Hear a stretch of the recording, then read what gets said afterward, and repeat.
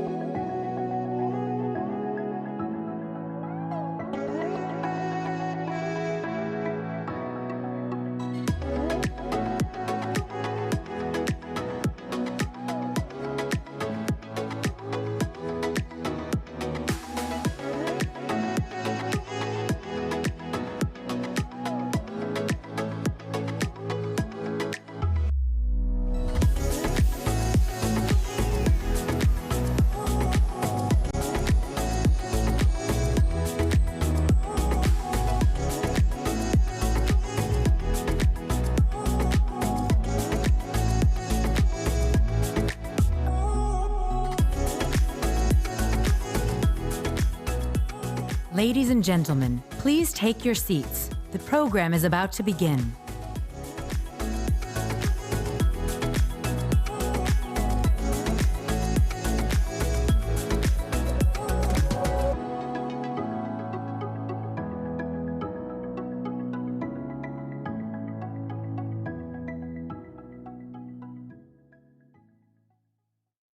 Please welcome Nikhil Goyal, Head of Product, Uber Elevate, and Master of Ceremonies.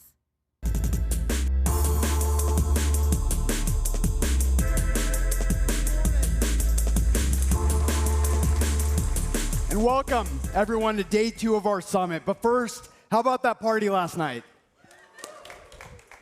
The Air and Space Museum is awesome. Who caught the specialty cocktail names? Anyone? Sorry. The Tilted Rotor was a personal favorite. While we're on the topic of drinks, today's going to be a little different. Yesterday, we talked about Elevate. Today, we're going to go beyond Elevate to all of the other parts of our business that we're taking big, bold bets in. The first of which is Uber Eats. So please join me in welcoming the Head of Business Development for Uber Eats, Liz Meyerdirk. Liz? Please welcome Liz Meyerdirk, Senior Director, Business Development, Uber Eats.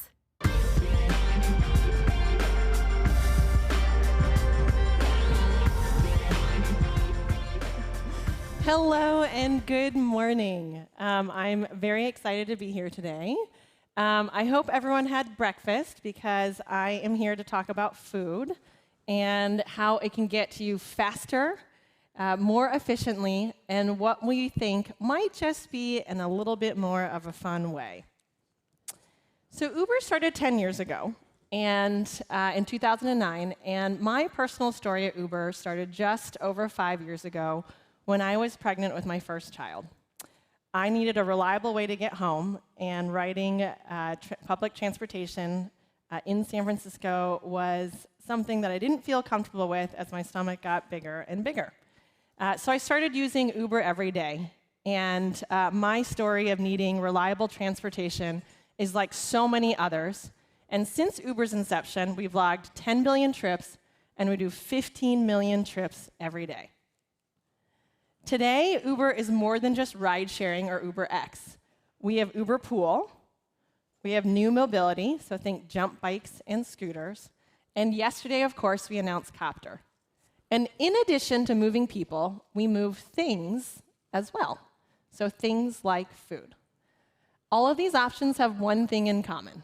They use the power of our technology platform, and you're going to hear a lot more about our platform today, to make moving people and things much more efficient. So I'm now going to talk about Uber Eats, how we came to be, and what our premise is to the consumer, and why this is an exciting area of innovation, and why Uber Eats has decided to partner with Uber Elevate. So why food? You might be asking, transportation, logistics, cities, food might seem like an interesting jump. Well, food, like transportation, is something that people interact with every single day. Consumers are demanding a heightened level of convenience, and they're spending more on restaurant food than they are at grocery stores. We are seeing this in that nearly a third of millennials are ordering food delivery every single week.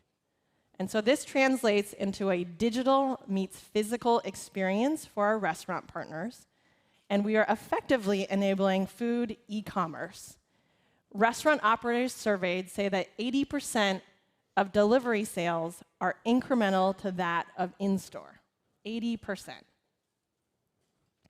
We launched Uber Eats 3.5 years ago, and today we serve millions of customers around the world who now have access to thousands of meals for all occasions in any location at the same click of a button convenience that Uber was able to offer on the ride-sharing side. Our mission is to make eating well effortless every day for everyone. So today, Eats is live in over 520 cities and 42 countries.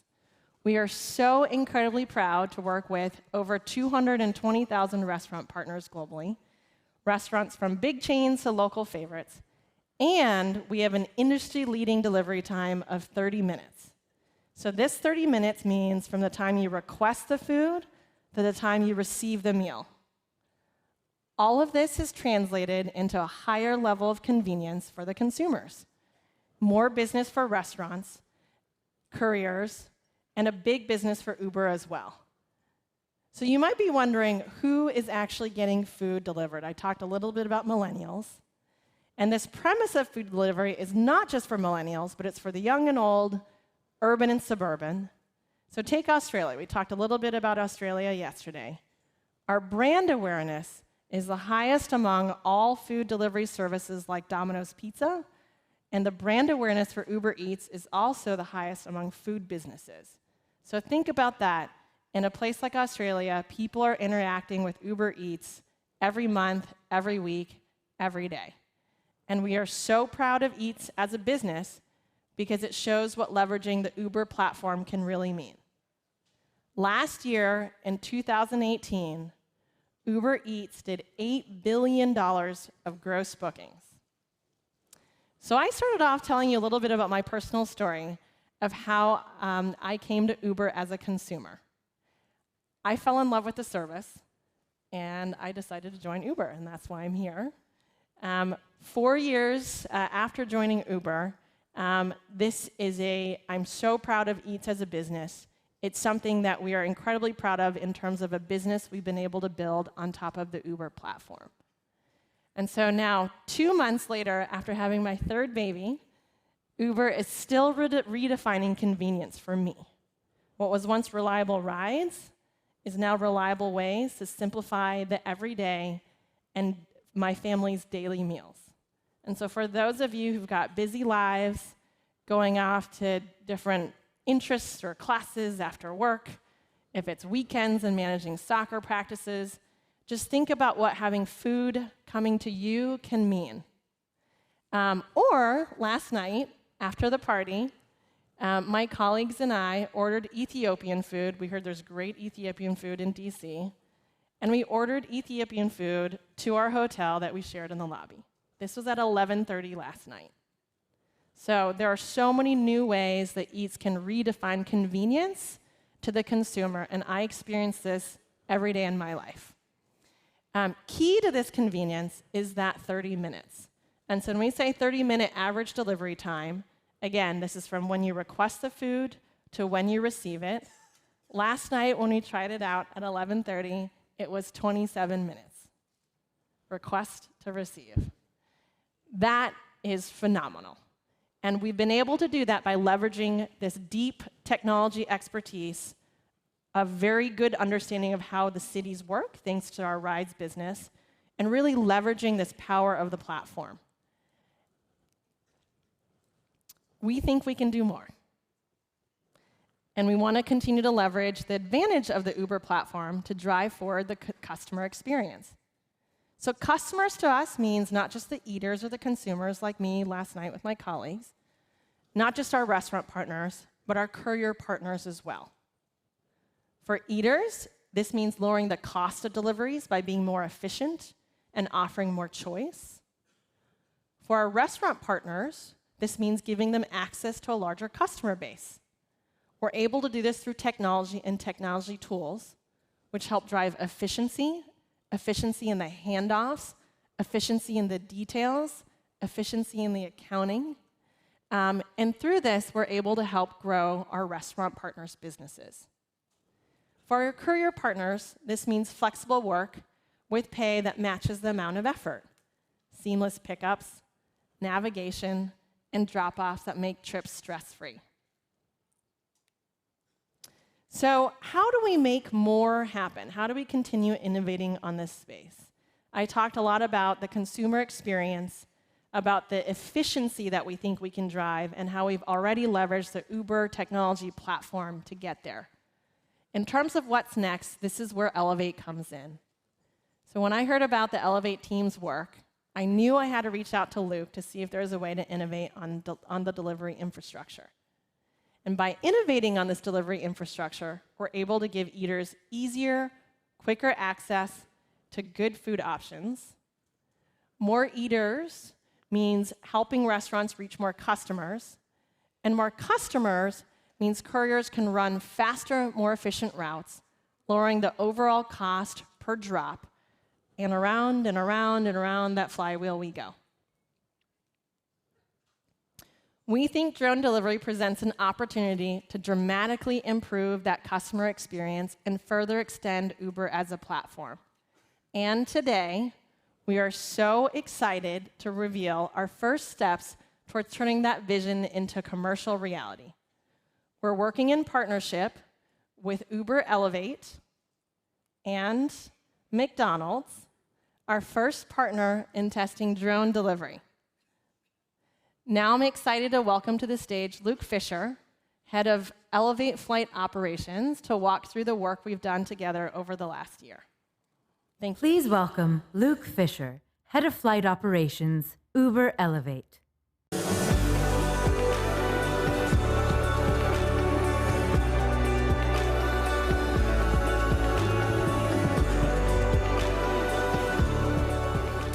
All right, thanks, Liz. It's awesome seeing such a close-up shot of my face like that. It's great. So Liz wants to deliver by drone, which is great. But the question we ask ourselves is, why has no one done this yet? And why doesn't this picture exist today? So I'm going to talk to you about that. So tech companies have been talking about and investing in drones since 2013 and before that, but there hasn't been a product brought to scale yet. And there's three reasons why that drone delivery has essentially been blocked from doing this at a large scale, where you see over San Diego, multiple drones in close proximity to each other. So let's talk about that. First, it's unclear what the best use case is for drone delivery. The goods have to be something people want immediately, they have to be light, and they have to be able to be carried by small aircraft. Second, even if you had the goods that should be delivered, how would you complete the delivery in a dense urban environment? And finally, even if you had a compelling use case and a way to deliver in an urban environment, there's currently no clear path to conduct drone delivery from a legal standpoint, meaning there's no definitive regulatory structure that drone delivery fits clearly under. Well, the good news is Liz just told us very clearly what we should deliver. Now let me talk to you about how we complete the delivery in dense urban environments. So there have been and continue to be many attempts at how to deliver goods direct to consumers, direct to our customers. Whether we talk about landing on mailboxes, dropping items with parachutes attached, or people's backyards, we run into this same problem. This simply doesn't work in dense urban environments where the majority of people don't have backyards, they don't have drone-capable mailboxes, and they can't receive parachutes. So according to the UN Department of Economics and Social Affairs, like Eric mentioned yesterday, 68% of the world's population is going to live in dense urban environments by 2050. So today, that number is 55%. So we at Uber, we thought about this for a while, and we had this key insight in that we don't need to get the drone direct to our customers or our consumers. We just have to get it close enough. And let me tell you why.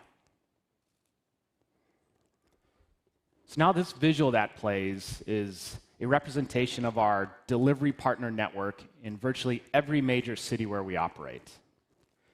And because of this massive network, we can solve the last 100 feet of drone delivery in these dense urban environments and get the drones close enough to the customers and have our delivery partners do the final handoff. So we realized the power of the platform and the technology exists. We just had to combine the two. So the customer experience with drone delivery, it can't regress. And the customers shouldn't have to do more work to get their food. Now, this delivery partner network provides Uber the operational flexibility to deliver to a distribution point overseen by our delivery partners, or even leverage our delivery partner vehicles, as you can see out in the atrium, as a landing site for our drones. So let's take a closer look at this in detail for a customer in La Jolla, in California. So our customer in La Jolla places an order on the Uber Eats platform the same way he does today. So this sets off a choreographed sequence of events over the next 8 minutes. Seconds later, the restaurant receives the order as they do today and prepares the food. Since the drone is already on site, the food is immediately ready to be uploaded as soon as it's prepared. The drone takes off after receiving command and control instructions from our Elevate cloud services, which you'll hear about later today as well. And at that same time as the drone takes off, the nearest delivery partner is directed to a location that is safe for drone delivery. After takeoff, the drone is monitored and controlled by our Elevate cloud services that enables safe and efficient low-altitude airspace operations by providing services such as airspace design, corridors, and dynamic geofencing.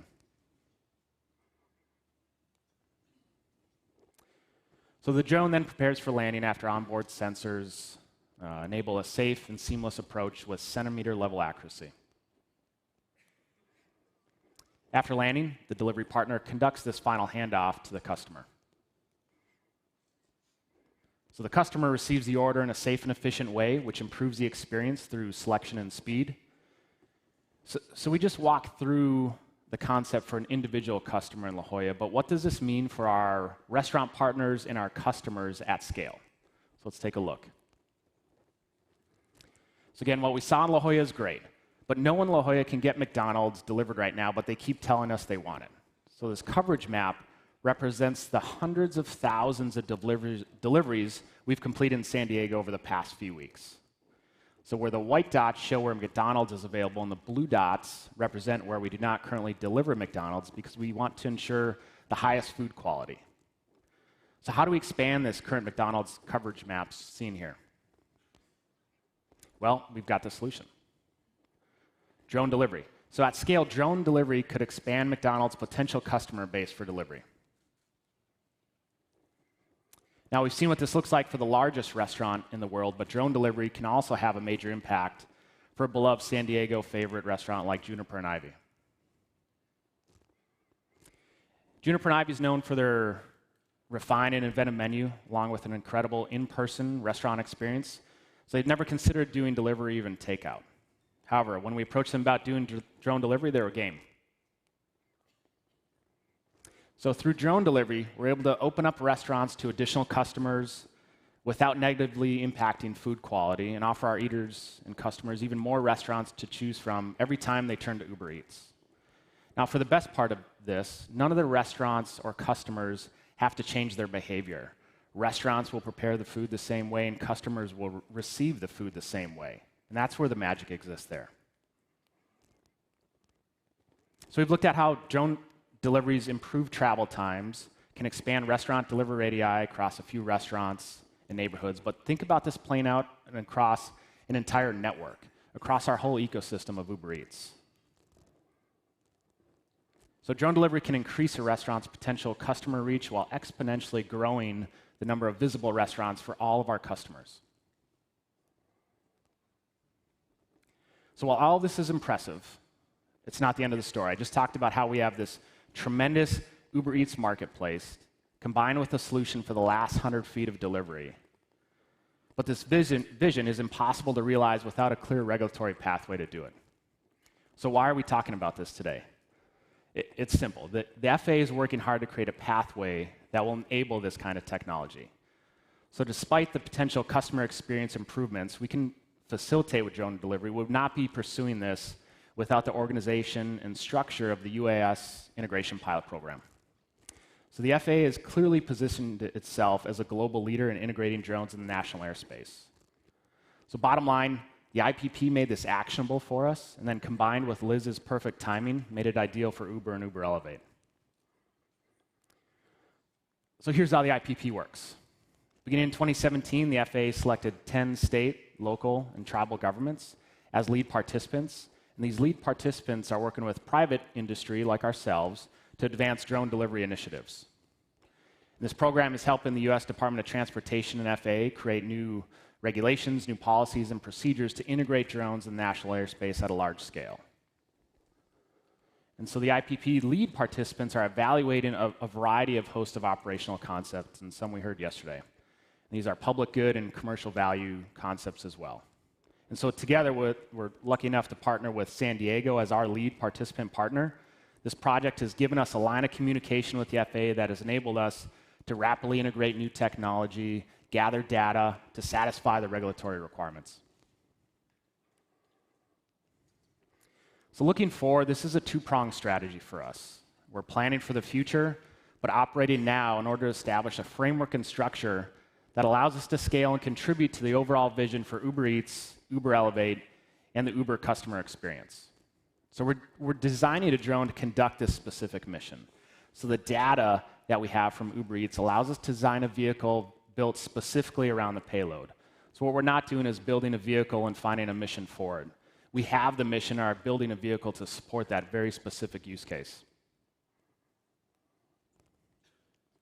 So with the future in mind, we realize we also need to start now and are currently using a commercial off-the-shelf drone that will allow us to do limited commercial deliveries. In fact, just last month, we conducted an urban beyond visual line of sight delivery in partnership with San Diego State University and McDonald's. I'm also proud to say that we're in our final stages of our 135 air carrier certification. Again, this would not be possible without the FAA and the IPP program. So our team at Uber is extremely excited about what's to come in the near future because we have this incredible Uber Eats marketplace, the operational flexibility to solve the last 100 feet of delivery, and we're at this last gate for the 135 certification. And so what I'd like to do is share a short video of the work we've done in just 10 months to get to this place.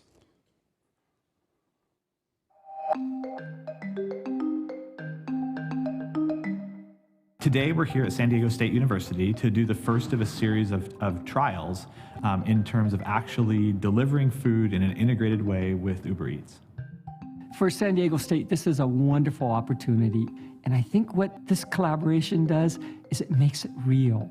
You make it see where better developments in drones, the basic research, can really change and improve people's lives.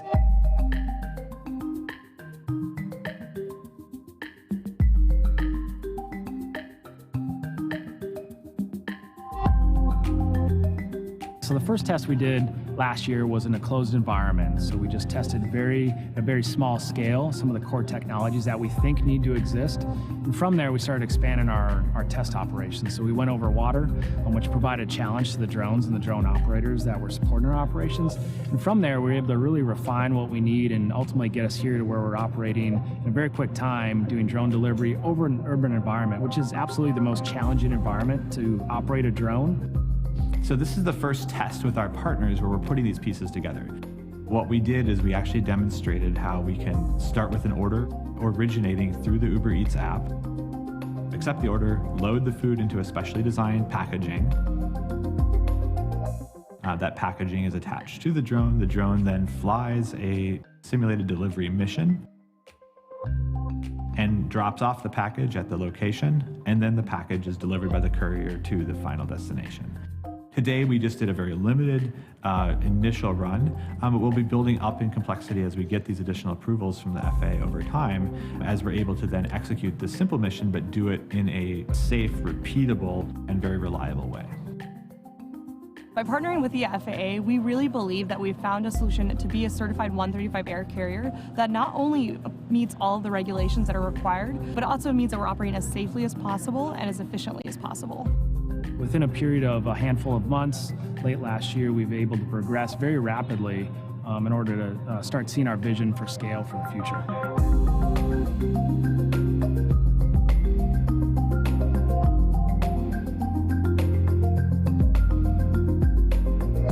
Delivering in urban areas is extremely hard. Only Uber can do this because we can actually leverage our courier network to land these delivery drones on cars. Drone delivery takes the learnings that Uber has gained from our aviation initiative over the last 2 years, combining that with our Uber Eats business to really build something magical. Uber Eats is such a big thing now. I mean, you go into any restaurant and there's 7 people waiting to pick up food to drive it to somebody's house. It's a great convenience for people. But if you could make it more convenient with drones that got there even faster, that's a phenomenal improvement for the region.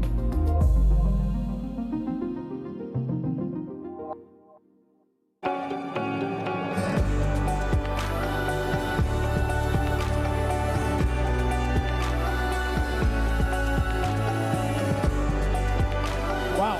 Give it up one more time for Luke and Liz.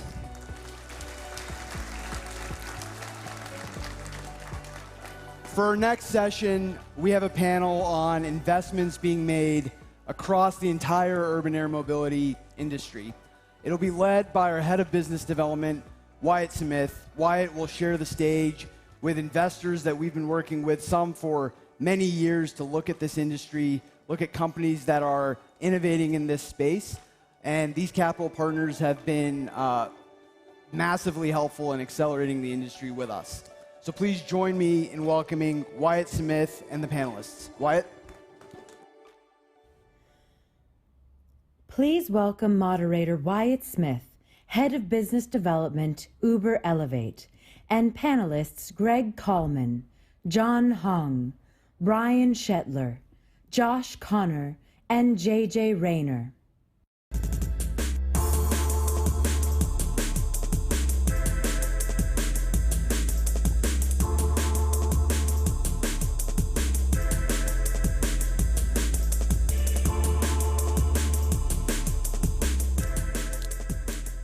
Good morning. Very excited to be joined this morning with a group of partners and leaders across the investment landscape.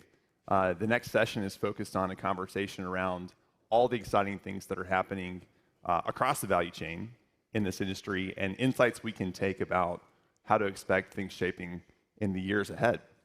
I'm joined by several leaders across the investment landscape, so we'll take just a moment to introduce them and then we'll jump in.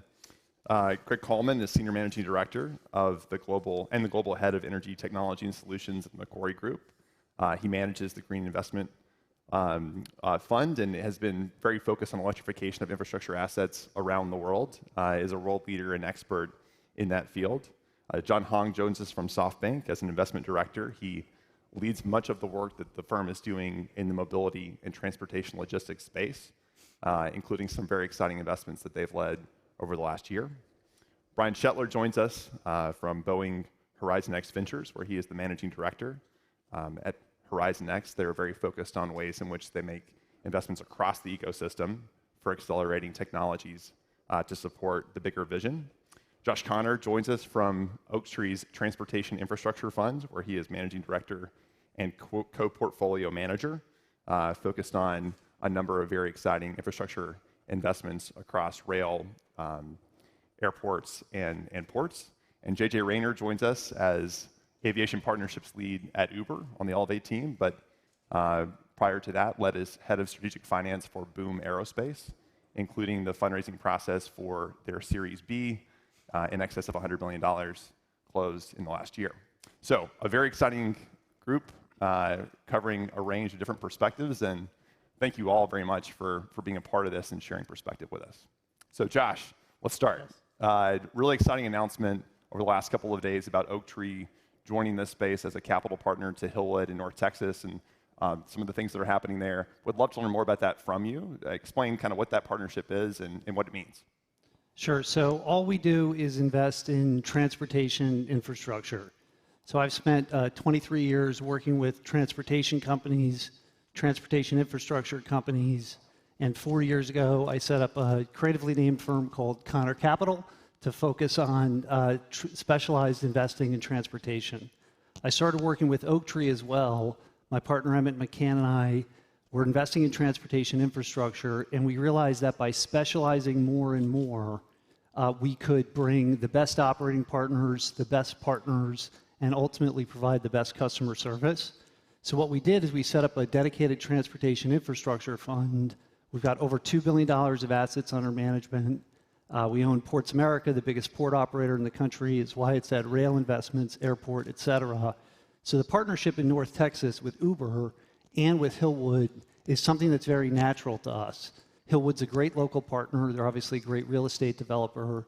And then Uber, when you think about the data that you can get as a developer and an investor, getting comfortable that the transportation infrastructure on a multimodal basis, including eventually the Skyport, is a great spot to be in. It's a fantastic partner. So we're really excited to be a part of it and excited about the growth and helping create this industry.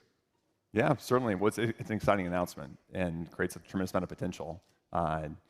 Speaking of great potential, Greg, also big announcement yesterday. You were on stage right here talking about Macquarie's partnership for Uber and the broader vision for Australia. Our understanding is that electrification at Macquarie is a much bigger platform. Would love to understand that better. Sure, yeah. So we definitely think about it in broader terms. One way to think about it is in terms of three separate categories or three interrelated categories of effort, where one category of effort is focused on developing the infrastructure that provides a new set of services to the macro trends that we're seeing in human mobility and in transportation. And the second is around technology, and that technology, we're really interested in technology that focuses on integration or optimization of those assets, because we talked yesterday about the importance of increasing utilization rates in an asset class that's necessarily multimodal, has to be dynamic over the course of the day. So that technology set is pretty interesting to us. And third, taking a big step back and thinking about the electrification of transportation as a tremendous opportunity for the grid, an ability to use more intermittent renewable generation at these sites and start to, almost squint at them for a second. You can forget, it's really sexy to think about air taxis and flying taxis, but if and when they are plugged in for a minute, they actually do become a grid asset, and they can become a grid asset. They can do something that seems relatively banal, but that is extremely valuable for the grid. So those are that kind of three-point framework is one way to think about how we would conceptualize the broader vision. Yep. Speaking of vision. That's perfect. Good setup, yeah. Thank you.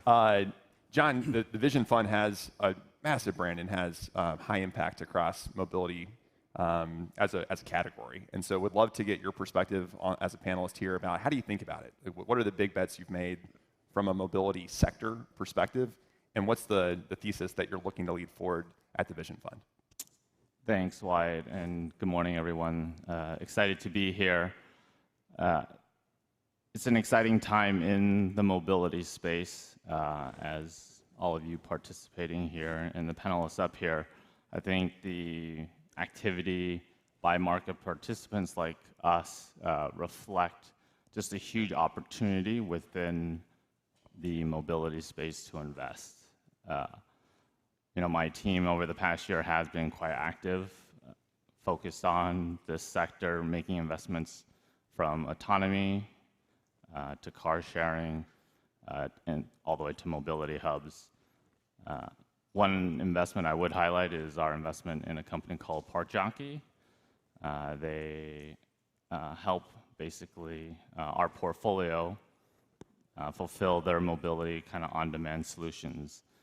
Parking naturally wouldn't seem like a Vision Fund style investment, but just given the disruption that we're seeing, that kind of is the opportunity, and that's why we're excited to just think creatively about what the future looks like for mobility and the different assets within it.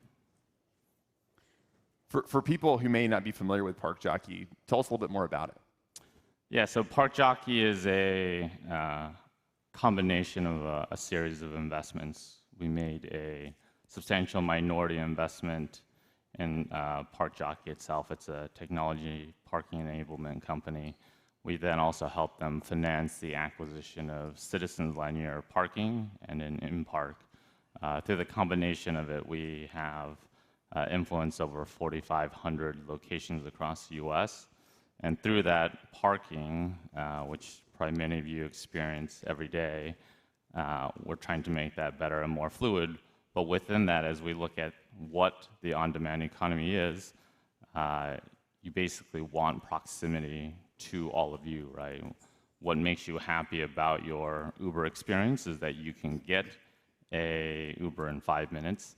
If you were to order your food from Uber Eats, you would want that food to get there as quickly as possible. And so it's about reusing and reimagining what parking assets can do, and through that multi-use case actually increase the value to both the asset owner, the parking manager, and then the network operator like an Uber would be able to use. Yeah, very cool. Well, lots of infrastructure insights on the panel for sure. Brian, you lead at Boeing, and Boeing is a world leader, obviously, in this industry. But your mandate's much bigger than vehicles, and so would love to understand how you've looked at this ecosystem and what are some of the big deals that Boeing's focused on in the urban air mobility category. Yeah, great. Thanks, Wyatt. Really appreciate the opportunity to be here. Good morning, everyone. It's been an exciting couple of years since we launched the venture unit inside of Boeing. We've averaged over a deal a month. We're executing with speed to try to build up some momentum in the startup ecosystem, particularly around disruptive mobility solutions. That represents a big chunk of our portfolio. Our portfolio company, Spark Cognition, to really build an AI and blockchain-powered solution to seamlessly incorporate new mobility solutions, drones into the national airspace. It's too complicated for humans to do alone, so really wanted to get the AI and security around blockchain in there as well. So there is a dedicated JV that's really pioneering some great advances in that space. On the discrete technology side, electrification has been a big theme over the past day or two. We've invested in a battery company called Qberg. They're doing amazing things with energy density improvements in lithium chemistries, but maintaining safety and avoiding thermal runways. Really excited by them, and the results so far have been tremendous. Steve Nordland, who from Boeing, mentioned yesterday a company called Near Earth Autonomy that's really focused on the last 50 feet of flight, really getting the autonomy systems nailed down to make sure that critical aspect of flight is perfect.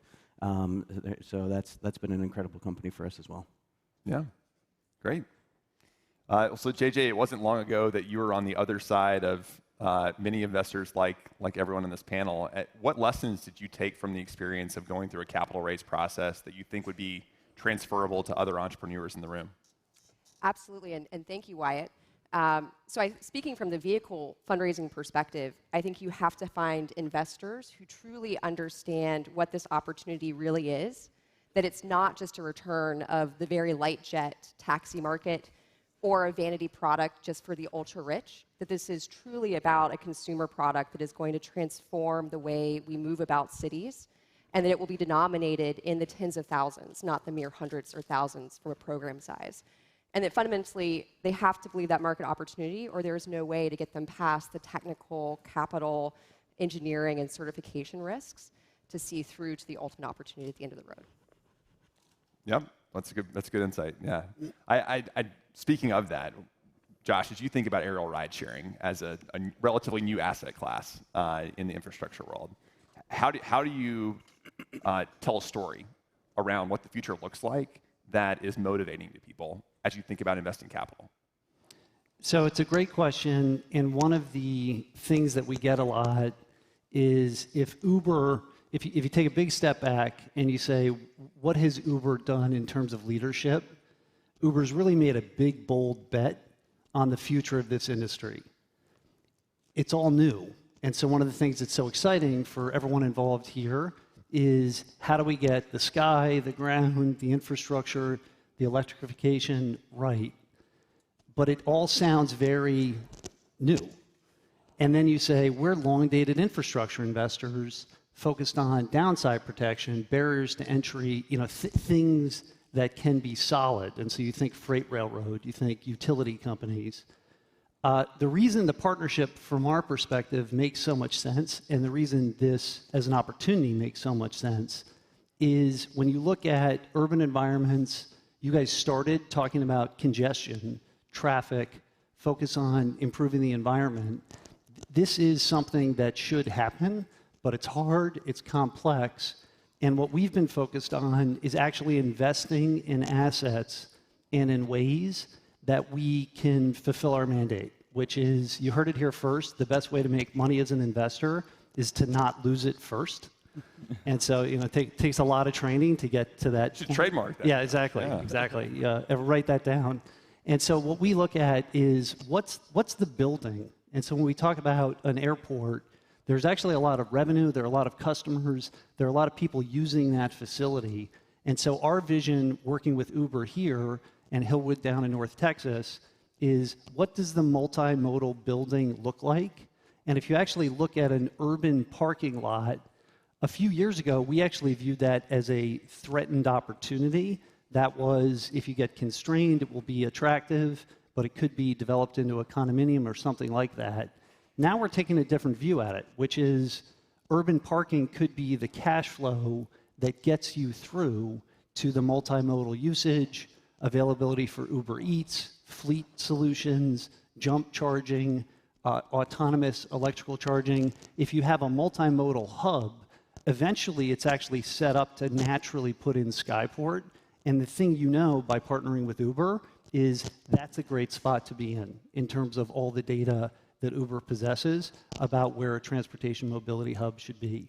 And so for us, if you take a long enough term view, the natural fit is there, but we have to construct a model that also offers us downside protection if ubiquitous service is 2 years later than we all think it should be. I think that paints a really interesting picture from a financial investor's perspective. Brian, from a corporate investor, strategic's perspective, how is it similar or different in terms of how you think about the sector? Yeah, so for us, as I mentioned a little bit at the beginning, we think about it as an ecosystem of discrete capabilities, infrastructure, business models all coming together. It's no single solution that only one company can solve. It's about the integration and how it works across industries, across companies. And so, again, we spend most of our time focused on what we know, which is aerospace technology. We've invested a lot of time and effort looking at the unique pieces in the value chains, the unique pieces from a safety of platforms perspective, the transition to autonomy in the future that'll really make these new platforms take off.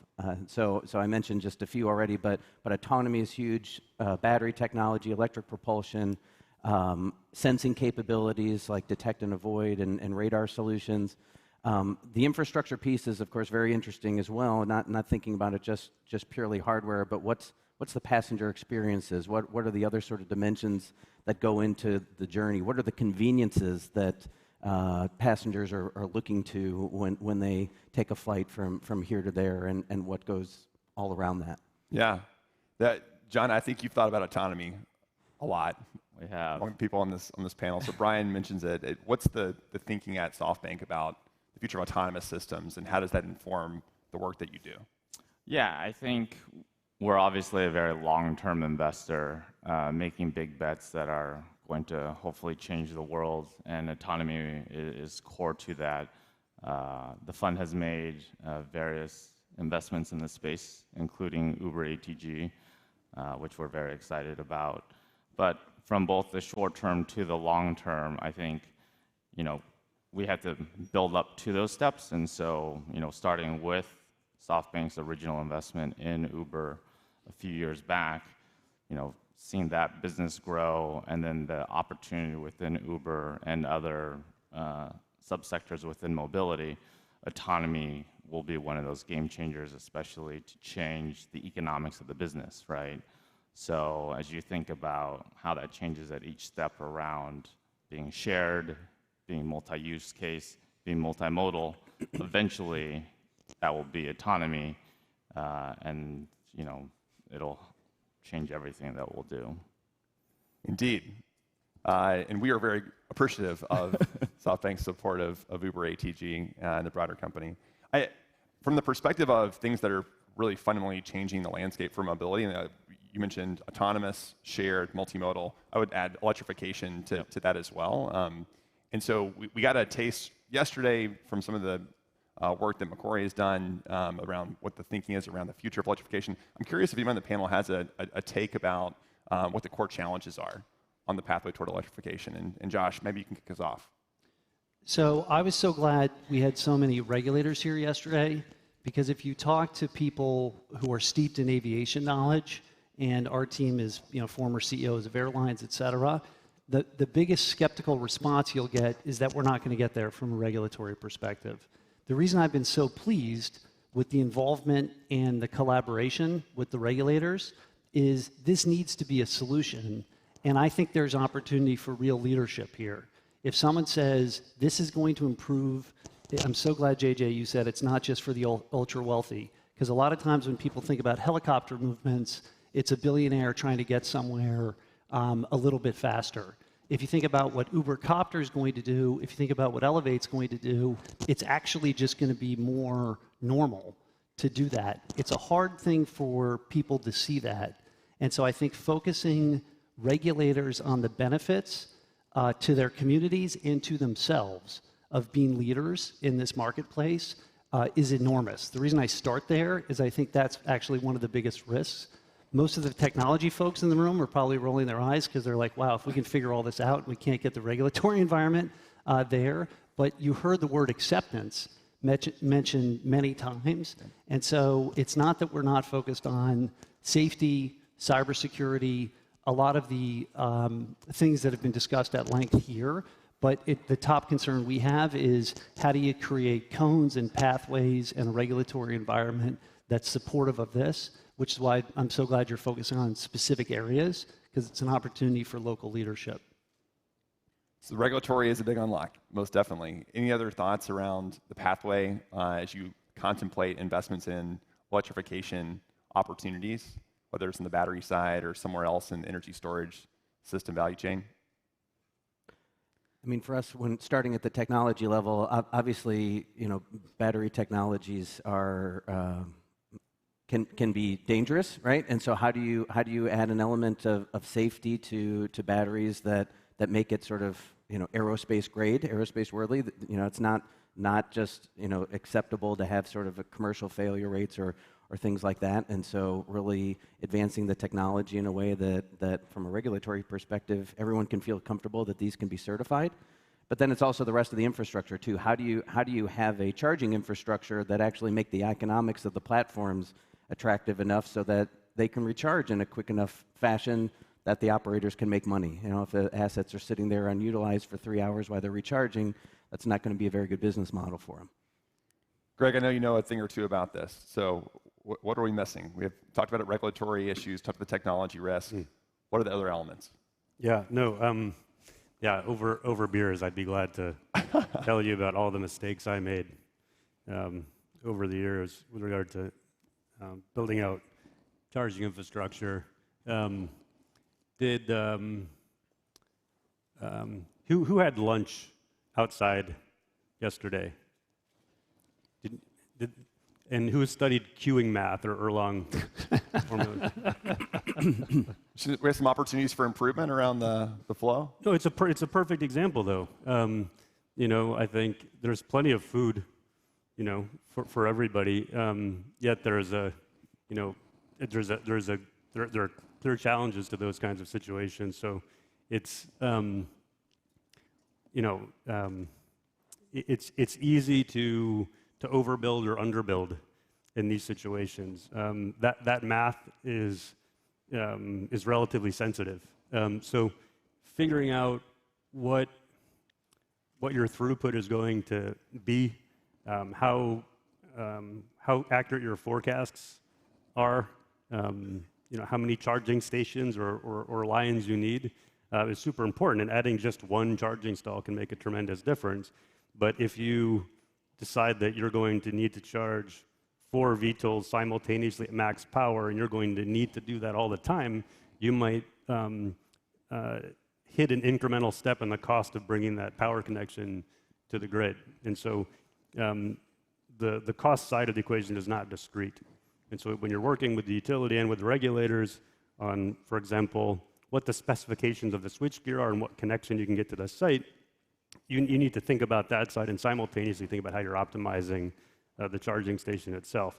If you can implement a slightly smaller interconnection and you can use smarter optimization at the site, that'll make a big difference. So it really does become, it ultimately becomes an optimization problem that requires a lot of inputs across things like permitting and regulation and certification of hardware. And it's easy to make mistakes. I made one of the first charging stations that my team was responsible for building. Just to give you an example, we thought that 4 high-power DC charging stalls was going to be enough. It was the fastest charger on the planet, something like 100 kilowatts at the time. And it didn't take long before there were cars queuing up in the parking lot. So if you're waiting to fast charge, you've defeated the purpose of the technology, and you've made the owners quite upset. There's some irony there, yeah. What's that? There's some irony in that. Yeah, no, but it's really, it's pretty easy to do, and it is relative. It might seem like a simple problem, but it's relatively complicated. Yep. So building in, I think one of the key takeaways is building in, making sure that you understand your degrees of freedom, that you build flexibility into the infrastructure and the built environment, and you have the very best optimization PhDs on the team that you can find is pretty key. I'd love to talk a little bit with you all about vehicle platforms. So there are dozens and dozens of ideas out there, led by entrepreneurs who are real brilliant in applying concepts of distributed electric propulsion to new and novel ways of being able to build on existing concepts. So I'm curious about, as you evaluate different opportunities for investing in platform companies, how do you think about what makes the ideal case? What's the ideal VTOL maker to back? Anyone have a take that would like to kick us off? So I'll venture a thesis, and then I'll see how folks feel about it. I think the fundamental thesis is making sure the economics embedded in the design in terms of what will be the direct operating costs at the end of the day are paramount. And that it's paramount that they be competitive not with the solutions we know, but with the solutions that are around the corner. Because the life cycle of these programs is multi-year and in some multi-decade. And there's no point in investing hundreds of millions to bring a vehicle to market only to have your competitor get there with something that's just going to make you uneconomic. So that would be my fundamental thesis, and what I think that translates into is that you have to design for electric as a native solution, that it's very hard to retroactively fit those economics into a solution that wasn't meant to be multi-passenger electric and also designed for autonomy. I think the airline and the airplane industries are actually really good examples of what should happen here. No one would have said 50 years ago there's only going to be one aircraft provider, there's going to be only one airport owner, there's only going to be one operator. And so when you have a movement like this, you need multiple parties competing, building great products. I'm so glad you talked about utilization, because having spent a lot of time in the airline world, the airlines are now in a position where they're making money, but it's still very small relative to most industries, so single-digit kind of net income margins. If you look at a company like Frontier Airlines, they utilize aircraft 13 hours a day. And so then think about the fact that people don't really want to take off at 3 a.m. in the morning, so you only have so much of the day where it's that attractive to passengers. You have to turn that asset so quickly. That asset utilization, when we get to the point where these are real businesses, will define the winners versus the losers any way you cut it. So safety is going to be first, operational excellence, electrification, do you have the infrastructure right? But then if you're sitting there as a business owner or a business participant in any way and it's not working and it's not something that can be a workhorse of the industry, you're going to have a real problem. And so I'm so glad you talked about that, because to me that should be the defining rule for manufacturers, is that this is something that whoever the operator is could service a company like Uber as many times as it needs to be serviced. And that's a hard thing to get right, and it's taken decades when you look at it on the aviation side. So we've got structural advantage in operating costs, an operating advantage around asset utilization. What are the other big checks that you put against potential investments in a VTOL platform maker? John? Yeah, I would say also, to touch on what Josh said, basically, it'll be important for partnership across, regulatory infrastructure, along with these VTOL makers, but just an emphasis on safety, right? And so from that perspective, are we thinking about the mission right for the vehicle, and what are the contingencies that are being built into the vehicle that will allow safe operation, right? It's one thing to get something quickly and to get somewhere quickly, but if you don't get there safely, it won't be a very good vehicle. So, I agree. We all agree. We all agree. It's paramount. Any focus on the team at Boeing on the corporate venture side? How would you evaluate opportunities there? So we obviously see a lot of platforms. I think 160 plus or so platforms have come on our radar screen since we launched Venture. So a lot of different approaches. I agree with all the comments from the panelists so far. Those are all absolutely critical things that we really try to assess. I'd also add, the way we also do sort of a gut check early on is, we admire and appreciate the bold visions that a lot of the entrepreneurs and founding teams are putting out there, but we want to see that tempered with an appreciation and respect for the challenges of doing things in aviation and in aerospace and things that fly. And having that be a core of the thinking and design from the very beginning and not just sort of an afterthought. And so, we really think through and look at how the concept came about and what went into some of the designs. We're also investing in management teams. I mean, it's the people and the leadership of these companies that are just as important as the technology at the end of the day if you want to see it through to fruition in a successful company. So we spend a lot of time with leadership, understanding the chemistry of the teams, understanding how they've filled critical gaps in technical experience levels in the company to help them solve. And where they don't have that, we want to complement that with some experience from Boeing potentially. And then lastly is, have they given a thought to, okay, we've successfully now flown one-off prototype.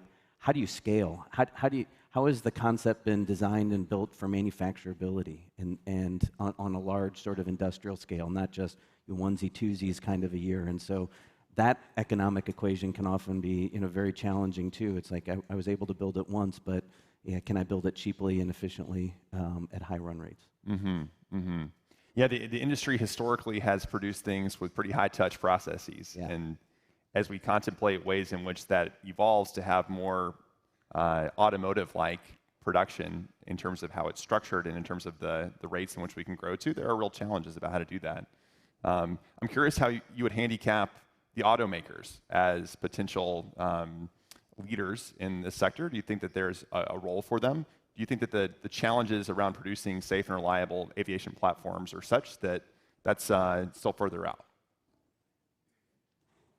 I'll start with Brian. What do you think? I think it's all complementary to each other. I think there's so many discrete partners in this ecosystem that everybody brings unique value into the equation. And so automakers obviously have experience at building things with incredible run rates. We get excited about building things at 50 a month. I mean, that's like in a couple minutes for them, right? And so definitely I think there's an experience there, and there's some bold visions that a lot of the automakers are having too of how they participate in this future. So yeah, we think they'll play a relevant role. I think that's particularly important for the innovative startups that maybe don't have the manufacturing experience that a Boeing has, because obviously these aircrafts will also be certified, and to be able to manufacture at high quality, once again, will be critical to the safety element. Yeah, most certainly.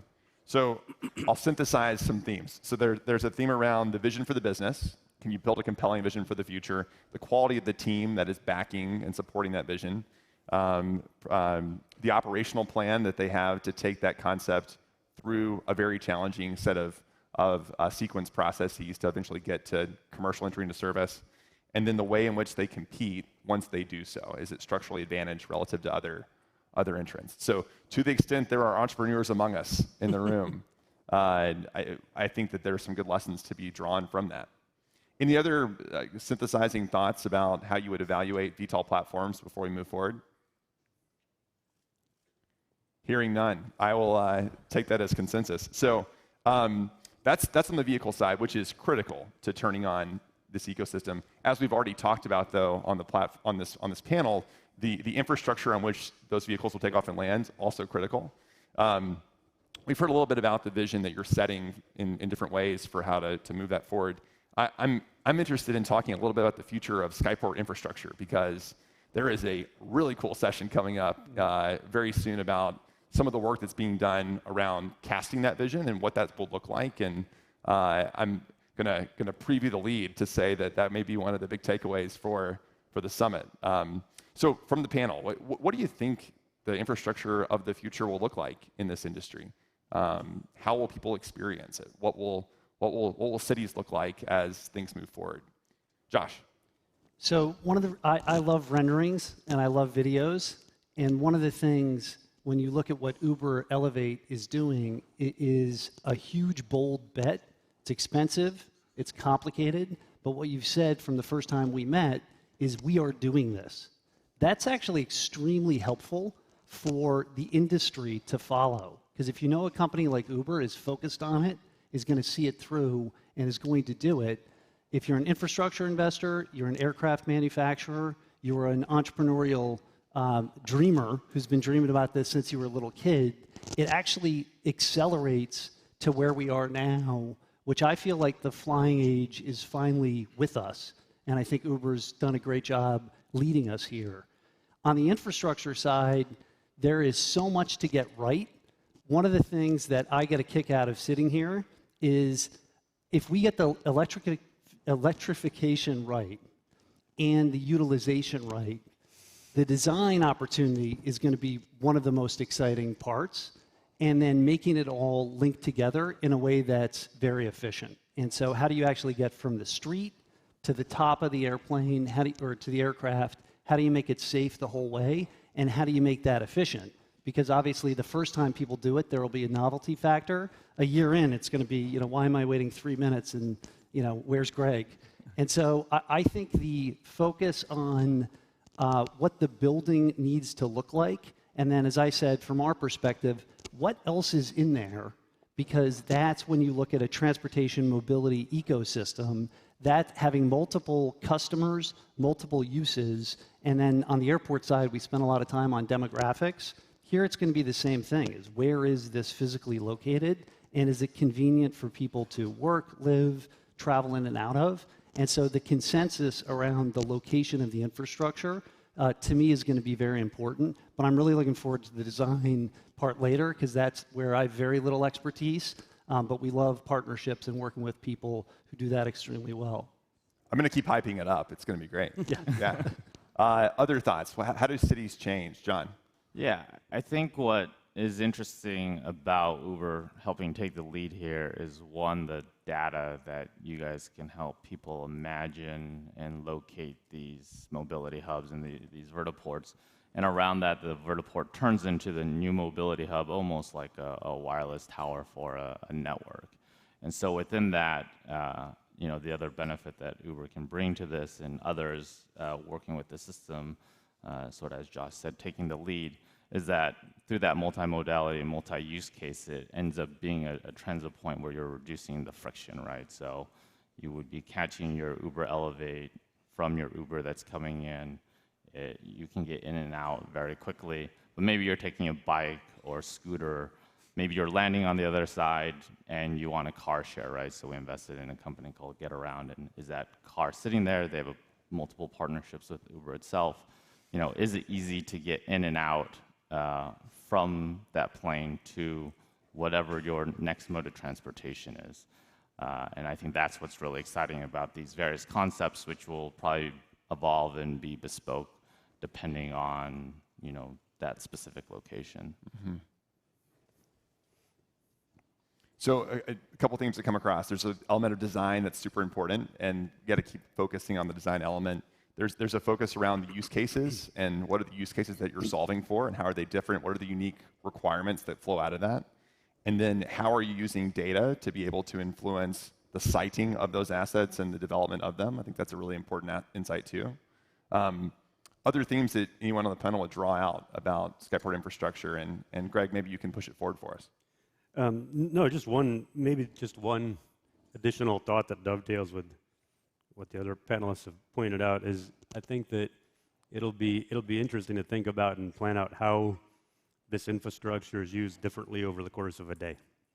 So you can imagine that in the middle of the day when there are clear skies, you've got your highest utilization of air traffic, but it might be that in the evening, especially if the weather is not great, that might turn into more of a mini distribution center, infill center for resetting for the delivery of goods the following day. When you get to the point where you have a peripheral or almost suburban set of sites and a set of urban sites, if folks are driving their EV to the suburban site and leaving it there, if you happen to still have a car yourself, or if you are a rideshare driver and your staging and your vehicle is plugged in, you'll be balancing the grid in a suburban environment. The other vehicles will be balancing the grid in an urban environment. If you do that well, it means you've got some kind of balancing service throughout the day, which means you can take on more solar and renewable energy at very low cost. So what that means is that you can take advantage of electric mobility. I think that one of the points that you hear a lot, if this was a conversation focused purely on electrification, is that the upfront cost of these vehicles is high. The only way to make the total cost of ownership works is if you can really drive down the cost of operation, and one of the main costs is the power. So imagine a scenario where the power is effectively free, or on some grids, you get paid to charge your vehicle because there's negative pricing on the grid. So I think thinking about what happens over the course of the day and how you change the use of products and services and multimodality based on where it is and what time of day is going to be pretty key. These things will be like a living, organic piece of infrastructure. It will evolve how it's used over 24 hours. Certainly. We've talked about a number of elements that will influence the design and the build of these assets. I think it's also critical to talk about how the people that govern those communities and the civic acceptance of these assets will play a role in shaping how this infrastructure turns on. So Josh, I would say there are a few people that have more experience in public-private partnerships than the team at Oaktree and the work that you have done all around the world. What lessons have you taken from that would be important to shape the way in which we think about city engagement, and really learning from city leaders as we look to shape infrastructure in different markets around the world? Right. So if I say to this group, we're long-term infrastructure investors, we have a low cost of capital, we take equity risk, and then here's what we do, it can be very straightforward. Because the system in the US in particular is so local, private infrastructure investment capital can get people worried. If you're making money, how could it be good for our communities? And so we actually spend a lot of time partnering with governments in everything we do. And one of the real tests early is, are we needed here? Do they have the capital to do it themselves? Are we wanted here? Are we viewed as helpful partners? And in some areas, ports, rail, intermodal infrastructure, aircraft hangars, things that are less high profile, it's extremely straightforward, and we're very proud of some of the partnerships we've had where the government authorities take a view of, well, we don't run Starbucks, why should we run the airport? Let's partner with people who do this for a living. What is interesting is a lot of these decisions are local, And so you really need to get that dynamic right. You need to have a government in a regulatory environment where they're open to this, as I said earlier, where they want to be leaders. And that to us has been key. And so we're very proud of our partnership with regulators really around the world, but specifically in the US. And you can't do transportation infrastructure without getting that partnership dynamic right. And there are a lot of people who actually understand this vision and are looking to serve their communities in the capacity as government officials. So we've been extremely pleased. I won't share some of the other war stories, but you have to get that right, because especially on the airport terminal side, there can be levels of emotion. And I'm actually fascinated by this one, because I do think there's going to be a level of emotion of, is this good for the community, or is this some threat? In the same things that's happened with drones, and people being excited but also nervous at the same time. I think getting that narrative right with local governments is critical to making this happen and making it a reality. People won't see it until it exists, which is why I like these videos so much, because if you can model, you started talking about traffic. We actually haven't talked about traffic because I think everyone here just kind of accepts that's one of the impacts. I actually think working with regulators to say, listen, here's what people don't like, is the congestion in their commutes. And if this service exists, it can actually alleviate that and take us into the 3 dimensions, which was so helpful yesterday. That's actually a fairly basic concept that I don't think is universally understood across the country and certainly across the world. So to me, that's one of the things we have to lead with when we're talking about those regulatory partnerships. We're getting close to time. I'd love to close the panel with an ask for some prognosticating. So as you look ahead to the year to come, what do you think will be the biggest developments that happen in this industry in the next 12 to 18 months? We'd be interested in people's capping thoughts as we wrap up. JJ, would you kick us off? Sure, and I'll try to say some things about revealing what might be out there already, but I think you'll see some folks accelerate the timeline, and I think you'll see a lot of these 160 platforms, some interesting folks emerge that are going to help move that timeline forward. I couldn't agree more. There's nothing like flying around to prove that you can fly around. And so actually having another operations... trademarkable well, it's so straightforward, Josh right? Connor, wisdom. If you're looking at a rendering, if you're looking at a video, it's easy to imagine. But the reason I'm so excited that we have aircraft models here is once you actually see this operationalized and then you tie it all together, people will get excited about it. And it's something that I think we're all excited to be a part of. Yeah, I completely agree. You're going to see more successful flights. You're going to see more successful businesses and operations. Companies like Matternet that we invested in doing more medical sample deliveries and over urban congested areas in the U.S. and abroad. That's going to prove and be a regulatory path forward, which is great. You're going to see more progress on the passenger front. I think with the 160 platforms, you're going to start seeing some consolidation, right? Suddenly, it's nice to get to a certain level, but now we got to start picking some winners, and you really need to see the additional sort of high growth capital start going into some of these, and so they can get to a point of scale.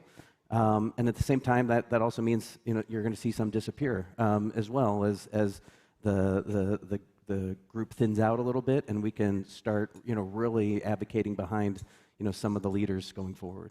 Wyatt, the other tip I just want to add is always raise more capital than you need. Yeah.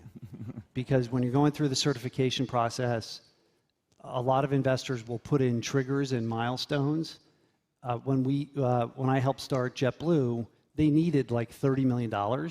They raised $140 million because in a competitive new industry where you really don't know what's going to go on like this, having more capital in such an all or nothing thing. We're either going to be one of the winners and it's going to be great for 20 years, or it's going to go to zero. People are always trying to manage the downside, but actually having more capital will de-risk every investor's dollars. And so to me, that was one of the other tips I was thinking about. Sorry, total. No, keep them coming. Yeah. Keep them coming. John, what do you think? You're ahead. No, to touch on Josh, I think that's core to something that we think about a lot, right? That with the $100 billion fund that we have, part of the discussion we have with entrepreneurs is to how do you accelerate that, right, and to de-risk it. And I think, as JJ mentioned, I think that acceleration of these things moving off the page, both from a vehicle side, but also from the infrastructure side, right, will be really exciting in the next 12 to 18 months. And through that, the co-movement of the different pieces, whether it be the vehicle, the infrastructure, or the network, kind of building up together along with governments and regulators, will be really exciting to see. So I can't wait until next year to see what the topics of conversation are. Greg, thoughts for the year ahead? Yeah. I think that the increase in the electrification of mid-haul trucks and service vehicles at a fleet level will indicate what it means to, if you add that piece of the service to a mobility or delivery bit of infrastructure, it will demonstrate the model that we've been talking about with regard to what it means to have multiple applications at a site. How do you use predictive analytics? How do you increase utilization? I think that will be much less sexy than the videos, but a way of demonstrating the economics of these facilities and make investors comfortable with what it means to focus on macro trends and diversity of offtake.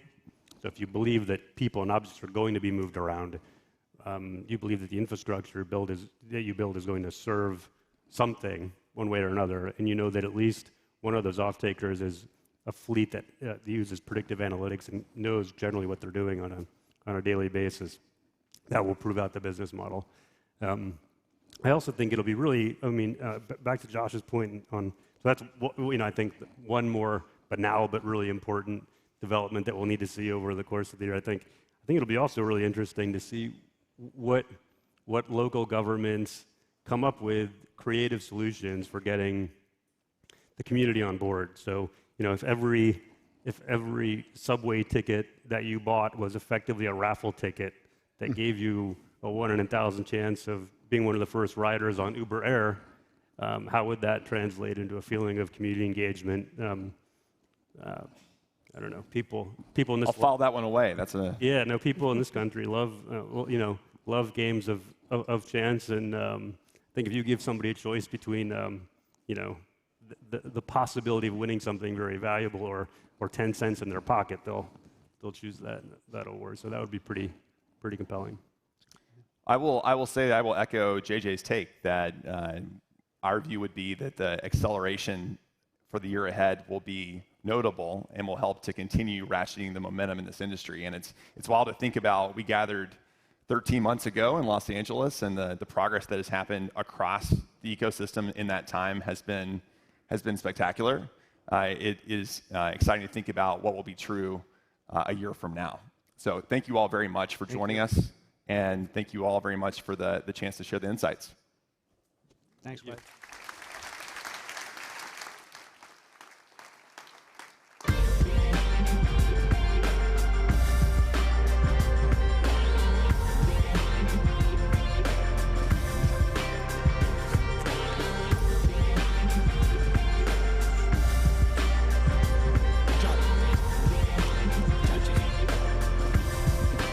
Give it up for the panel again. All right, we're going to go into a short 10-minute break. Coffee, bathroom, etc. Just 10 minutes. Please stay in the atrium. We'll be back here in 10.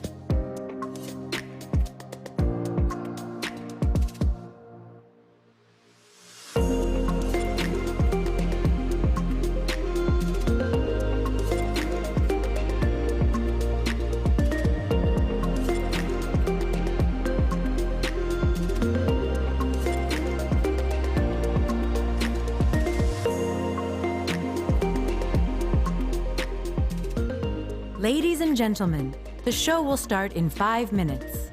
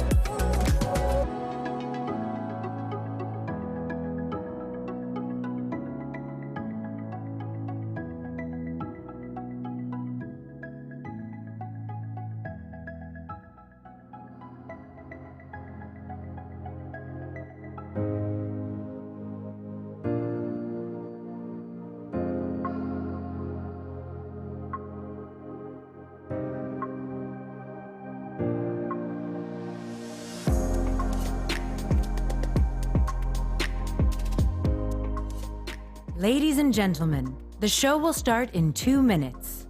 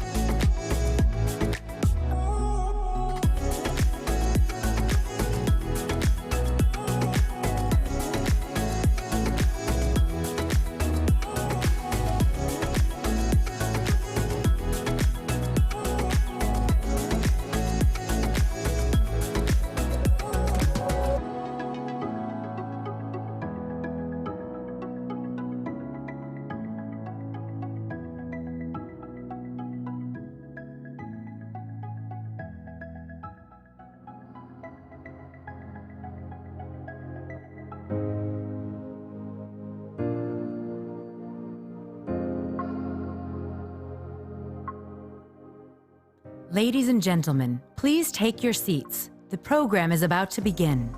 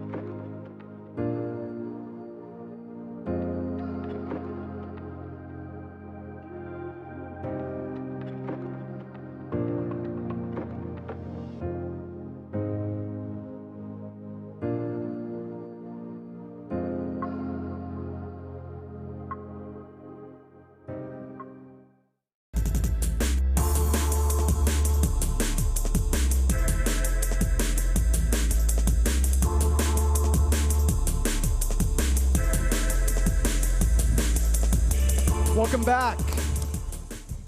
Let's get started. For our next session, you're going to hear about new mobility options at Uber, including bikes, scooters, transit, etc. You'll hear from Rachel Holt, the head of new mobility. Rachel's been at Uber nearly 8 years. You heard that right, 8 years. And she knows just about everything across our ride-sharing business and is an amazing person to be leading this initiative. So please give it up for Rachel. Rachel? Please welcome Rachel Holt, Vice President and Head of New Mobility, Uber.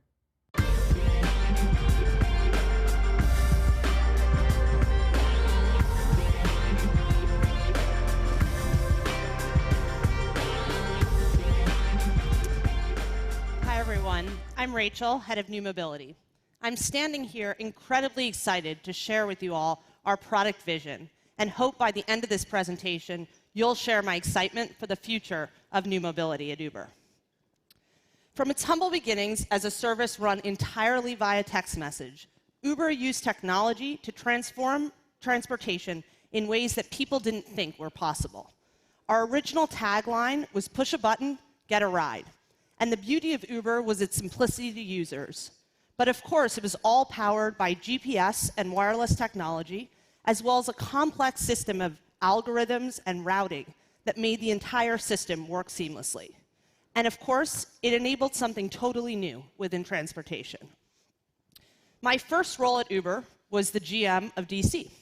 And I remember talking to a number of former taxi drivers who immediately said, who knew there were so many people who wanted a ride on 13th Street? Well, for anyone who knows DC, that's of course because all of the taxis go up and down 14th Street, and the people followed. If you lived on 13th Street, there was no easy way to indicate that you wanted a ride except putting your hand up. And of course, for drivers, there was no easy way to know that there were so many people who needed a trip. It wasn't just about creating a more convenient way to get around. It was about bringing more rides to people who couldn't get them before. But since then, we've realized that cars aren't always the best way to get around the city. There are times and places and use cases where it simply doesn't make sense, like on slower or more congested routes, on shorter urban trips, which can end up being expensive and really not environmentally friendly. So Uber's meaning started to evolve. It wasn't just about connecting people to cars, it was about helping people and things move more efficiently. And that's why we started New Mobility. Our vision within New Mobility is to identify, test, and scale the next generation of transportation, personal transportation businesses at Uber. But our mission is broader. It's not just about bikes and scooters. It's about moving beyond cars to truly being a transportation platform. So how many of you have taken an Uber ride? Put your hands up. I expect most of the room puts their hands up. Now keep your hand up if you've tried a jump bike or scooter. All right, we've actually got a decent number. Well, taking a jump bike is just as easy as taking an Uber ride and a lot more fun. And if you haven't checked out our activation outside, I strongly recommend it during one of the breaks. A user reserves a jump bike through the Uber app, walks up to the bike, unlocks it with their phone, rides to their destination, and when they're finished, they can lock the bike to almost anything on the street. There's an easy cable lock in there, and they're automatically charged, just like they are for an Uber ride. It's not, but just like you would for an Uber. But it's not just about a seamless user experience. It's also about a totally new way to bike.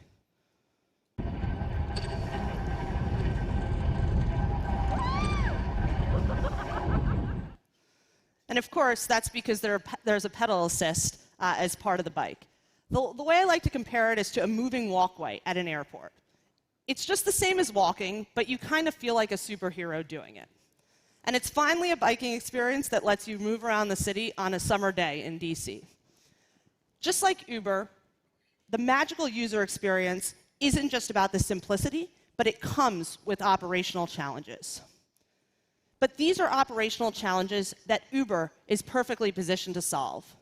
And to understand how we've tackled some of these, I'm going to walk you through some of the core components of the bike, what we like to call the brain and the heart. The brain is the computer on the bike, and the heart is what keeps the bike going, the battery.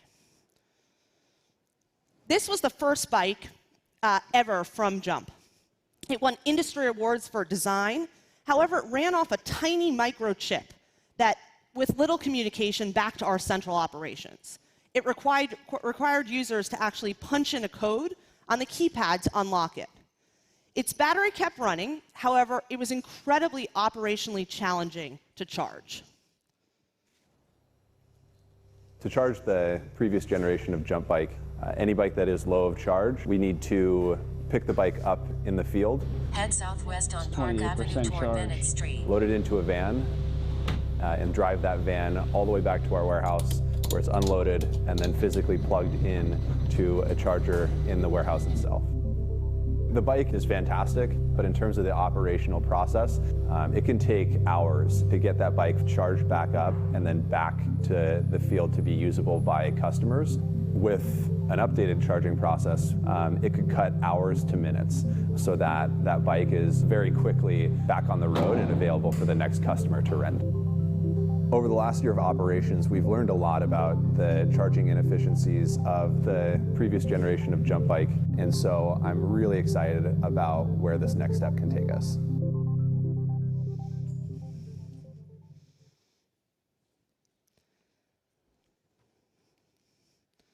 This takes us to our 5.5 bike. This year, we released a new version of our bike that allows for a much more sophisticated brain, an IoT module which allows for a much more seamless user experience, a better unlocking experience, and a lot more information that comes from our bike back to our central systems, including diagnostics that make sure the bike is in good shape, as well as safety information about how a user is riding it. There's a lot more functionality we haven't even tapped into. Now let's move on to the heart. The 5.5 is the first version of our e-bike that allowed for a swappable battery charging. This allows our operations team to swap the battery in field rather than bringing them back to a warehouse via the cumbersome process that you just saw. Because we can go to the bike instead of the bike coming to us, this saves us a ton of time, allowing us to keep more bikes charged on the road for users. And while this was a major operational improvement, we know we can definitely do better. Thanks, Chris. So I'm excited to share with you, for the first time, our 5.8 bike. This bike allows for seamless swapping by anyone. Jump riders, Uber drivers, couriers, literally anyone. It's as simple as pushing a button. Thanks, Colin.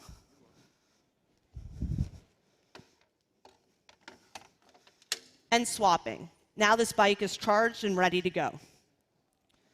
By 2020, our vision is that we'll have kiosks featured here that will give anyone the ability to swap out a low-charged battery for a fresh one in field. For example, if one of our Eats couriers is waiting a couple minutes to pick up an order, they could quickly swap a few batteries while they wait. But even before we get to the kiosk world, we're already partnering with cities today to build a physical charging infrastructure to allow our bikes to stay charged in a way that's seamless and cost-efficient, as you see here in Sacramento. But it's not just about the bikes. In fact, today we've got a brand new scooter to show you as well.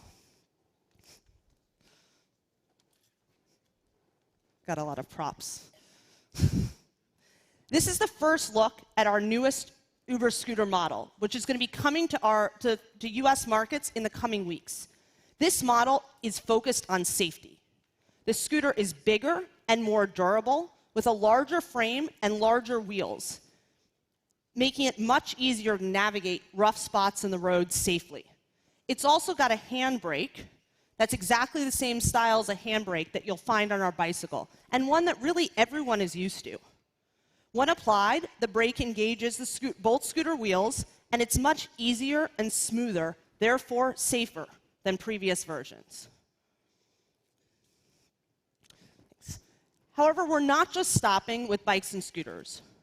Our vision as Uber is to provide a truly multimodal transportation platform, which is why we're partnering with public transit agencies, as you can see here in the app. This is a visual of the user experience in Denver, where we've integrated with the public transit system there to allow riders to see public transit options and actually purchase tickets directly in the Uber app. Our vision is that these all come together in a truly multimodal experience, where you can simply tell us where you're going, and each leg of the trip is pre-requested and prepaid. So our vision of the future looks like this. Cities are greener because they have an electrified network powering better ways to move people. Uber's platform will plug into that network, making it easier for people to choose to take a bike, a scooter, or public transit. And to get there, it's all about priorities, like prioritizing city parking spots that are used right now by a single person's car, instead for mobility hubs that can power bikes and scooters that hundreds of people share. It's about prioritizing parts of the streets for bike lanes so it's easier and safer for people to bike and scoot as the way to get around. And prioritizing public transit, enabled by funding with fees that discourage personal car ownership, such as congestion pricing. And when this vision is realized, we won't call it new mobility anymore. It'll just be mobility. Thanks so much.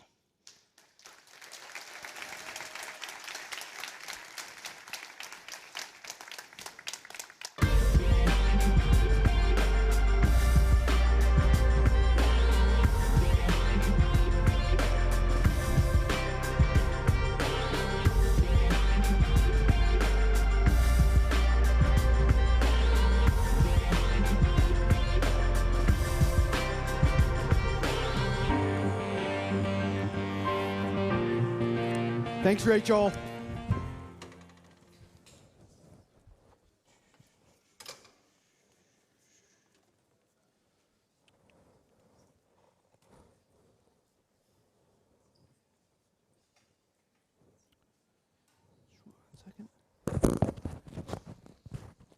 Julie, could I get my slide, please? Perfect. So yesterday you heard us talk about just how important infrastructure is, not just to urban air mobility, but to all forms of mobility that Uber is pursuing. Today, I'm excited to announce the Related Companies as Uber's preferred development partner for urban aviation infrastructure. Together, we envision partnering on building skyports nationwide and beyond. Related is the visionary real estate developer behind the most ambitious city-defining mixed-use projects from coast to coast. Named one of Fast Company's 50 most innovative companies in the world, they're transforming the way people live, work, and connect. They just opened the first phase of Hudson Yards in New York City, the largest private development in the history of the United States. And they have a pipeline of equally ambitious projects across the country. We partnered with Related because of the strong mission alignment between Uber and Related, and because of our shared belief in and the passion for the future of cities. We make big, bold bets, creating the infrastructure and technology to develop smarter cities. And so with that, I'm excited to welcome to the stage the CEO of Related Companies, Jeff Blau. Jeff? Please welcome Jeff Blau, Chief Executive Officer, Related Companies. Thank you, sir. Thank you. Thank you for that introduction. We're thrilled to be here today to partner with Uber Elevate, which really holds the potential to create a whole new paradigm of how people commute and move from point A to point B. I want to first share a little bit about my company, Related, a company whose platform extends well beyond our real estate assets. Our mission is simple: to create visionary neighborhoods and communities that transform urban life. We are passionate about cities and relentlessly challenge the status quo, and continually pursue ways to utilize technology and innovation to impact the future of how we and our customers live, work, and connect. We create inclusive and sustainable developments that serve as economic and creative engines for their communities. We think of ourselves as the most ambitious real estate firm in the world. Our large-scale, city-defining, mixed-use developments showcase our vision and optimism. Here are just a few of our latest projects, including Hudson Yards, the largest private development ever done in the United States, opened just 3 months ago. Founded nearly 50 years ago, we have built expertise across all asset classes. We acquired great brands like Equinox and SoulCycle, and are launching a new Equinox Hotel brand just this month. We've invested heavily in smart technologies and platforms that can help us move communities forward. We have offices and major developments in most of the cities in the United States, as well as London, and a $60 billion real estate portfolio. Recently, we have begun exploring new forms of urban mobility that take cars off the road, investing in bike share, redesigning our parking, spending a lot of time exploring self-driving cars and shuttles. Mobility is rapidly changing. We are determined to be at the forefront of developing the infrastructure that is integrated into multimodal platforms like Uber. We make it easy as possible for customers to access every mode of transport: scooters, bikes, self-driving cars, or the electric Uber Air vehicle. Urban aviation, we believe, is the next frontier. We are excited to announce a partnership with Uber Elevate with the vision of developing skyports across the country. We have considered mobility solutions as a day one focus of our urban planning, important to our residents, customers, and office tenants to have easy access to and from their communities. In Santa Clara, adjacent to Levi's Stadium, working with Foster and Partners on a 9 million square foot, 240-acre development to bring modern workplaces for companies to grow, residential opportunities, a new Equinox Hotel, and vibrant shopping, dining, and public spaces. It's located in a transit-friendly area. The site offers access to major public transit, from rail to bus to Caltran and BART, as well as pedestrian paths that will be expanded throughout the development. A true downtown for the future. And today, we are excited to share our vision for locating an Uber Skyport in Santa Clara, offering our customers and the region access to a new mode of mobility. This is just the beginning. We know we have a lot of hard work ahead of us to make this a reality, but we're excited to get started and to work with Uber to bring the future of mobility to reality. Thank you. Please welcome John Badalamenti, Head of Design, Uber Elevate.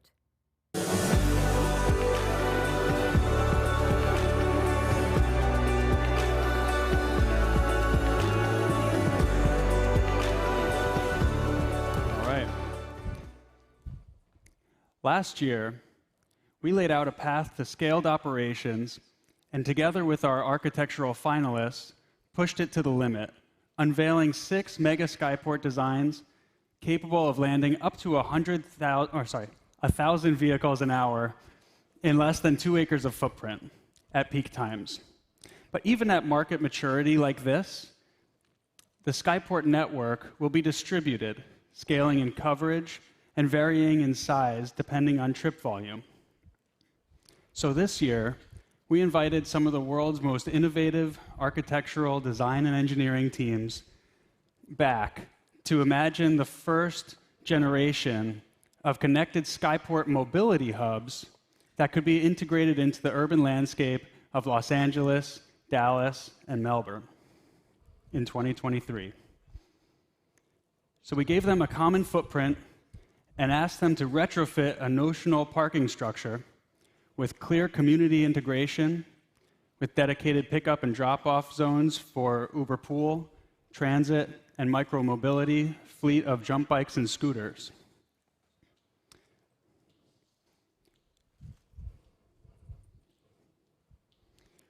We also asked them to include EV charging for Uber driver partners and self-driving fleet vehicles.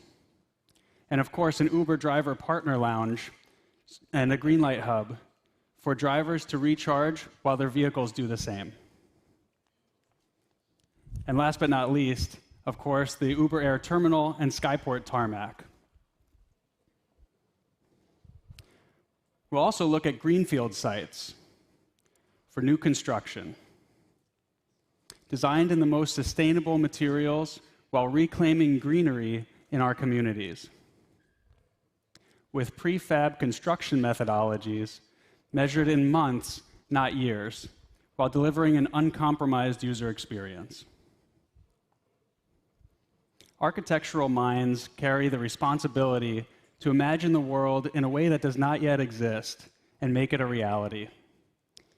This collection of Skyport mobility hubs and these finalists will present practical, sustainable visions for the infrastructure needed in the communities we plan to serve. And to kick us off, I'd like to invite Diane Hoskins, co-CEO of Gensler, to start the presentations. Diane? Please welcome Diane Hoskins, Co-Chief Executive Officer, Gensler. Please welcome Scott Gorenz, Senior Designer, Gensler.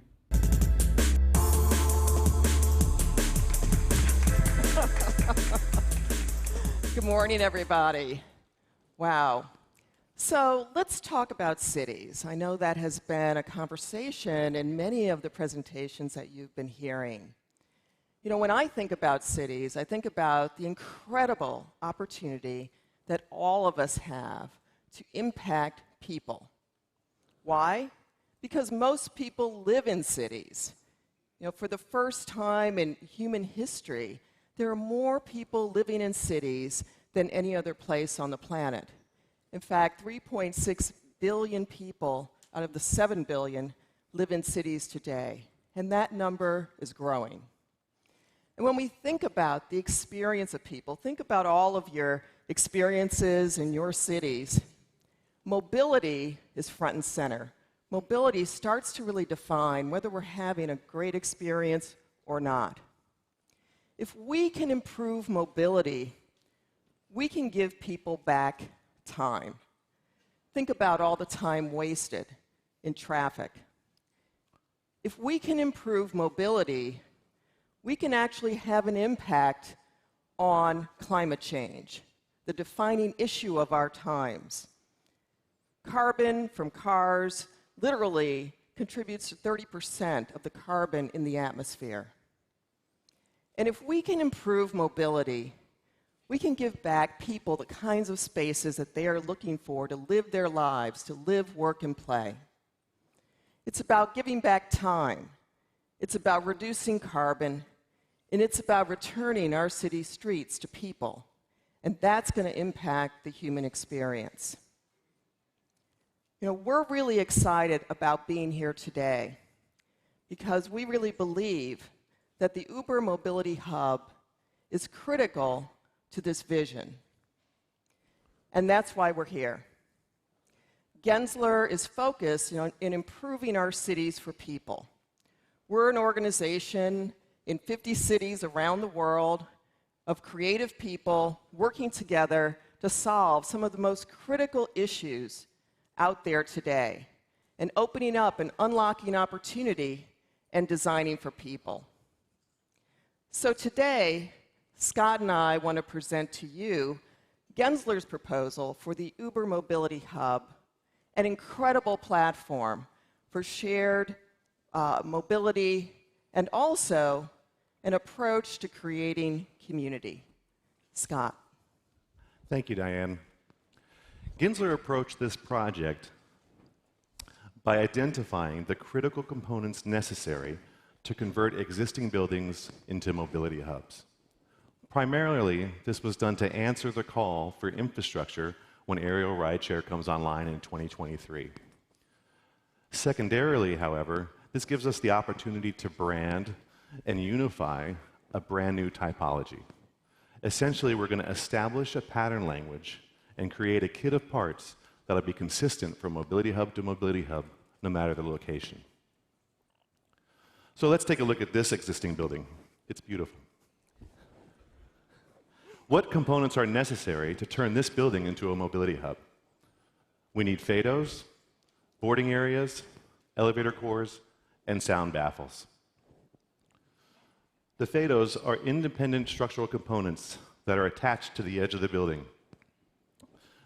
This is done so that we can maximize the footprint on the flight deck for parking configurations and provide area for our second component, the boarding area.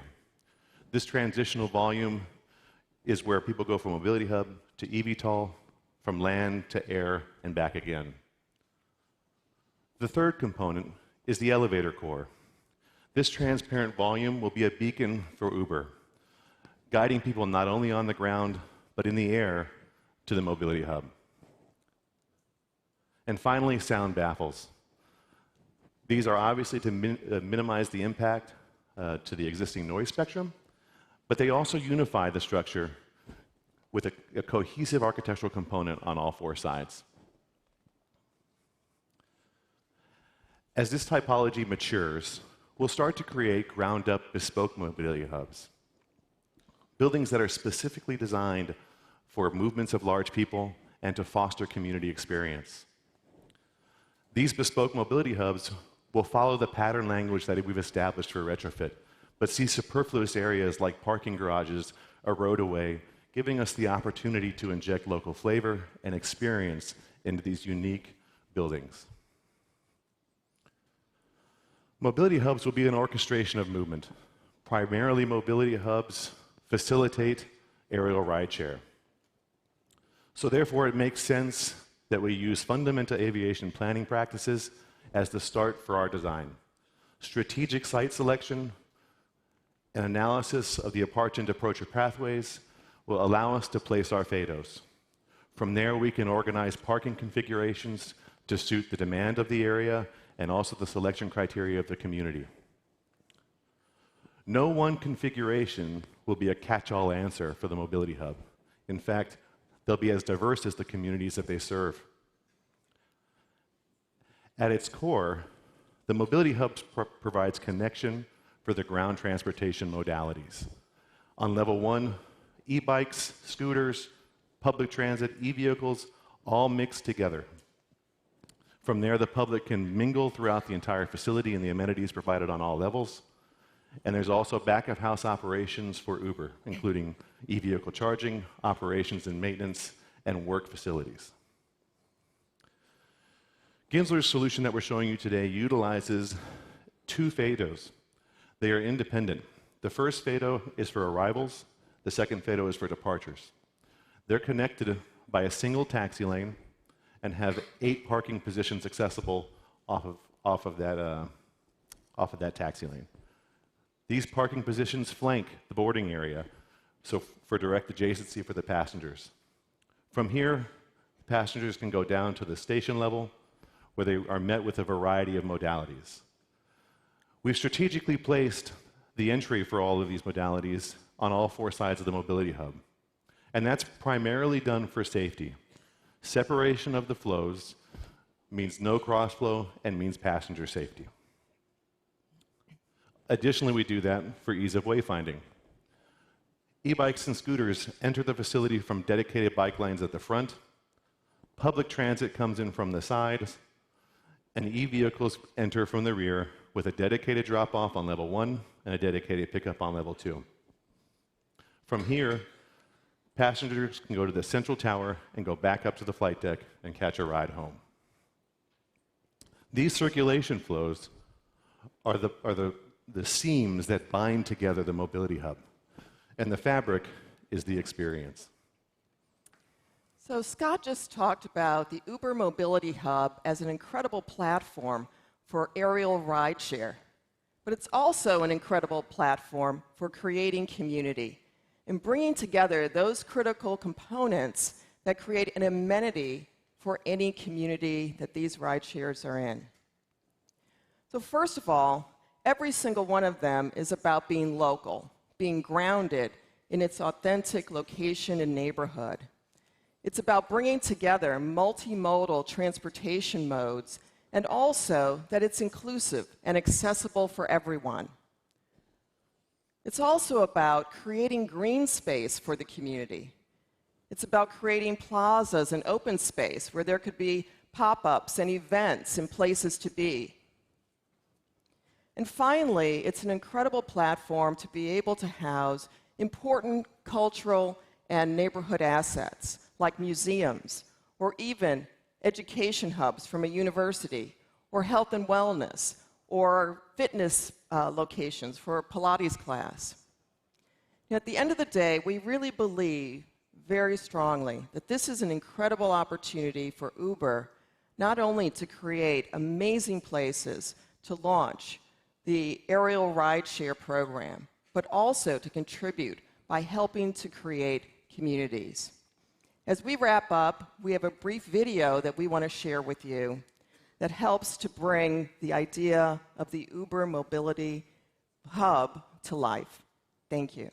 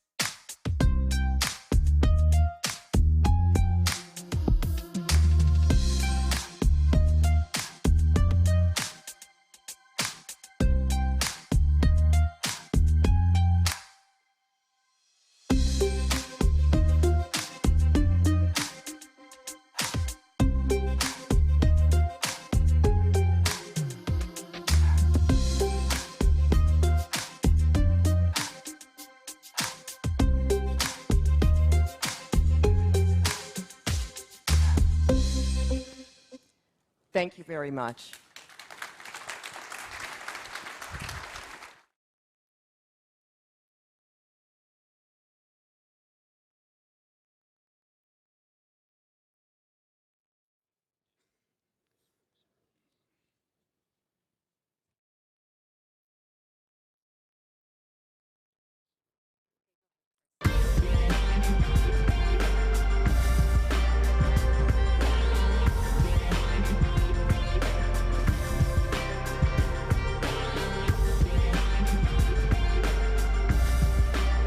morning, everybody. It's great to be here. I got to tell you, watching yesterday, you really feel like you're in an incredibly forward-thinking and innovative environment.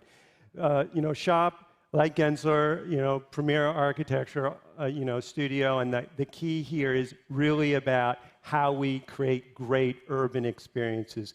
And the chance to work with Uber Elevate on such an innovative concept. We call our concept ARC, and it's really about the whole idea of how the Skyport really frames your experience within these urban environments. Some of the things that we deal with, quality of life issues, sitting in traffic, this is Penn Station for those who are from New York are quite familiar with, things that really ruin quality of life experiences in highly dense urban environments.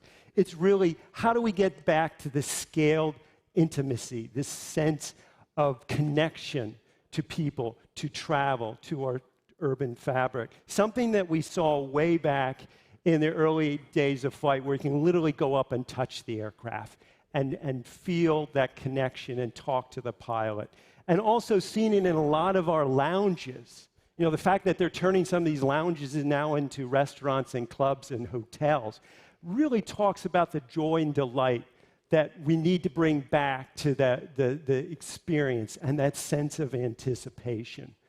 And so really for us, the architecture literally as an arc frames that experience as you move out onto the tarmac and onto the VTOL and up into the air. So let's start with LA, one of the 3 cities where Uber Elevate's going to prototype this concept. It's a car city. It has an infrastructure, a parking infrastructure. So let's scale down to a district, West Hollywood, where we see a great sort of family of different parking structures, different sizes, different shapes. Now, how can we utilize this existing system to support these new concepts for Uber Elevate? And so the first thing is we have to understand the constraints. Constraints are everything. The performance envelope of the aircraft. We also have to understand capacity. We did an analysis where basically in 1 hour you can have 8 round trips. That's basically 7.5 minutes for a turnaround. That's 32 people arriving and 32 people taking off. 64 people passing through your Skyport. Double the parking area, and you increase that to 64, and so on and so forth, to the point where you've got 192 people passing through your Skyport. We're not talking about 10, 20. We're talking, in the hundreds. That's 24 round trips in 1 hour. Now, what we found is that there were actually existing parking garages that could actually handle even a greater volume, a greater capacity. So imagine you double that. You're basically talking about 1 737 every hour arriving and taking off from one of these Skyports. So that's a lot of capacity. So how do you manage that? So back to the parking garages. All these different shapes and sizes, and they can't all, manage the same level of capacity. Some of them can only handle the 32 arriving and 32 taking off, whereas the one in the top left-hand corner is really talking about that 737 every hour. And then you add to that all the different taxi and parking pads. And what's also very exciting is, in some cases, we can utilize the existing ramp structure of the parking garage and actually have VIP drop-off right at the Skyport. And then what's left over is really that arc, that frame that's defined by the performance envelope of the aircraft. That becomes, the Uber Skyport, the arc. And we're going to focus on this one right now. So here you see the 3 parking spots, the 2 landing and takeoff pads, and the VIP drop-off. And this is a quick section. It's pretty self-explanatory. Drop-off, vertical circulation right up to the roof. So there's a lot of other things, as we've seen, that go into this. And a lot of it happens right at grade when you come in. You have drop-off, you have pickup, you have the jump bikes, you have the e-scooters, you have the e-vehicle, charging stations. This is basically the whole Uber network, all stationed in one area. This is an image of the drop-off. And then what's really great is you can come down off the elevator after arriving and pass by and pick up your Uber Eats and then hop into your favorite mode of transportation. And then on the upper level, you have the jump bike maintenance facility, and then above that, you have the driver's lounge. And then you go, and then you start looking at all the other services, the other amenities that are needed to support the Skyport terminal itself, from check-in to security to grab and goes. And this is a sort of a plan view that shows all that. And I'm going to scoot through this very quickly because it really is about the user, passenger, curating their own experience. And there's so many different experiences that can happen here, which is really exciting.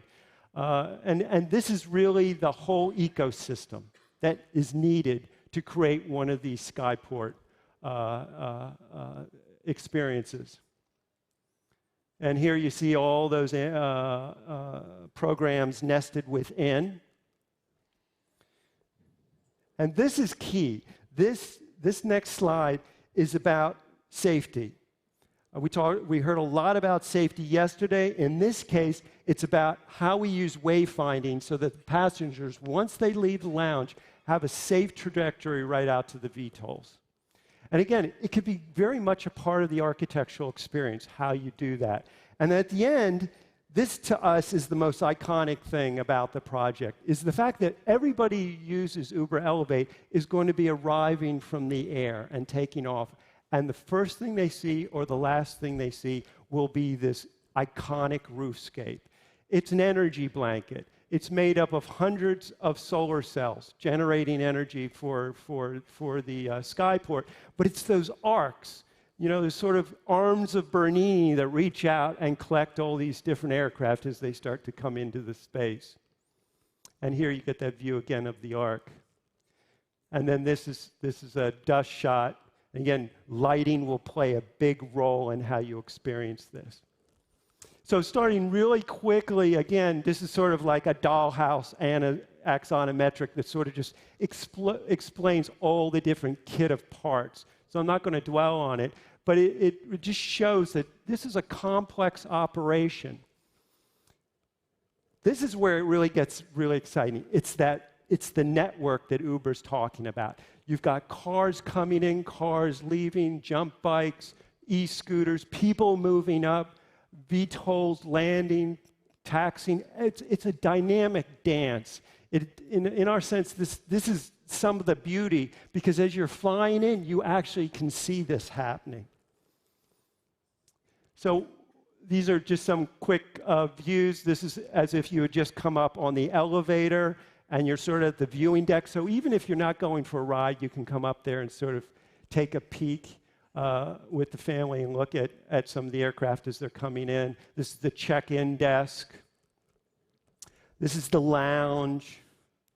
And I think, again, the important thing here is once you come into the space, you have an unobstructed view of the tarmac, of the aircraft as they're coming in. You can see the pilot. The pilot is parking right in front of you. There's this real sense of scaled intimacy. And this is the VIP drop-off, as you can see the ramp coming up. And this is just a quick animation that sort of pulls it together. So in this case, somebody's ordered, as approach the building, use the VIP entrances. Again, this is coming up from the core. And here you're passing through security. And what's great is you have this unobstructed view. Again, you go back to some of these ideas of, those early airline terminals. They were one room. And you would just come in, and you could just see out to your aircraft. And this is something again, as I was saying, this scaled intimacy that's really important. And being able to see the pilot. The other thing you see is how the ceiling of the roof is actually shading the pilot's cockpit. So as they're waiting there, they're not cooking in the aircraft. And then apologize for the zombie-like people you just saw there a moment ago, but you could see how the lighting on the ground helps play a role in making sure people, you know, are not walking out into a danger zone. And again, I apologize about the rotors. I know they should be going much faster, but it's just computing power for us. So, want to quickly touch on Anaheim, because the thing is, there's so many different scales that operate in the city. You got areas where you have few people coming in, you got areas where you got thousands of people coming in. Anaheim's a great example of this. So how could we scale up? How could we take advantage of all that parking acreage? And so what we looked at is we took the same sort of data and typology and just basically started to grow it, looking at how we could begin to optimize it. There's a point where you can't really grow it any further because there's just so many areas where you can, you know, meet all the requirements in terms of the aircraft coming and landing.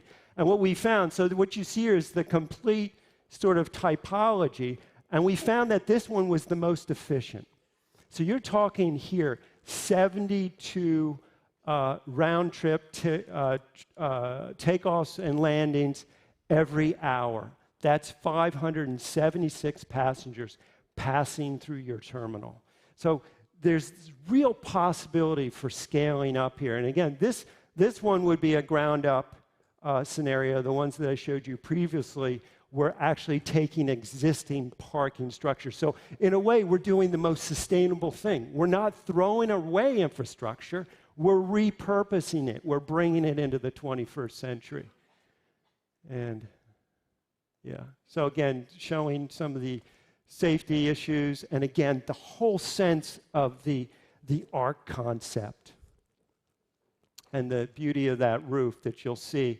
So for us, it really is so much not only about the experience going through the terminal, but it's, as we heard yesterday, it's also about seeing the city in a new way. You know, at a low altitude, you really begin to understand more about where you live and how dynamic and how beautiful it can be. So I hope this gave you a good sense. For us, this is so exciting, and we're really happy to be here. Thank you.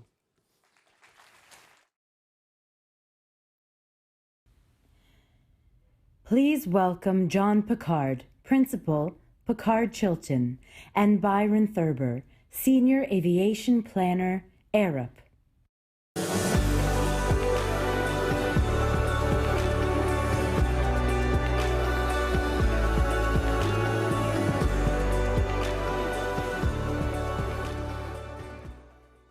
Good morning. Uber has positively transformed the world. And today, Uber Elevate is poised to connect individuals and unite communities across the globe. I am truly honored to return to the Uber Summit with my colleague Byron and to share the vision that we've created with the Arup Picard Chilton team for what we've termed the Uber Skyloft. As you can see, our team has earned an enviable reputation for taking on some of the very toughest design challenges across the planet. Last year, we were proud to help Uber transform, as John mentioned, that 10,000-person throughput into a compelling structure that could help them to solve the great success that we know Uber Elevate's going to achieve. And so today, we're delighted to take that vision and extend it a little bit. Of course, last year, we did anticipate that Uber would be announcing an international launch site, which they did as of yesterday, Melbourne. And part of our assignment for our team is to help take that on. So this is real. And 2023, as you're going to see in our presentation, we're trying to create a building that is actionable, that can protect the environment, and that's cost effective, and that can create a compelling experience for all of the users. So you know we're going to start in Dallas, Los Angeles, and of course now in Melbourne. We've been charged with taking that and making sense of how to bring folks from the Melbourne International Airport to downtown.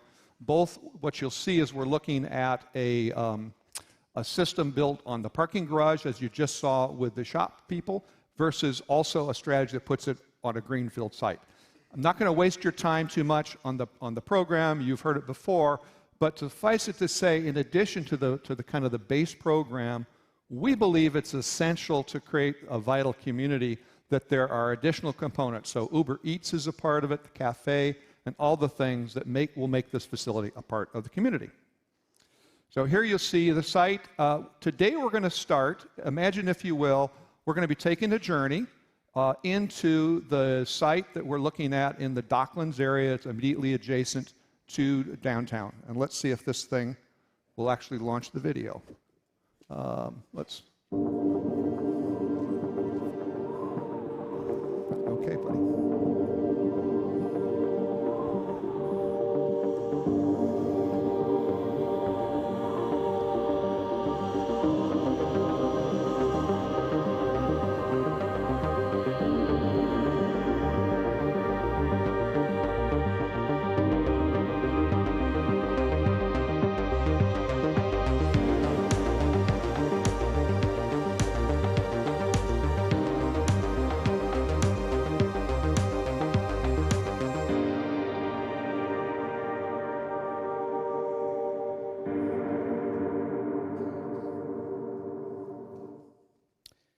Thanks, John.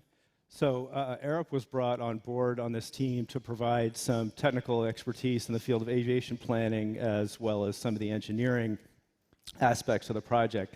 So what I'd like to talk about is looking at this from an aviation technical standpoint. We want to assume that the eVTOLs will operate like helicopters. Until we have better information about how they'll actually operate, we're following helicopter guidelines both from the FAA and from ICAO. So the image you see here is showing the approach and departure flight paths. So we located the landing pads as far apart as possible, and under FAA standards, 200 feet will allow simultaneous independent operation, so you'll get the best efficiency from the site that way. The flight paths separated by at least 135 degrees, following the wind patterns. So we start with just an existing car park, and this is the program that we add to it. So we're putting the landing pads at opposite corners. We have a taxiway that goes all the way around that accesses every parking spot. So we have maximum flexibility to get from any landing pad to any parking spot. And then our program is added to the side of the building. We've done multiple retrofits of parking structures in the past and have found that often they're only designed to accommodate the parking that they're designed for, plus maybe one story. So we didn't want to put too much program on the top because the weight can't be borne by most parking structures. So the program is off to the side in a wood structure that John is going to detail a little bit later. Now the top floor is basically like a miniature airport. So you have a waiting area, you have restrooms and other conveniences, and you also have a security check, just like you'd find in an airport. This animation is just kind of showing the flexibility of using any parking spot from either landing pad. In terms of the taxi routes and the parking positions, as I've described in previous slides, they're there. The FATO separation allows simultaneous operations, as I described before. So this is, as a passenger, this is what you would see. You have a really nice wood structure. You're immediately adjacent to the aircraft, so you have a very short walk. We have colored walkways, so you'll know which one you're going to based on what your smartphone tells you. The lounge is very comfortable, and you know, it's like the old days of aviation where you could actually approach the aircraft directly and you're not separated from them by a boarding bridge or anything like that. It's a very personal experience. So the Skyport Lounge at the roof, There's a service elevator for the employees that you want to keep all the out of view of passengers, any mechanical parts, et cetera, that are going to be brought up. Here's a cutaway view. So here's where we start to see the jump operations on the ground floor that are part of the retrofit. The rest of the parking garage remains a parking garage, so the parking garage owner will continue to get revenue based on the cars that they normally have there.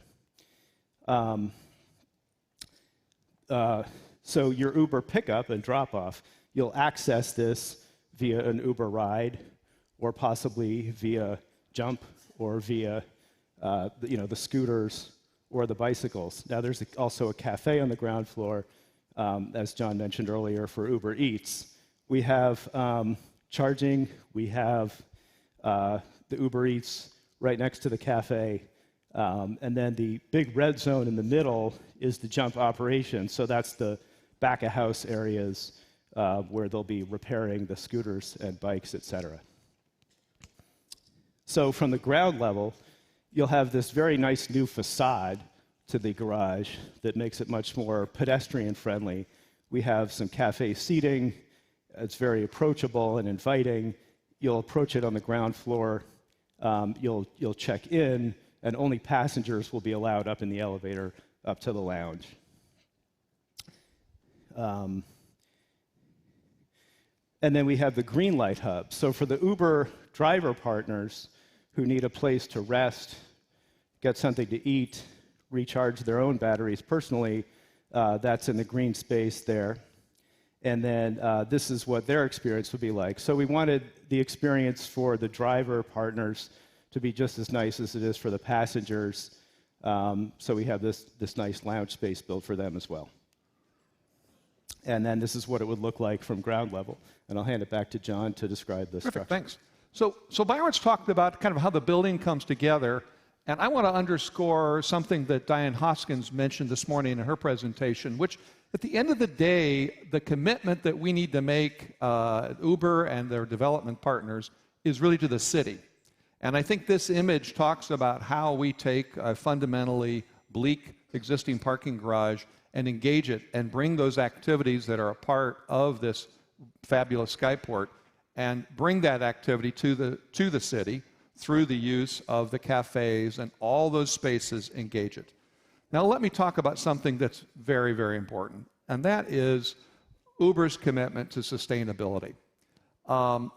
We are in a crisis, a global environmental crisis. And if we don't all take it on, the crisis will only get worse. And so the Arup Picard Chilton team decided from day one that this project, in addition to solving all the primary goals that Uber had set, it needed to do the right thing environmentally. And so we've looked at, well, what can we do as designers? And this pie chart talks about the challenge that CO2 emissions have in advancing global warming. And there are components of that we can fix. You know, the building industry chew up about 40% of that.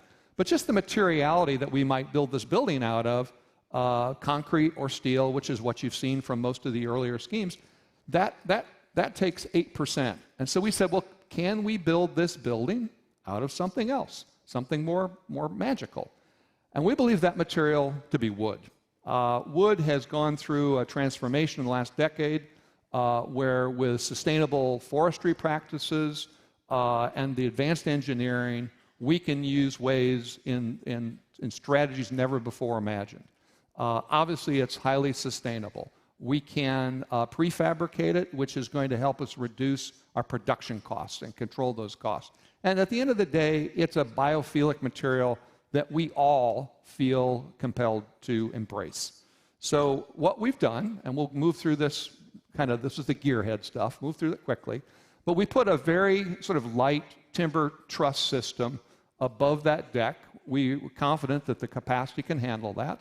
Then on top of that, we put all the additional atypical program structures that want more generous ceiling height than that you get in a typical parking garage. We put that on the side. We have unique structures to support the T-lofts. Then we'll go ahead and we'll pour a thin concrete shell above the wood timber platform to create the flight deck.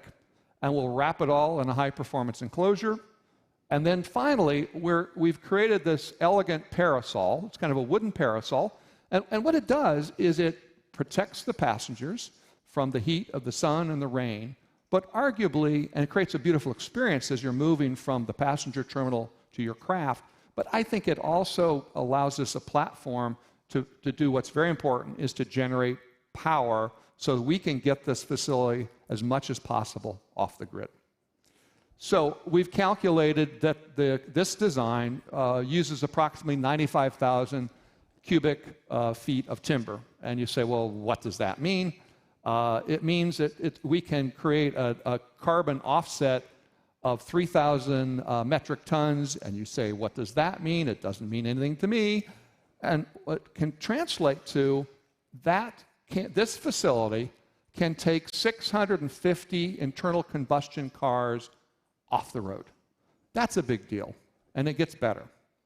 So here you see just a glimpse of what this facility is and how special it can be within, frankly, and there was what's not been featured very much, there was a budgetary challenge that we've taken on very seriously. So our belief is we create a lot of architecture, a great user experience, and we protect that budget. So let's imagine, if you will, a trip back from the Docklands. Now we'll take a short flight back to the new facility that we've created at the International Airport. And here you can see the path that we're going to take. So, and then as you approach that facility, what you'll see is we're trying to leverage so that the design that you might have experienced in the Docklands feels similar in the Greenfield site. So the flight deck is virtually identical. And so what we do is we take the flight deck and we've lifted it up approximately 1 story in the air. That allows us to mitigate ground plane obstructions. It helps a little bit on the acoustics. Then what we do is, of course, we kept separate the FADOs, and then we'll put all the program area, we've nestled that in under the flight deck. So virtually the experience that you will have is identical. And then I guess this shows how we build it: concrete slab on grade, the wood structure, the trusses, flight deck again, facility. And then here, because the craft are a little closer to the ground, we're concerned a bit of the rotor wash. So we're going to suggest that we spend a little bit of money and build a protective canopy that mitigates rotor wash and also protects against the rain. So this facility, like the earlier one, highly efficient, reduces the CO2 emissions.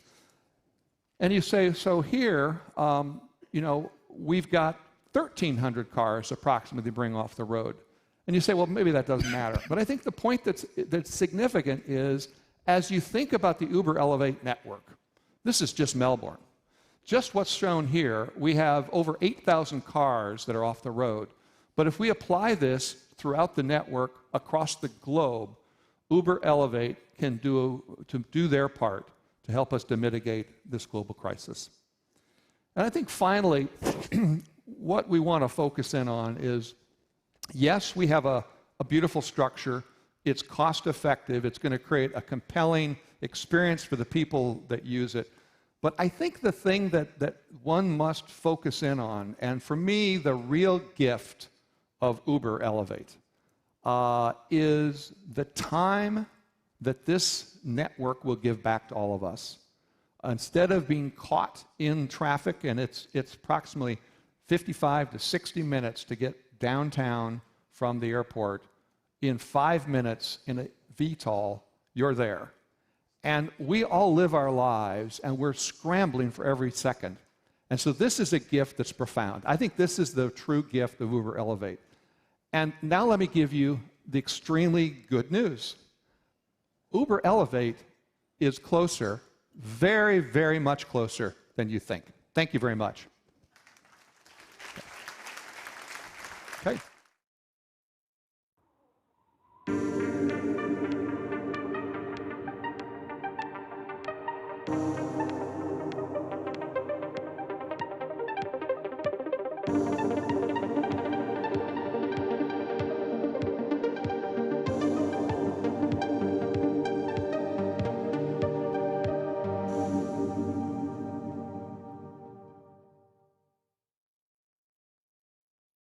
Please welcome John Trupiano, Principal, Corgan, and Samantha Flores, Hugo Director, Senior Associate, Corgan.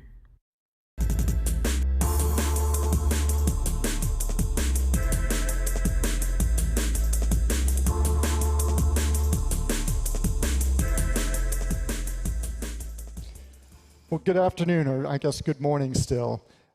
It's great to be back at Summit again, once again presenting to you our ideas about skyports. Last year we were up here presenting our idea for the Uber Mega Skyport, which was called Connect.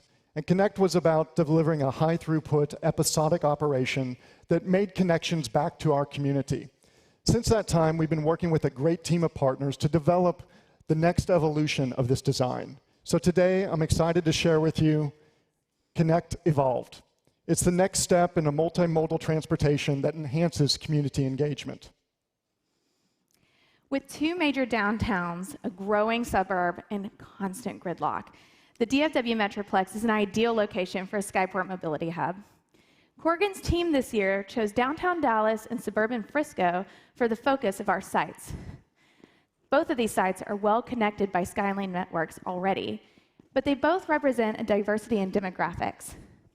Dallas has a youthful population with a high percentage of inward-bound commuters, professionally focused, sometimes working and living downtown at the same time, and they also have a pulse of tourists and visitors that are constantly coming into Dallas, creating an increase in population during the daytime.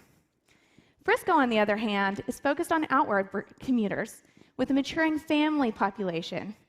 They also have a decrease in daytime population throughout the day. So for us, this is more of a challenge of looking at the design of the Skyport and how we can focus on the two user profiles that we've just identified, but then also making sure that we reflect and respond to the community in their unique ways. Lastly, we want to make sure that we create a common design that can be replicated as we need it to each site location. So within our dense urban areas, land use restrictions, height limitations, and setbacks all kind of will influence how the Skyport can really engage in operational feasibility on a daily basis. But to help limit or help improve that situation, the existing highway infrastructure relieves these concerns and gives us the adjacency we need to easily get into the Skylane networks. So this strategy allows us to for Skyports to be adapted to fit multiple locations. We can have a Skyport that can be built around or above some of this existing infrastructure. But within the flight deck size that was proposed by Uber, our team explored various operational paradigms that challenged what we thought we knew about functionality, scalability, and operational efficiencies. Connect Evolved uses the simplicity of a linear flight deck layout. Parallel taxiways streamline operations and increase functionality and efficiency, all the while providing redundancy and safety that both operators and users are going to expect from this type of modality. This layout allows us to scale and increase the size of the Skyport in virtually any direction. Just by simply adding a module or two, we can then preserve the operational precision that autonomous vehicles are going to require. It was equally important that we also explore the touch points of the users on every step of their journey and develop a convenient and seamless flow from the ground to the flight deck. The connection plaza is where all the magic happens, where we connect with the community and the neighborhood for the first time and introduce all the different modalities of transportation. From there, users will proceed to the Uber lobby. The Uber lobby, they can be greeted by a ground crew member from Uber if they have any questions, or they can go through a seamless integrated process for verification and security on their way up to the flight deck. Once at the flight deck, the users can relax in a quick queue lounge where they just take a few minutes of respite before their eVTOL ride is ready to depart. One last step on their way out the door, they will have a final ticket validation to ensure that they're getting on the right aircraft. So solving the flight deck is just one step in developing a new transportation typology. So with little available land, but plenty of marginalized space, we chose downtown Dallas for the greenfield solution. And this design is comprised of a kit of parts that can be easily adapted to any site location. Our lowest level houses spaces for the Uber fleet to park and recharge, allowing the connection plaza to remain the front door of the Skyport and to create that first pedestrian touch point. On the connection plaza, the strong organizational diagonal helps to separate pedestrian and vehicular flows so that we create a safe access for pedestrians into the plaza each day. It also intuitively directs passengers to the Uber lobbies that are located on the corners of the site. Whether connecting by car or pedestrian route to light or high-speed rail that is located nearby, this really becomes a true multimodal transit plaza. Jump bikes and scooters are thoughtfully integrated throughout the plaza, integrated into landscape features and site furnishings. The plaza also has shops and restaurants. It allows spaces for performances and events, and it also provides amenities such as a grocery or a sports hub that allow us to provide for the communities in a well way. Uber Air passengers are directed to the Uber lobbies, where they proceed through seamlessly integrated security and verification methods. Level 2 actually has several other Uber options as well. It houses additional jump bike facilities on a second level, but it also provides convenient access to the Uber Greenlight Hub. This allows for a little bit of privacy for the Greenlight Hub and the drivers, but it also welcomes Uber drivers into a place where they can lounge, they can troubleshoot, and they can also network just as needed. The remaining levels in the Skyport are there they can be customized for the use depending on the location and the community needs.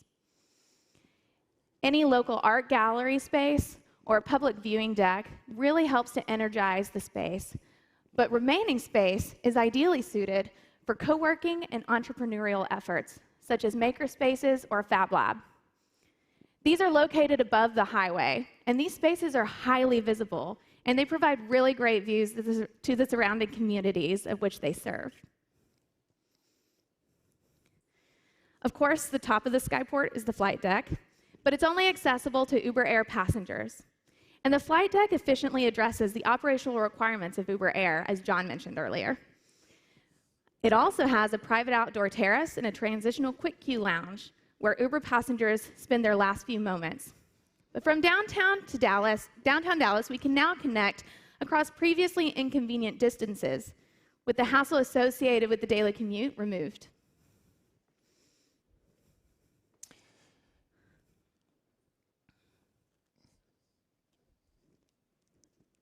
Although similar in design language, thanks to the common kit of parts that Samantha was describing, the Frisco retrofit is adapted to completely different site constraints. It utilizes an existing 7-story parking garage, and the connection plaza kind of incorporates the same familiar diagonal to separate and organize pedestrian and vehicular traffic.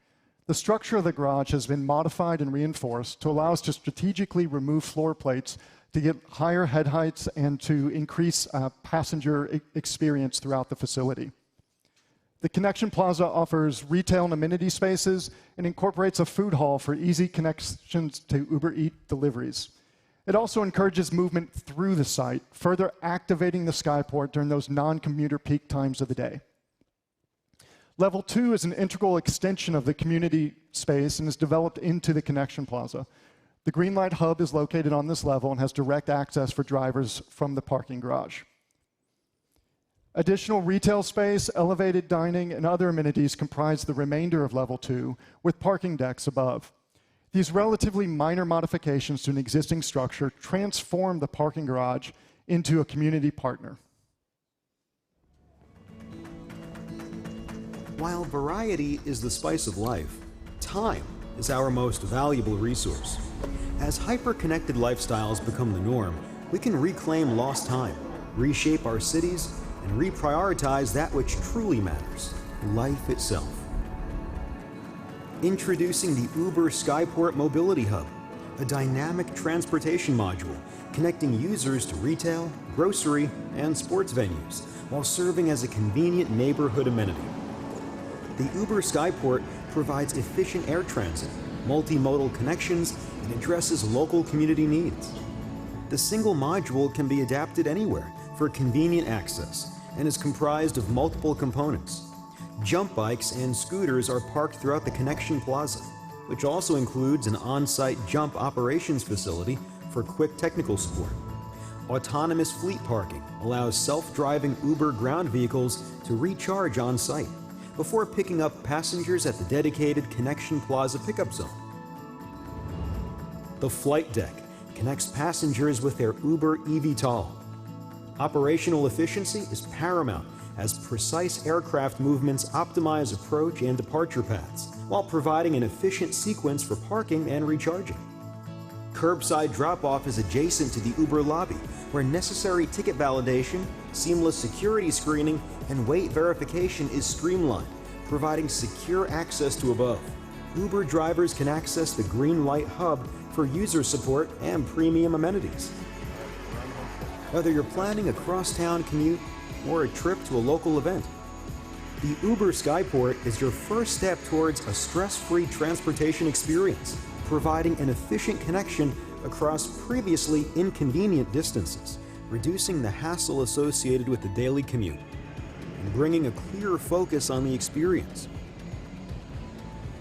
Uber Air changes how we travel, so we can focus on why we travel. By providing unlimited access to the sky, the Uber Skyport Mobility Hub becomes a lifestyle destination that reclaims more than just time.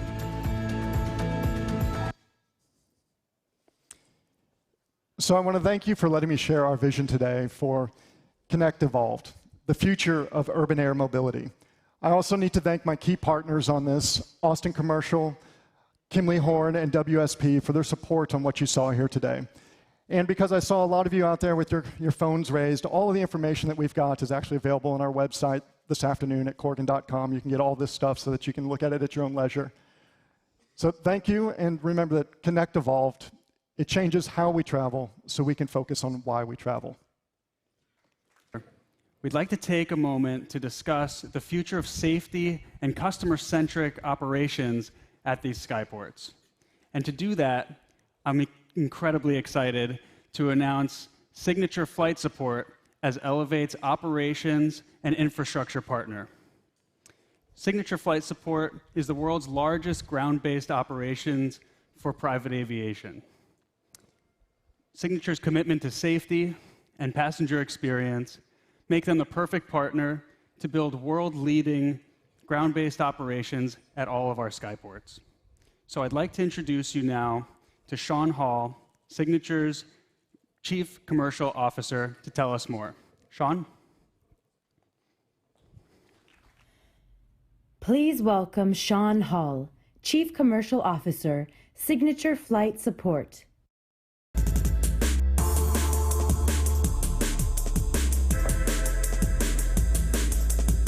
I was actually hoping there wouldn't be a 20-foot image of my face up on the board, but I'm sorry. I apologize. So on behalf of Signature Flight Support, the entire team, many of which are here in this room today, just want to say we couldn't be more proud to partner with Uber and, quite frankly, many of you in this room today to bring many of these things that we're talking about to life. It's a really strong partnership, and you just heard a little bit of the intro. It's one that leverages our deep customer-centric expertise and industry-defining network with obviously all the things that you're seeing here today that Uber is so well known for.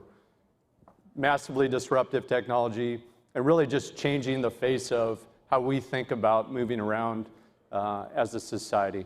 Some really exciting things, and we're really excited to be a part of that. Can we go back one page? Got a little antsy with this. So just to give a little bit of context on Signature for those who may not know what Signature is. So we have, as was mentioned, the world's largest private network of private aviation terminals. You'll hear the term thrown around FBO or fixed base operator. And there's a couple really important points here to stress, and you'll see how we fit into the broader scheme. The very first is we really sit at the hub of all aviation needs. And you heard Dara talk about it a little bit last night, but really to unlock that third dimension, you really need a lot of things to come together in one single place while you're still on terra firma. And that's exactly what we do day in, day out. So the way to think about that, there are aircraft needs all the way from fueling the aircraft to servicing the aircraft to providing maintenance for the aircraft to providing even a hangar for that aircraft. And those are all of the types of services and offerings that we have inside of our network. The other piece is the human piece. And so we serve really two key groups. They're the folks who are flying the aircraft, so the air crew, but then also the passengers. And the thing that Signature is really good about is being able to seamlessly bring all of these different pieces together in one of those key nodes, like I said, that is that jumping off spot to be able to go and access that third dimension. There are a couple key pieces to stress here. It is a dynamic world out on the flight line, and we just talked about it. Safety is mission number one. And it's something I think across our entire network, we take an immense amount of pride of getting in, day out, and operating safely. The other key piece is, we're talking about human beings, and so we're not just pushing, widgets or pushing, animals into containers. These are real human beings, and the experience really matters. And if you look here, you see a private jet. So as you can imagine, the types of folks who are used to dealing with day in, day out demand a pretty high level of service. And so that's exactly what we provide. There's another key component to why we think this partnership is so important and works so well. And you'll see a lot of dots on the map. I haven't gone in and counted, and they're probably just looking at it now, there are not 200 dots on the map. But that's only because some of these places are so close together. So I mentioned before an industry-defining network. We have over 200 of these private aviation terminals around the world. And that's really, really important, again, when you go and you marry it back with my previous point, which was being the hub of all those aviation needs.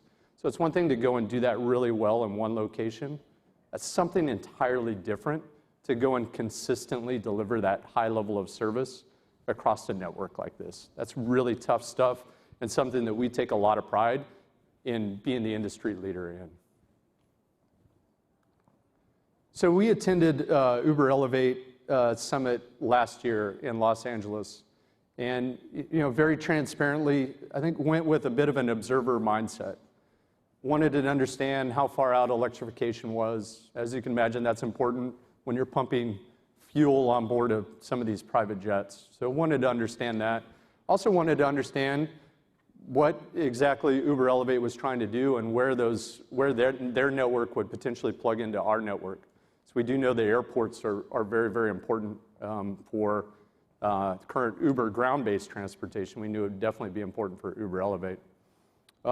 I mentioned showing up with an observer type of mentality, and I would say within the first morning, a couple hours into it, realized that I needed to very quickly pivot from observer to participant, because this summit was not just about theoretical discussions. It was about real problem solving to go and tear into these problems that were going to allow us to turn this idea into fruition. And so it was there last year that we started having conversations with the Uber team about what this partnership would potentially look like.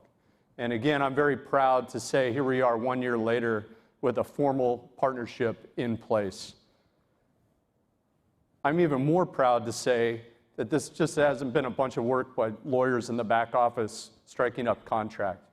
We're actually working in real life to go and operate and test. I think the comment was made earlier, I just loved it. You have to fly to prove that you can fly. Kind of like that, you have to operate to prove that you can go and operate. And so you heard Stan talk on day one about UberCopter. We're the proud partner of fulfilling that service and making that a reality. And that's really just a building block for us to test and learn so that we can go and apply it really to what we're talking about here today, which is flight via VTOL. This, you may recognize, this is actually just from the previous presentation, but you can actually see, signature branding on it. So thanks for allowing us to share this. But to us, this is sort of the visual effect of, again, taking these ideas from concept into reality. And for us at Signature, this is just part of a broader strategy that we set out on a few years ago, which is to really expand our offerings. Like, we sit at a critical piece on many of these airports, and there are many things that we can do and will do to continue to expand the offerings that we're bringing to market again, with an idea towards frictionless service, connecting people to the various modes of transportation that they want to get on. So with an eye towards continuing to move the ball forward, this is really a partnership between Signature and not just Uber, but quite frankly, many of you in this room. And I really do think it's one of the key brilliant pieces of the way Uber's approached this, which is to really create a shared vision and then rely on the various different partners to bring their bit of expertise to bear so that we can move much faster than we otherwise would. So again, with an eye towards continuing that velocity, continuing that momentum, I'd like to invite anyone here who is at all involved in thinking about VTOL design, Skyport design, or many of the other concepts and really issues that we need to resolve to connect with us sooner rather than later. We're happy to co-develop this thing with you. And again, we're fervent supporters of just this idea that through our collective experience, we'll be able to move much faster to bring this thing to reality. So in conclusion, just want to say thank you, and we're proud to partner with Uber, and as I mentioned, with all of you, excited about bringing this thing to reality. So thank you. Please welcome Selena Mikołajczuk, Director of Engineering, Energy Storage Systems, Uber Elevate.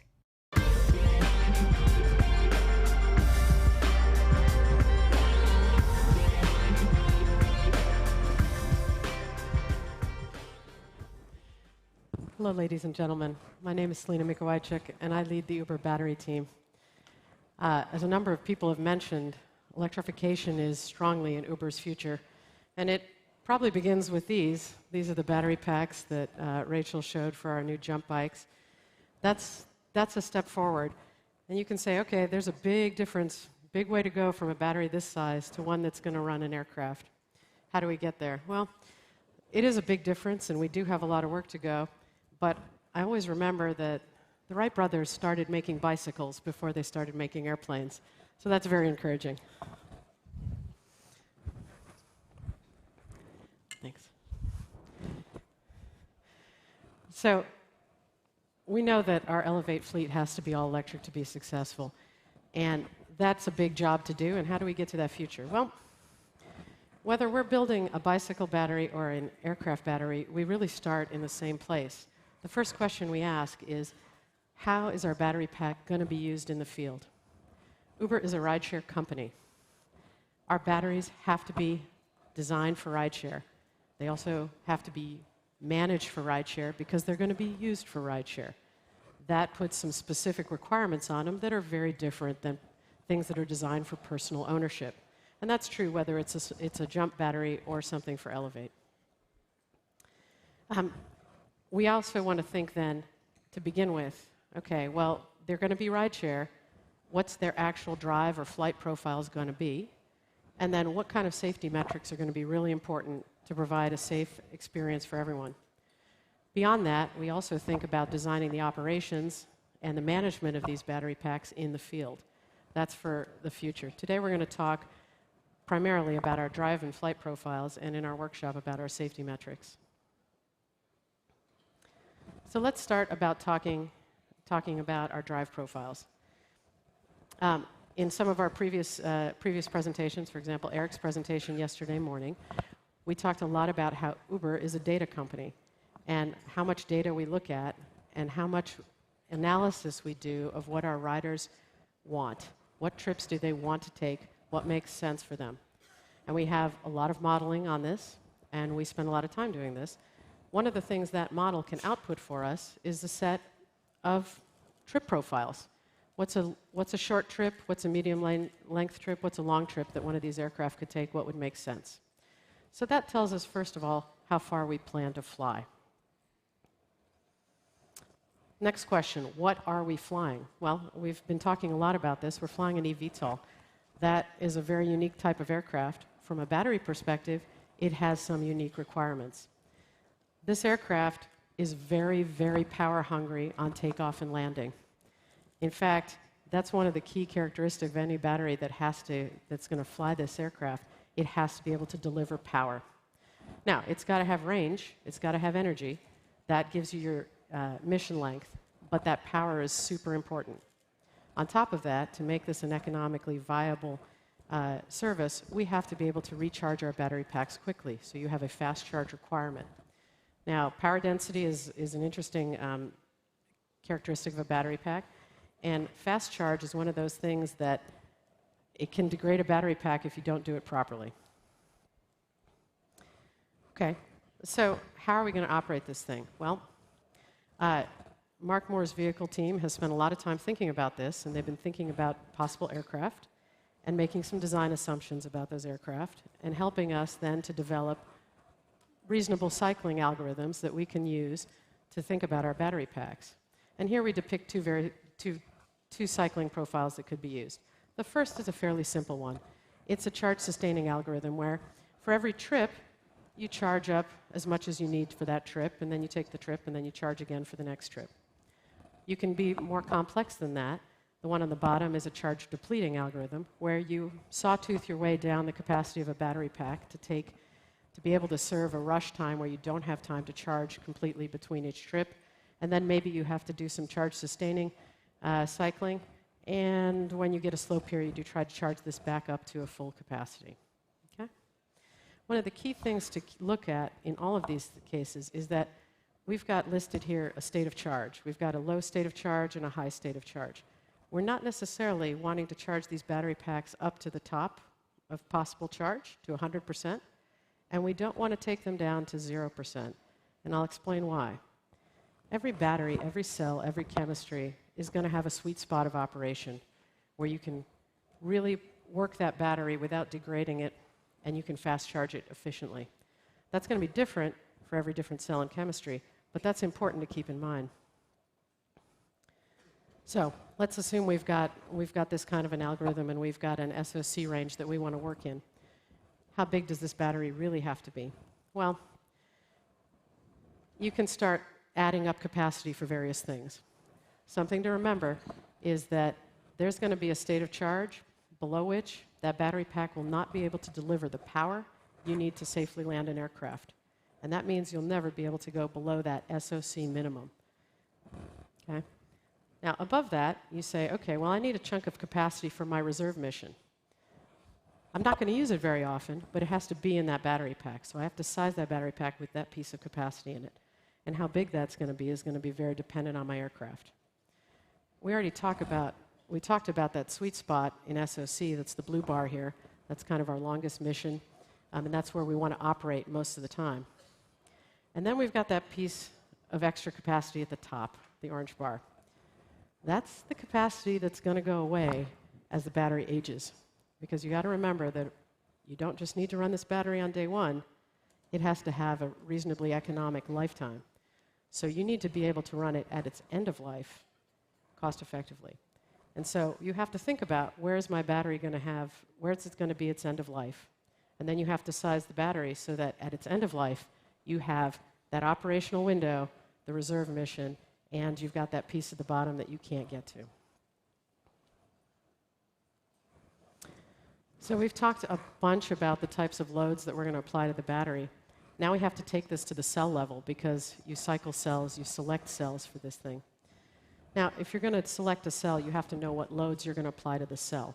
So you have to develop an idea of what your battery architecture is going to look like. Okay? How many cells are you going to put in parallel? We've created a notional architecture that we think can fly one of our partners' aircraft. We've been working with them and our vehicles team to do that. This is a challenging pack design. It's a notional pack design in some ways. It's not fully fleshed out here. But you'll notice we've got something like a 20% mass fraction, a pack fraction above, or 80% of our pack is cells, and then the rest of the 20% is overhead. And what is that overhead? Well, you need something to hold the cells in place, and then you need something to connect the cells, electrically, BMS, and then you need to thermally manage your cells in some way, and then you need to enclose this somehow in a case. So you can start with a cell, but then you say, okay, I've got to add extra mass that I've got to carry because I've got a pack on top of this. Okay? This is a challenging pack mass overhead by anyone's metric. we think it's achievable with very careful design.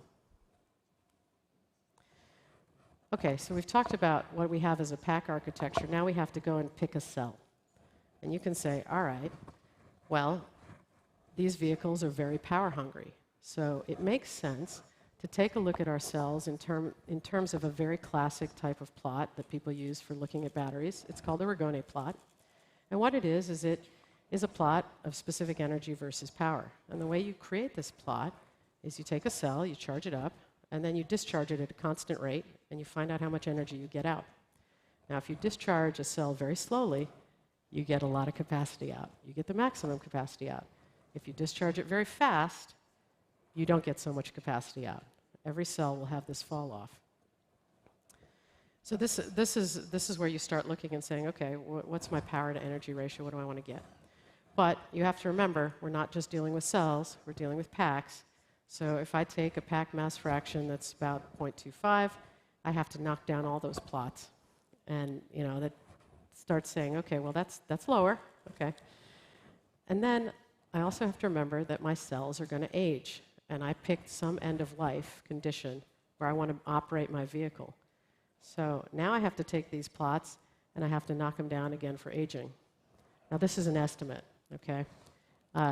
You really can't tell how a cell is going to age and what this plot is going to look like until you've cycled the cell under your flight conditions. Then you will know. So this is an estimate, but it's a good way to start and a good way to start looking at cells. Okay, so where does that leave us with regard to possible aircraft? Our vehicles team has been modeling various vehicle demands, and they've estimated demands on our Ragone plot. They've made us an envelope. And these envelopes are based on a certain vehicle size and a certain pack size and pack mass fraction. The energy portion of this envelope is defined by the mission length, and the power portion of this envelope is defined by how much it takes to lift the aircraft off the ground and land it.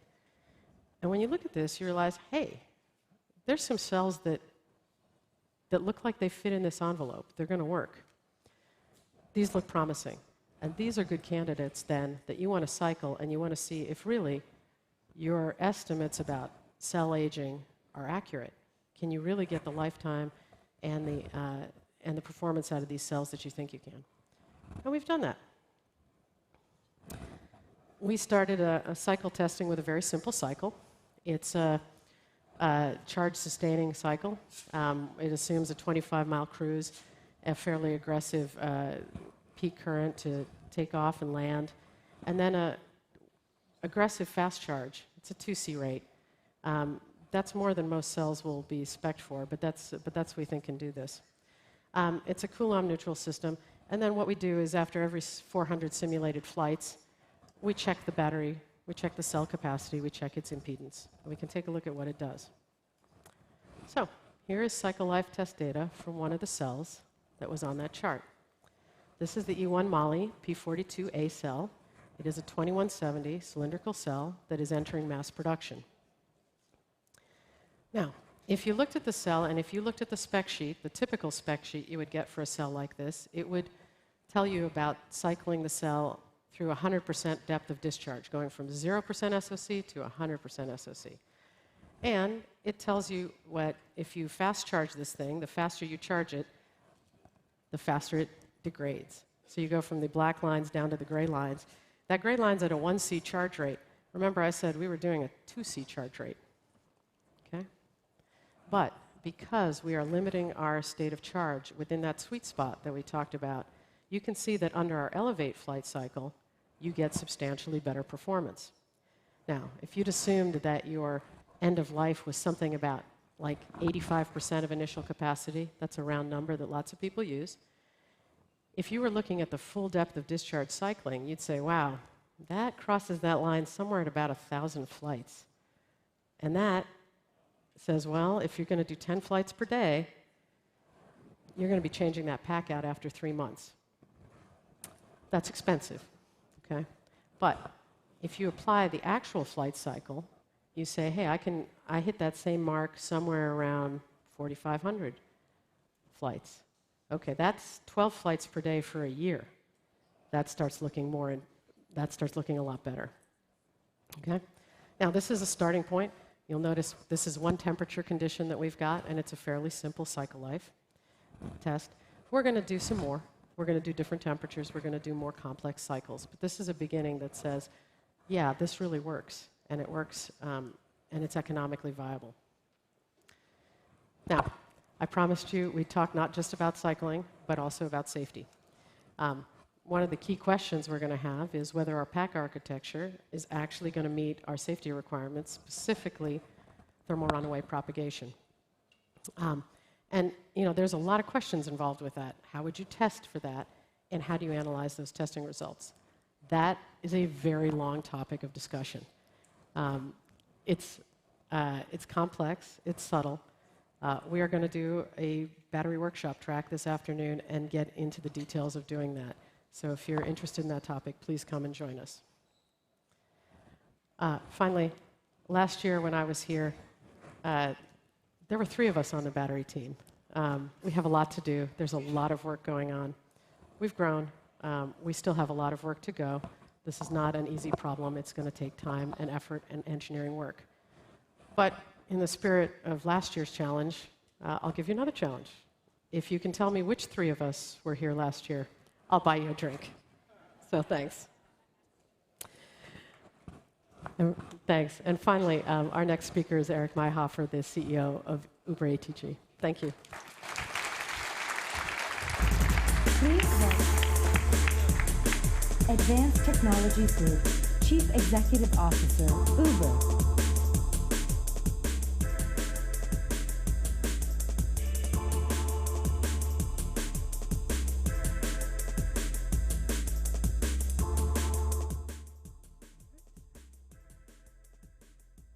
So it's out of character for me to walk so slowly. I almost just ran up onto this stage and just kind of jumped right into it. So I've had the opportunity to watch this summit for the past couple years from afar, and today is my first opportunity to actually be here and see all the great work going on. It's really fantastic. I'm thrilled.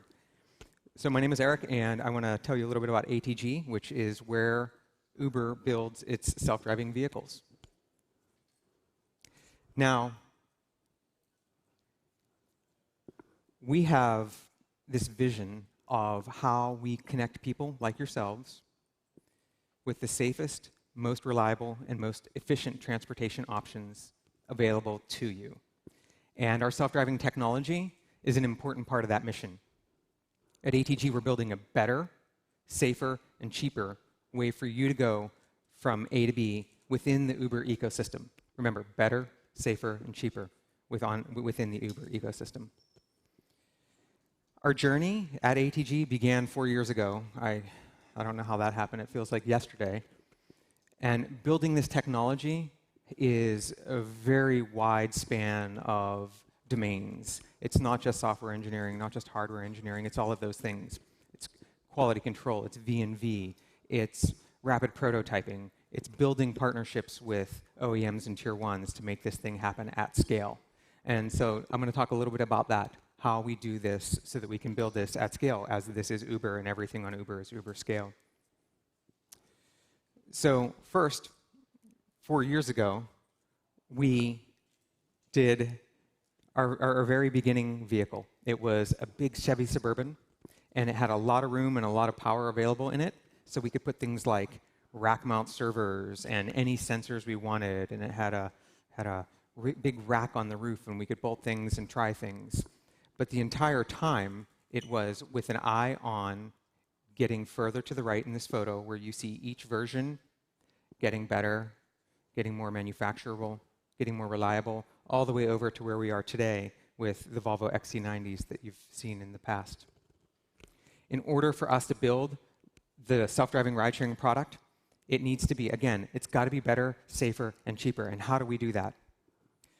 So it takes 3 main things. First of all, it's got to have the tech. And we've all talked about the tech, and everybody's hearing about the autonomy tech, and that's an absolute critical ingredient. But if all you have is the tech, you have a demo.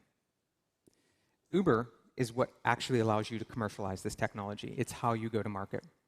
And so that's what we have as best of breed here at Uber. It's the heart of what we do.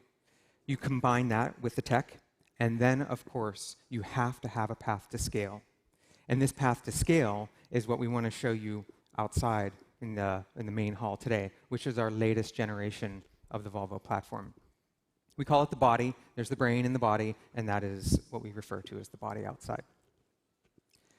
Now, in the beginning, in the early on, the way it went was our vehicles went from Sweden, where we purchased them as you would buy a Volvo, as just a normal vehicle, and then they were sent over to one of our partners in Michigan, where they were disassembled.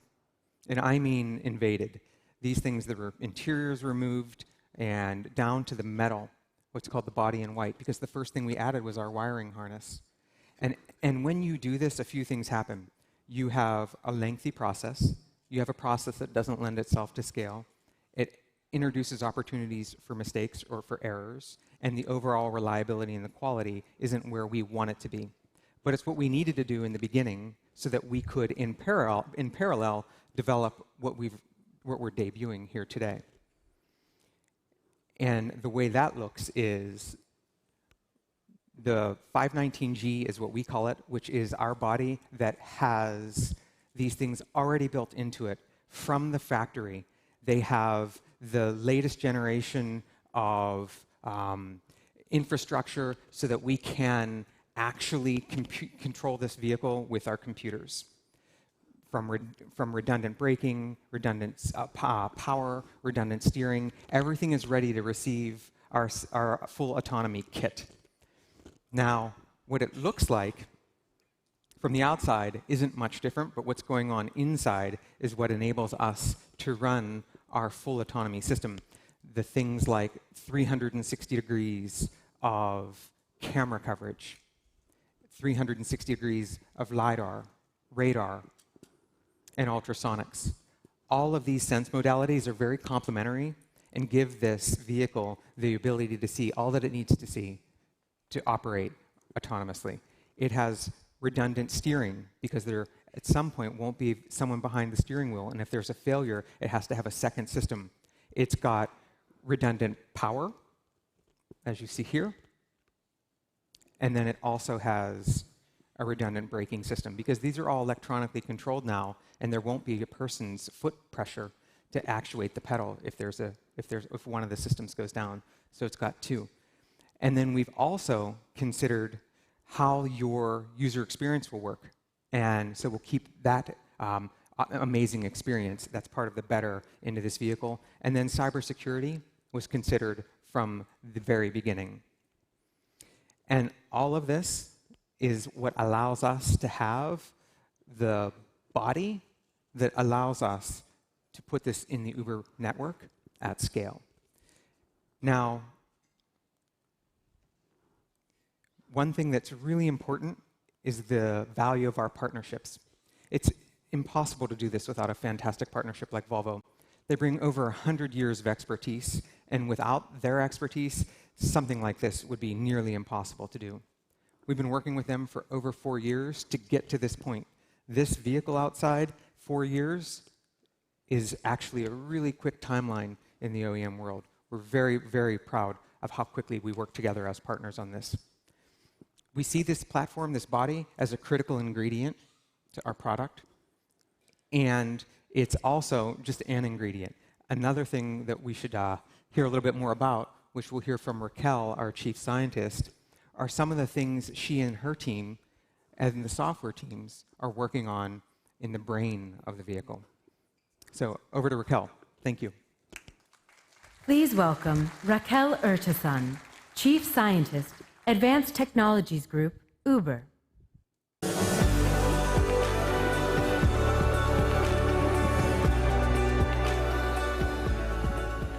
Hi, I'm super excited today to be showing for the first time some of the industry-leading technology that Uber ATG has been building in the field of AI. One of the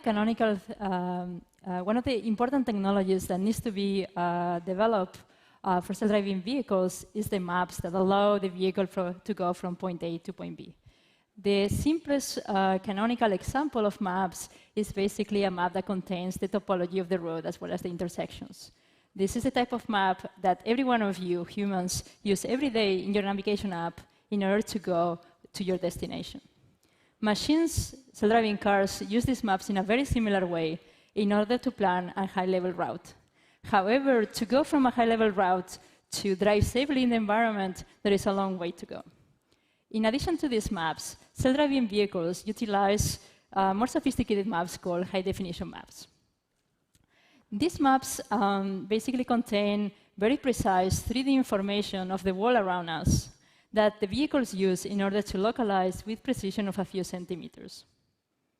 Here in the screens, you can see, for the first time, some of this AI technology that ATG has developed that is able to utilize both cameras as well as LiDAR in order to build these maps at the scale.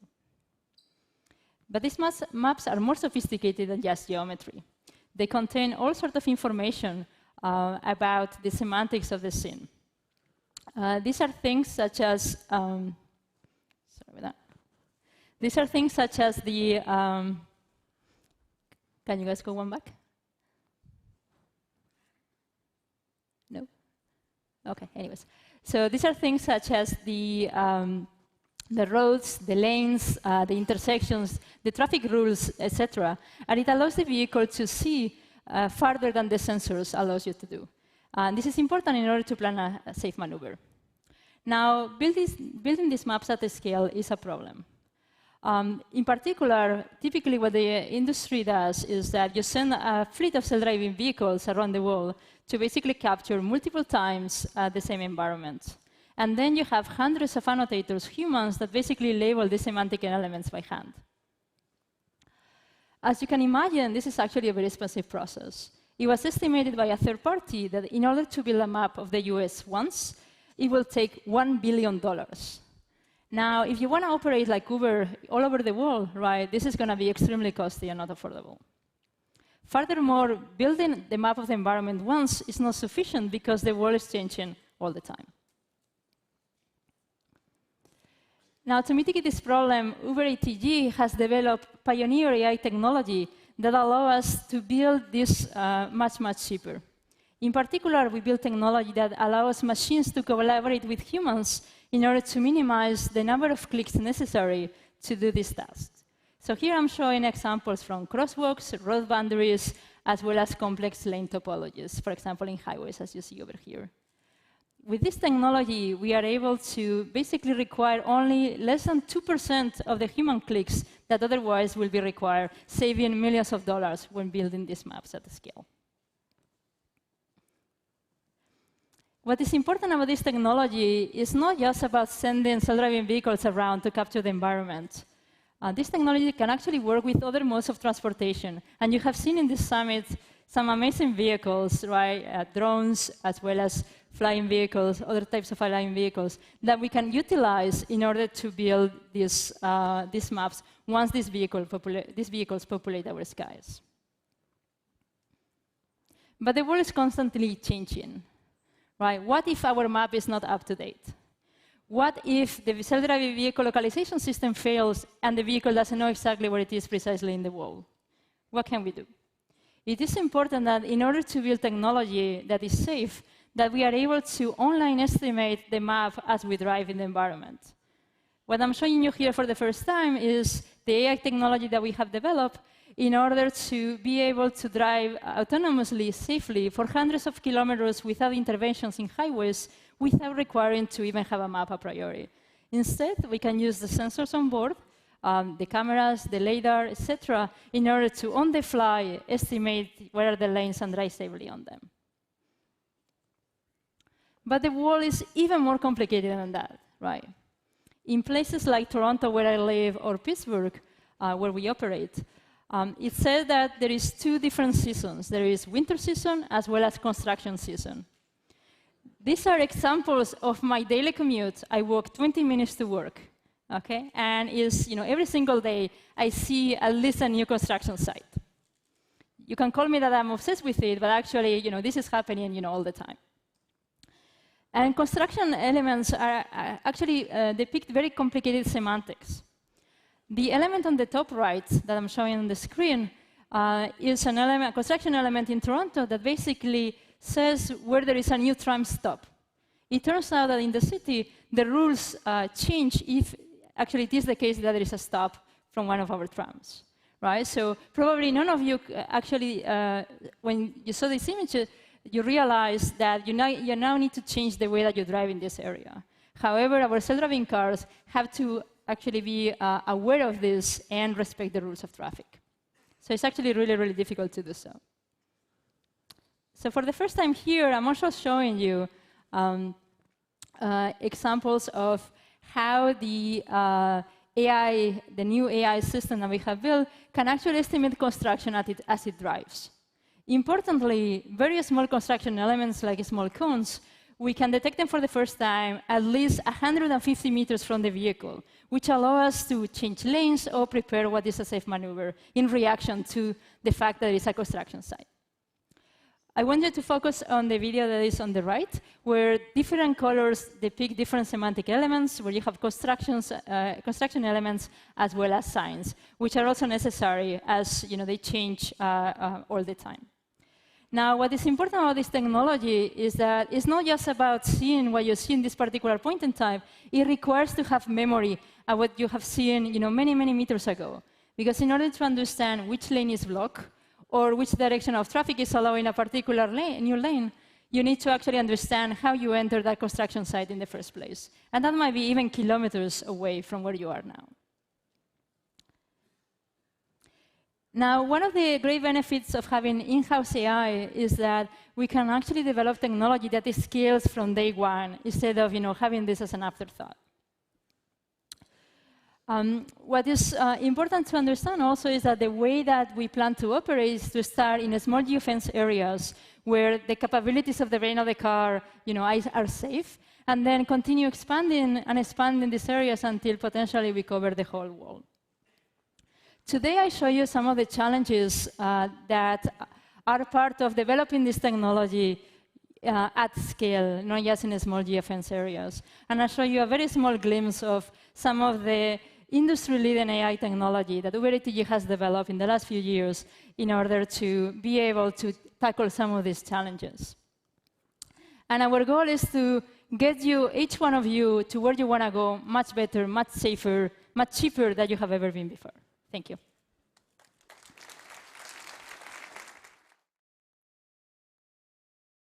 Please welcome back to the stage Master of Ceremonies, Nikhil Goyal.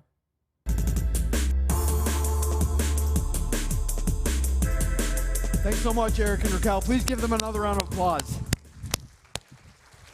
It's time for lunch. We're going to break for lunch until 1:30. At 1:30, start our technical tracks. So we'll have 3 simultaneous programs. Track 1, eVTOL aircraft, right here in the atrium hall. Track 2, moving cities across the main atrium in the atrium ballroom. And then track 3, energy storage for eVTOL in the amphitheater. You're free to switch in between the tracks at will. We'll be back here at 4 o'clock to close the day. Thanks. Enjoy lunch. Lunch is outside on the Woodrow Wilson Plaza.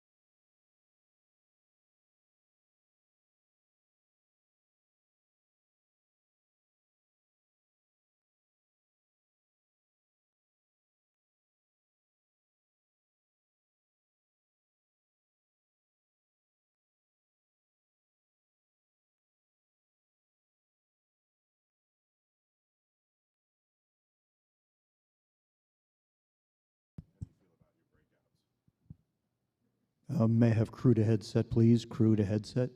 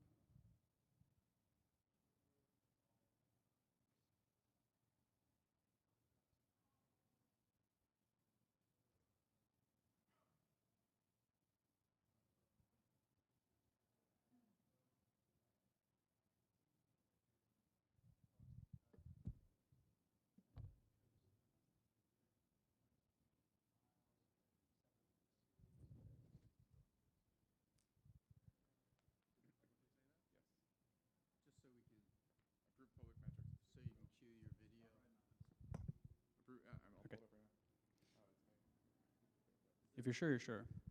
He'll know too. We need to change the notes on this one from 10 billion trips in less than 10 years to 15 billion trips in less than 10 years. Right, it's still been less than 10 years, right? So that's Yeah, we're almost 10.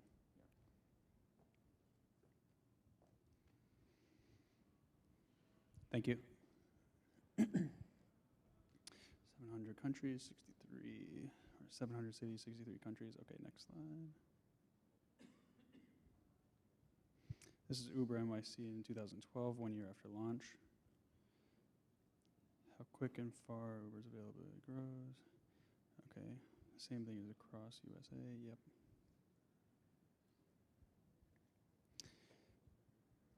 UberX is just the tip of the iceberg.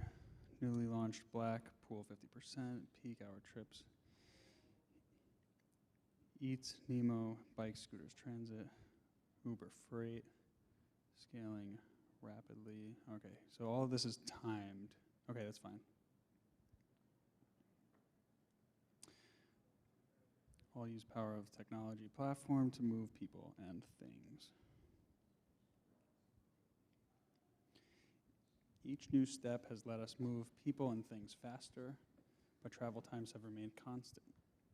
Commutes remain 30 minutes. Marchetti's constant. Uber's goal, end dependence on personal cars. Mobility is an economic and social opportunity. Uber's mission is to ignite opportunity by setting the world in motion. We haven't seen transportation innovation in decades. Innovation has touched every other technology, computers, internet. What's that? Okay, great. Even with these, transportation looks as it did 50 years ago. Still rely on 2 to 4 wheeled vehicles. And the cost is clear. In cities, 3% of people, 1,800, 50% of the population lived in cities in 2008, 66% are predicted in 2030. 50 megacities today. Cities unable to handle, okay, let's go forward. Personal car ownership, 87% of commuters by car, largest greenhouse gas emitting sector, 30% of emissions. We have prioritized vehicles over people.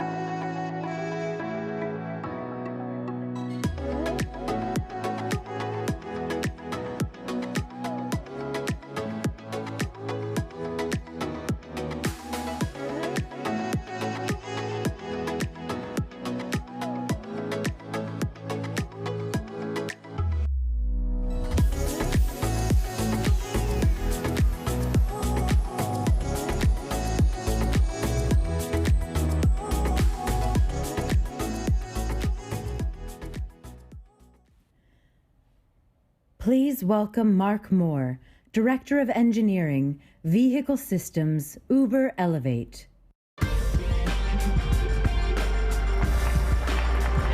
All right, I'm back. As thrilled as I am to see you all here, this is a cool room where we're going to talk about eVTOL. So if you're into airspace and moving cities, you're in the wrong place. You got to get across the hall. And there's really cool stuff happening there where they're going to talk about Elevate Cloud Services. The data team's going to talk a lot about the Flux network tool. So if you're interested in that, that's right across the hall. If you want to change the world by establishing the standards for these batteries, well, that's in another room too. That's down the hall. So a lot of really great things are happening, but what we're going to do here is pick up where I left off on my first presentation yesterday and dive deep into eVTOL aircraft and really understand the foundation of what makes them work and what's going to make them real. So I'm going to start, again, where I left off on the design principles, and I'm going to focus on the tech readiness, which more than anything is about getting into the batteries and really understanding their characteristics so that these aircraft can be designed with real, not imaginary batteries. Then we're going to have a presentation on productivity, and by that it means the network and how these aircraft operate in the network to achieve high efficiencies, high speeds, great revenue-generating machines. Then we're going to have two presentations on noise. One that Rob's going to give is a really cool presentation because not only does it establish why we've set the goals that we have for the noise, but how to design these eVTOL to achieve those goals. Then we're going to have a second presentation on noise, which is, okay, once you've got a quiet vehicle that you understand how to design, how do you operate that in the network to achieve the lowest community noise, and even more than that, the lowest annoyance?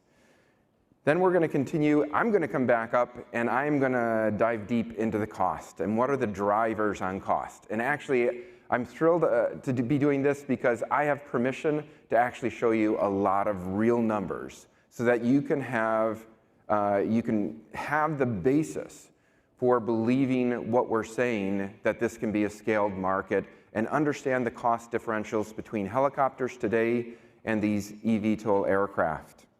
Then we're going to get into safety. If you remember that complexity and criticality, Jasek's going to come up here and give you a deep dive on that, how we're establishing target levels of safety and actual levels of safety that we're pursuing. Last, we're going to have a certification panel that Kate is going to lead for us, as well as several of our vehicle partners and others in the industry who are working and developing eVTOL products. So that is what the track is here today. So let's jump in. So along with those design principles, essentially, to know how to design the vehicle, we need metrics, right? We need goals. We need to track those because those are the indicators of the goodness of the vehicle. So what I'm going to do is I'm going to go into each one of these areas that correlate to presentations that are coming up and just explain the goal that we've established for goodness across the different eVTOL concepts. But I want to make sure all of this is taken in the context of our Uber Air mission. Certainly these eVTOL aircraft can do lots of different missions, right? There's air tourism, there's cargo delivery, there's lots of things to do with these new aircraft. We are focused on what we think is the big part of the market, and that is for trips within metropolitan areas that can maximize the productivity of these cities and provide really fast, competitive transportation to what's already out there. So we're talking about vehicles that can achieve 150 miles per hour at their cruise speed. They have a pilot in the beginning. In 10 years, we're going to have the basis for pursuing autonomy, but right now we have a piloted aircraft with 4 passengers. What's really unique about this mission is it's not, when you talk about range, it's not about the maximum range, right? Usually when you design an aircraft, You just specify, okay, what's the range it needs to fly? For us, it's much more important to talk about the average stage length, because that's what we need to do over and over and over again in a repeatable fashion. And with these batteries, you've got to be able to recharge to keep these vehicles productive on the network. So it's not about doing one 60-mile trip and then having to recharge for an hour. It's about doing lots of 25-mile trips with only a 5 to 7 minute recharge, and then you're ready to do the next trip. So you're not going into that really deep discharge on the batteries, which are really hard on them. So let's jump into one sample into each of these design areas and talk about it. So I'm going to jump into what Selena was talking about. So I'm going to focus on the batteries. So I'm going to show you a couple different plots that all relate to batteries. And there's two key parameters that you really want to be tracking, and that's the specific power that these batteries need to be able to provide, as well as the specific energy that the cells, how much energy they have in them. So the power is relating to how fast you need to be able to push those electrons out and how much power the vehicle is requiring. The energy is how much energy you have to do that mission. So what you're seeing here is actual test data from our battery lab, where we've cycled lots and lots of batteries, different cells, for our specific mission, an eVTOL duty cycle, which is, again, those 25-mile trips, quick recharge, 25-mile trip, quick recharge, exactly the discharge type of distributions that Selena shared with you previously. So you can notice something right away, and that is that if you need high specific power, that is, you've got a power-hungry vehicle, then there's a drop-off in that specific energy. So there's a trade where if you're going to have, for instance, high disk loading, you're not going to get batteries that can have high specific energy. So you don't get everything for free. So what I'm going to do is march down the line of what you end up with as the vehicle sizing criteria from the battery. So right off the bat, we can see that current cell technology can achieve between 230 to 250 watt-hours per kilogram for the discharges that we need for most of these eVTOL aircraft. But you've got to take the pack overhead, right? You can't just get just cells. You've got to put them into a battery pack. You have to have a BMS system. You've got to have a structural containment. You've got to have the propagation resistance. All of that. Our battery team has done several different pack designs, and they're confident that they can achieve a 25% overhead on top of the cell weight to get to the total pack weight. So you can see all of our curves essentially have just dropped down to include that 25% pack overhead for what needs to go with those cells to become a productive battery pack that can be certified.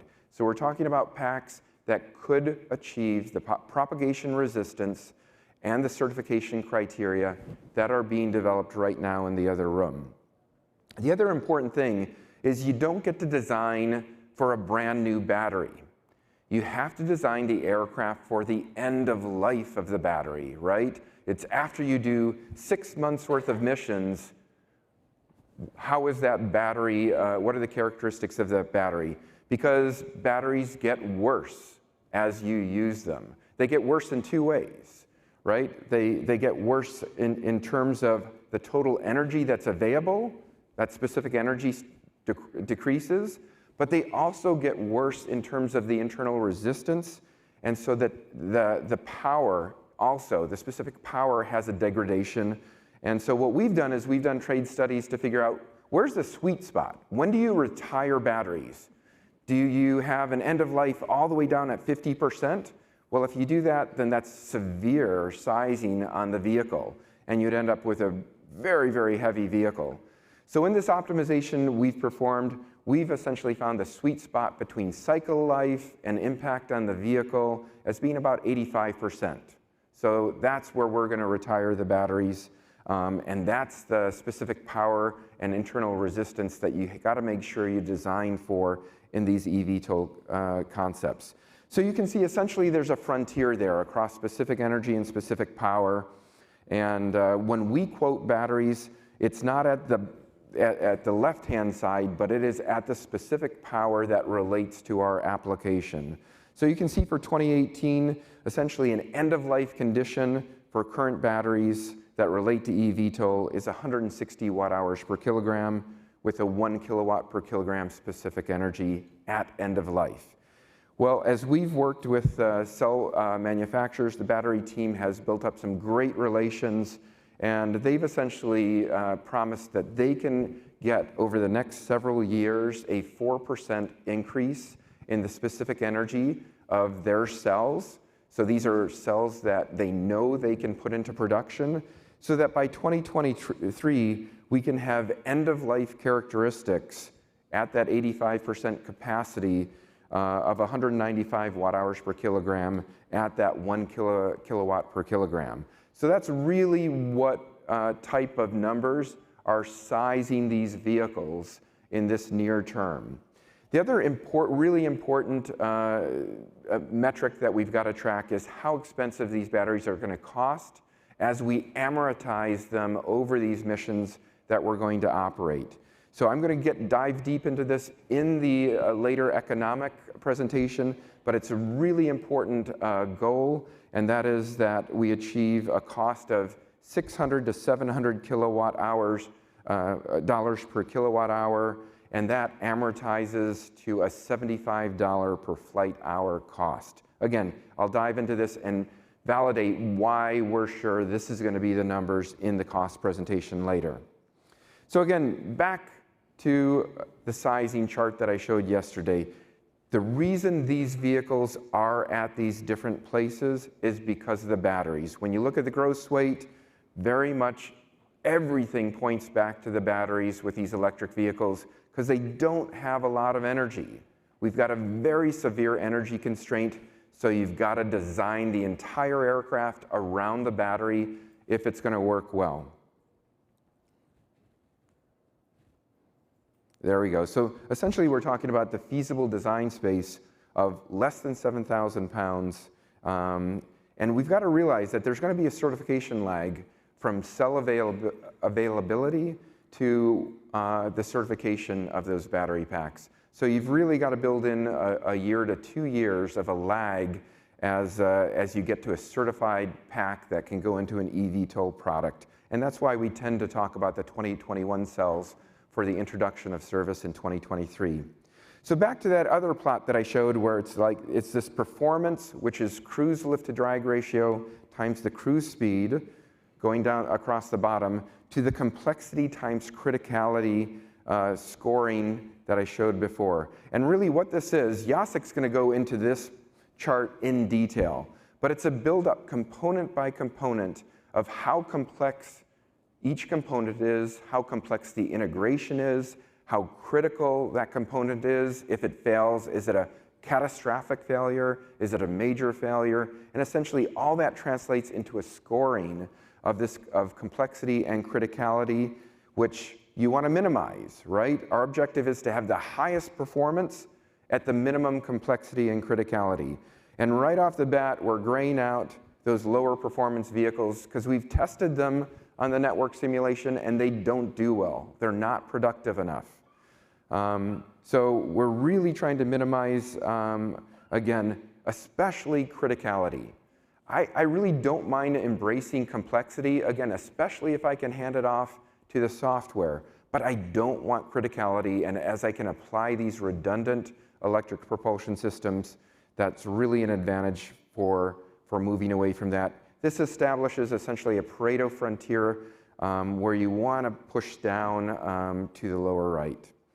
So this all points to a goal as we've looked across all the different vehicles that we've analyzed. Our goal for this tracking metric is that we're going to be able to achieve 4 times lower complexity times criticality at 4 times the performance of current helicopters. That's how good eVTOL aircraft are going to be in our mind. So it's a very specific goal, so we evaluate every single vehicle we come across. with this complexity times criticality versus performance tracking metric. Let's jump into what the next presentations are going to get into, and that is community noise.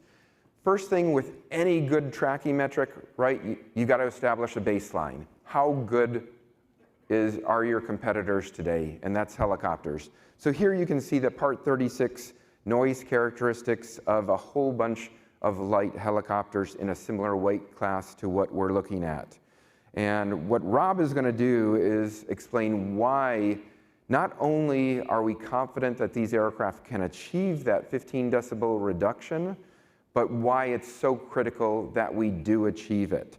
So our near-term goal or tracking metric is for us to achieve a 15 decibel reduction over the Part 36 FAA Stage 3 limits for light helicopters. Over the longer term, we're working on this new metric that we'd love the industry to embrace, which is time varying loudness. We think it's a much better metric for measuring the true annoyance of these vehicles in neighborhoods. I'm going to jump into helicopter cost. Again, the most important thing as we establish a goal here is to understand the baseline. What do helicopters cost today? Why do they cost so much? So if we essentially take a great helicopter, the Bell 407 GXI, we can understand where the costs are. Conklin and Decker really has a great database for these type of things. And you can see there's a lot of maintenance cost, a lot of energy cost. And if we were to operate this in our network, it would be about $1,200 per flight hour. That's really pretty expensive. In my presentation, I'm going to show you why we're confident we can get down to a $700 per flight hour operating cost for these vehicles.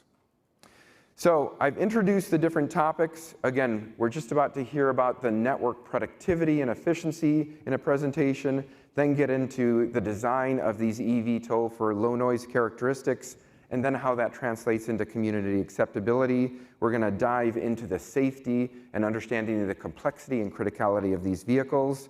We're also going to have a presentation on the ride-sharing cabin, which hopefully you've been able to see. We've got a great partnership with Safran, where they've been designing the first cabin for ride-sharing applications.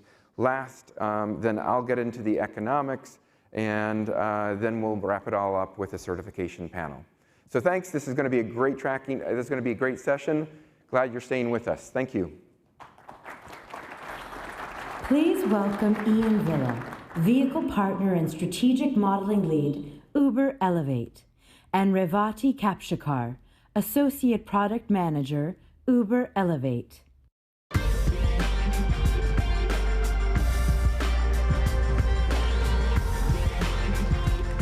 How's it going? My name is Ian Villa. I'm Uber Elevate's Vehicle Partner and Strategic Modeling Lead. And as Mark mentioned, it's really important to understand Uber Air from a network perspective. So today, I'm excited to be able to share with you how we're looking at this by simulating fleets of electric vertical takeoff and landing aircraft in order to ensure that we can reach network efficiency. And it's important that we maximize efficiency when we launch and as we scale. The visualizations you see here are the notional growth of our markets in Los Angeles and Dallas-Fort Worth. And in it, you see exactly what we embody, or they embody what we aim to achieve using our simulation framework. Understanding traffic patterns in cities around the world, installing infrastructure, physical infrastructure, to facilitate the landings and takeoffs of Uber Air eVTOL, and then ultimately to service the demand in those cities with fleets of these vehicles and simulate them throughout the mission day. So last year, we gave you a glimpse at this, just the very beginning. We showed how through Flux Optimizer, we could take a look of the aggregate multimodal trips within a city, in this case, it's Los Angeles. Take that, understand where clusters of demand are, and actually locate optimal Skyport locations. We also shared with you vehicle requirements for Uber Air eVTOL. Things like 150 miles per hour cruise speed, a payload of a pilot and 4 passengers, a sizing range of 60 miles, a noise signature that's on the order of 15 dB less than a helicopter of equivalent weight, as well as all electric, because an all electric vehicle is on the order of 3.5 times more efficient than a non electric vehicle. So since then, we've taken Flux Optimizer, we've taken our vehicle tools, and we've combined them together into a framework for us to validate these requirements. And so by combining them, we've essentially built up this framework. And we've talked about Flux Optimizer as though it was the single tool. It's not. It truly is a framework. It's a collection of tools, capabilities, functions, and features that allow us to see and prognosticate the world and the vision that we have for Uber Air. We start with inputs, which include the vehicle, batteries, and network assumptions. And we synthesize these to be able to derive insights and to be able to optimize Skyport locations, generate candidate Uber Air trips, and then ultimately simulate the flights of these Uber Air eVTOL to satisfy that demand. Underlying all of that is an economic model which is able to capture the indirect and direct costs, some of which we'll discuss later today, as well as a demand model which helps us capture the price-time trade-offs for Uber Air riders. Let's dive a little bit deeper into these inputs. So we start with a vehicle model. We utilize our internal tools as well as validated industry standards, like NASA's NDARC, to characterize the flight performance of these aircraft, and then distill them into metrics that Flux cares about. Things like lift-to-drag ratio in cruise, or disk loading, or even the max takeoff gross weight as we size these vehicles. We then install a pack. We can utilize cell test data that we're testing in our own labs, and we're talking about in a separate track, to then build up a pack, install it into the vehicle, and then utilize relevant duty cycles for each aircraft so that we understand the impact of that vehicle in the network over the mission day. Combined with that are network assumptions. These essentially tell us how we're going to fly these vehicles. Maybe you've designed a vehicle that can cruise at 175 miles per hour, but you want to operate it on the network at 150 miles per hour. We can vary the payload depending on the trips that we're making, and the Skyport nodal locations can be varied and constrained depending on the max range capability of those vehicles.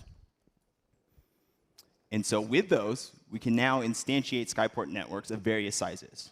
Maybe we start with a Skyport network at launch that's 6 Skyports, or something that's more mature like 13 Skyports, or maybe something at scale, 75 Skyports, all the while rolling in operational assumptions. Noise, efficiencies, trip wait times, all of this can get rolled up, and we can vary these things in ways that help us understand sensitivities to the network. We can look at how indirectness might change using data from Ubercopter or even additional analyses. And we can also vary how these vehicles are flown or vary the vehicles and the batteries themselves that are in the network simulation. So with all of these inputs, we then go into the actual capabilities of Flux. What you see here is mostly a refresher for those of you that were at last year's summit.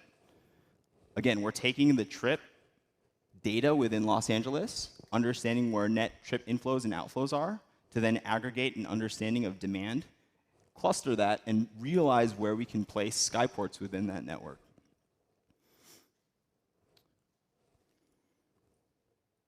And we can see how these Skyport networks grow over time. Key insight, we make sure that as we grow, it's inclusive of the previous Skyport nodes. We can take the total addressable market and resize these Skyports, and then ensure that there's enough FADOs and parking pads to satisfy the demand and the trips that we would like Uber Air to service. Over time, we can install more FADOs, more parking pads, to look at how this changes network productivity and ensure that we are matching the growth of our fleet over time. So to tell you a little bit more how we size that fleet and then how we actually simulate that fleet, I'm going to bring onto stage my colleague, Revati.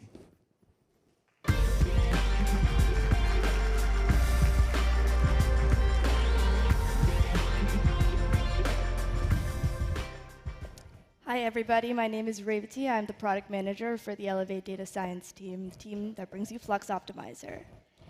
Like Ian mentioned, it is really critical for us to be able to determine where to place candidate skyports and how many pads to allocate to each of them. But in a network as complex as an urban aviation system, we need to be able to quantify the impact of any one component on the rest of the network. So we bring back the flywheel that we saw last year, and we realize that as you lower prices, you induce more demand, which then you can capture with a well-utilized fleet. A well-utilized fleet with a high load factor lowers our acquisition and operational costs, which then enables us to continue to lower the price point for Uber Air. As a result of this analysis, we've discovered the two biggest drivers of network impact are the price point of the network and the number of vehicles in the network. And these affect outputs, among others, such as the profitability of the network and the number of riders that we have the capability to serve. Uncovering the relationships between these inputs and outputs is a complex task that involves multiple layers. However, we can use Flux to scan different network configurations so that we can better understand the trade-offs of optimizing a network for throughput or for profitability, or any other business metric, until we understand how to configure our inputs. Once we have correctly configured inputs, we're able to run a mission day in Flux. And I'm going to show you what that looks like today for a 25-node network in LA. In this visualization, trip outflows, or origins, are represented by the blue clusters, and trip inflows, or destinations, are represented by the purple clusters. I'm going to play through this day and stop at critical points in this junction.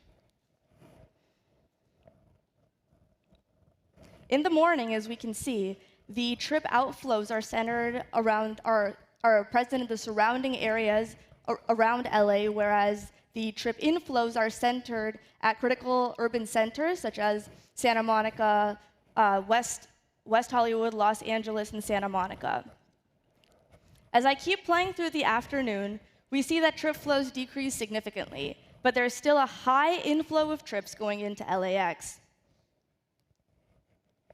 As I play through the evening, we can see an inversion of the pattern that we saw earlier, where trip inflows are in the surrounding areas and trip outflows are coming from these major urban centers. And this is a pattern that becomes more and more pronounced as I run the rest of this mission day. Not only is a Flux run fun to watch, it also provides us critical business metrics that we can inspect to confirm existing hypotheses about our network or uncover new relationships that we haven't yet discovered. For example, we see that when we make a rider wait in a terminal for a longer time, we're actually better able to pool them, which results in a more efficient network overall. Or we're able to quantify the impact of lowering price points on the distribution of a vehicle fleet's utilization. So far, we've been talking about the optimal network, optimal throughput, optimal price point, and all this really requires the optimal vehicle. So how do we define the optimal vehicle? Well, we ran a variety of aircraft specs through Flux to quantify their business impact to the bottom line. I'm going to show you some examples of those differences today. You're looking at here a trip web that represents origins and destinations for a 13 Skyport network in LA. Essentially, these are the multimodal trips that we've served in this mission day. It is a flattened version of the visualization that you saw earlier with all the lasers and the colors. What I'm going to show you now is how much fewer of these trips we can serve with a vehicle of 125-mile-hour cruise speed. So we can see that you see lower profits, lower served riders, and overall less network efficiency. Another example, let's lower the payload that this vehicle can carry from 4 passengers to 2 passengers. We see even more pronounced decrease in the number of trips that we can serve and our overall business profitability. And so in this way, we're able to quantify the requirements that we bring to our partners in a way that's backed up by data. Now that I've showed you what Flux is capable of doing on a single run on a single network configuration, I'm going to bring Ian back on the stage to show you how we can scale. Thank you.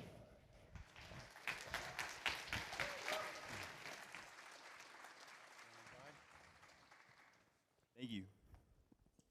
So, pulling back from that 13-node Skyport network, we can look at the evolution and the metrics that fall out from the aggregate of these runs. And from this, we're able to see that we can configure these networks to maintain a healthy level of metrics. This is true at every point along the nodal evolution. And so even as we flatten out rider density per Skyport across the market, we can still maintain this. We see that we maintain high load factors higher than 1.5 that some may struggle with. We decrease deadheads, thereby increasing revenue flights, and all the while increase utilization. And so we are able to achieve this, just as Revathi said, utilizing vehicles designed to our vehicle requirements. As we scale and we reduce fares, we kickstart our flywheel and see the expected increase in throughput and revenue. And we can configure the technical inputs and network assumptions and the economics of each case on a region-by-region basis. That is what achieving network efficiency is all about. But ultimately, we've got to make it real. We can insert assumptions, we can insert vehicle models, we can insert simulations of the combinations of these things, but ultimately it comes down to real hard effort that we are doing. So my colleagues in the next few talks will tell you a little bit more about our innovative noise modeling, our commitment to safety, how we're driving for community acceptance, and breaking down really what are these eVTOL cost drivers. Thank you.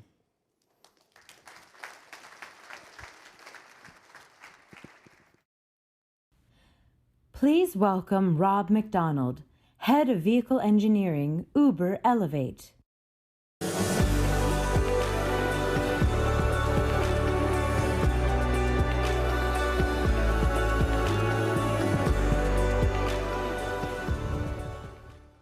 How are y'all doing?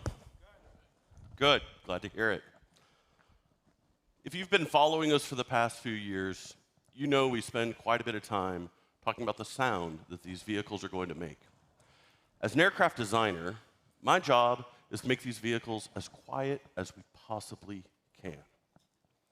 Now, the greatest opportunity to influence these designs and to affect that change comes in the conceptual design process. Unfortunately, historically, acoustics has not been a primary player in conceptual design. We're working to change that. Now, those of you who know me know I spent 11 years as an engineering professor. And so you'll have to forgive me. I'm a recovering academic. Old habits die hard, and there's an equation on my first slide. Now, this is the FAA definition of the day-night level, DNO for sound. We're going to be using more advanced metrics, but for now, for the conversation we're having, DNO will suffice. We've talked a number of times about being 15 dB quieter. We've never really told you why we think that was the number, so here you go. DNO is the average A-weighted sound level over a 24-hour period, and it has penalties in it for the early morning and late night. The important part about DNO is it's cumulative. It captures the effect of multiple events. So not just one flyby, but throughout that day and that night. So with that, we can, for example, calculate the DNO for a 5,000-pound Stage 3 helicopter. And what you see is, as we change the number of flights, the DNO level changes correspondingly. And it tells us that overall impact that we're having. Now, we could imagine if we could make that vehicle 5 dB quieter, we'd shift that curve to the left, thereby allowing more flights at the same DNO. And so on for 10 dB, 15 dB, 20 dB quieter. Each shift enables more flights at the same DNO. Now, near where the FAA defines DNO, they also go through and they give us some recommendations. And the FAA suggests that 65 dB DNO is acceptable for any community zoning region. Churches, schools, neighborhoods, hospitals, any zoning region, 65 DNO is a suggestion that should be acceptable. And so that sets a target for us. And what that does is if we put this together with our 5,000-pound Stage 3 helicopter, and we go to that 65 DNO limit, you'll see that we would be limited to 40 flights per day. And you've been hearing about us in our march to scale. You know that 40 flights per day isn't going to cut it. So instead, what we have to do is we have to look at what kind of vertiports might we want to site someplace. And so perhaps you consider an intermediate vertiport in time or in size with 2 landing pads and 5 parking pads that gets a theoretical maximum throughput of 500 flights per day. And in order to achieve that, we'd need to be a little bit more than 12 dB quieter than that Stage 3 helicopter. Or if we go to a more advanced vertiport with 4 landing pads and a total of 12 parking pads, we've got a theoretical throughput of 1,200 flights per day. And to do that, we need to get to be 15 dB quieter than that Stage 3 helicopter. And so we've set a goal to achieve that again. We'll use more advanced metrics as we go, but that's where we're coming from. It's worth some time to then think about, is this even possible? Where are we today? Where are helicopters today? And obviously, Stage 3 is the black line in here. Each of these circles represents certification data for different helicopters. The colors represent tip speed, and the size of the dot, the disk loading. Tip speed and disk loading are 2 of the primary drivers, and they're all about the same disk loading, so it's hard to differentiate much there. But you see where existing helicopters are, and then we can drop in our limit, and we're really not interested in helicopters over 7,000 pounds, so we'll gray out that side. And you see that there's quite a ways to go between where we are and the goal that we'd like to get to. That said, we also know that we're finding that there's substantially more improvement in cruise that's possible. And so right now, while we're saying 15 dB in cruise, I expect that in the near future we'll be setting a more aggressive noise goal than that. So that's where it is now, but we're going to come down from there. So we can also learn by looking at a class leader. The MD-500N is one of the quietest helicopters you'll see on this chart. We can look at it, how do they achieve that? It has some unique features. First, it uses their NOTAR technology. It has no tail rotor at all, eliminating that source of noise. It also has 5 blades, somewhat unique for the size of helicopter, and a relatively low tip speed. So between that, we realize that there are engineering technologies and engineering decisions that we can make that can affect noise. So perhaps there's some room for hope. Fortunately, we're not building a turbine helicopter. So let's look at the things that eVTOL itself brings to us that we can look and we can think about giving us levers to affect noise. First, when we apply distributed electric propulsion, there's all these opportunities to reduce the sound. We've investigated these through rigorous analysis and also through surveying the literature to see what the community has established might be possibilities. These are just some examples. First, the smaller rotors of DEP and the fact that we do not have high-speed edgewise flight means that we can lower the tip speeds and perhaps reduce the sound by 4 to 5 dB. We can increase the blade chord, increasing the solidity, reducing the blade loading, reducing the blade CL, which will allow us to reduce the broadband noise by perhaps 1 to 2 dB. We can sweep the blades, smearing that acoustic impulse as it passes by the observer, and through that, save perhaps 3 to 5 dB.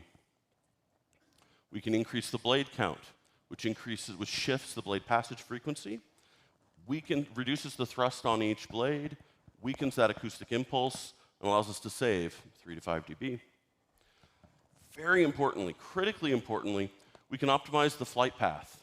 On approach, we can avoid blade vortex interaction, BVI, huge source of noise, and through having very controlled, precise flight paths, we can reduce the noise by 5 to 10 dB. And then there are other opportunities as well. We can eliminate the tail rotor. We don't have a turbine engine with its whine. And then there's advanced technologies, things like phase control, other technologies through which we can probably get another 2 to 3 dB. So lots of opportunities. They won't all work on the same aircraft. They work in different places. But there's reason to believe we can significantly affect the noise of these aircraft if that's important to us, which for us it is. What I've left out there is perhaps the biggest advantage of switching from rotor-borne flight to wing-borne flight and cruise. Instead of now getting powered lift, where you're actively putting energy into the flow to generate your lift, you now are flying on a wing, which, if you've heard birds fly, they're very, very quiet. So it's a very efficient way. So we have no cyclic loading on the rotor when you're flying on a wing. These vehicles are aiming for an L over D greater than 10. Think about that for a second. That absolutely requires that the thrust and the disk loading in cruise is dramatically lower than in hover. And so the noise associated with those goes way down. And in addition, we'll cruise at 1,000 to 1,500 feet, significantly higher than the low-altitude helicopter operations you might think about in an urban environment. And all of those help our noise and cruise dramatically. So there's reason for hope. There's things we can do. We'll talk a little bit about tools. And you've seen me talk about this in the past, about developing a variable fidelity environment. And so any engineering analysis starts with geometry. You draw a free body diagram before you do a statics problem. From there, and we need this to be very fast, very robust, automated, all these tools, so that we can enable creativity and enable design trades. Now, after the geometry, in order to do acoustics, you need to be able to do unsteady aerodynamics. So we have aerodynamics tools that we're looking at, and once you have the unsteady pressure field and the unsteady aerodynamics, you need to be able to do acoustic analysis. And the acoustic analysis allows you to propagate that unsteady pressure to an observer on the ground, calculate these noise metrics that we're talking about, and actually simulate the experience of an observer, a listener on the ground. So for us, our geometry tool is OpenVSP. This is a NASA-developed tool that we open-sourced back in 2012. It's publicly available and works very well for our purposes. We have developed a set of Python scripts that automatically convert an OpenVSP file into Charm. Charm is a comprehensive rotorcraft code developed by Continuum Dynamics, and it can do, among many other things, the unsteady aerodynamic analyses that we need. Now, Charm is able to write out files to PSU WOP-WOP. PSU WOP-WOP is a rotorcraft acoustics tool developed by Ken Brentner at Penn State University. And these tools we've talked about before, but we're not just doing this for us. We're not developing these scripts and connecting them just for Uber. We partnered with Ken Brentner and with Dan Wacht-Press and presented a short course on using these tools together at the Vertical Flight Society meeting back in January, where we had all kinds of members of the community, government, industry, academia, including our partners, and frankly, even our competitors, came to learn about these tools, and as we open sourced and released some of these scripts, for example, to go from VSP to Charm.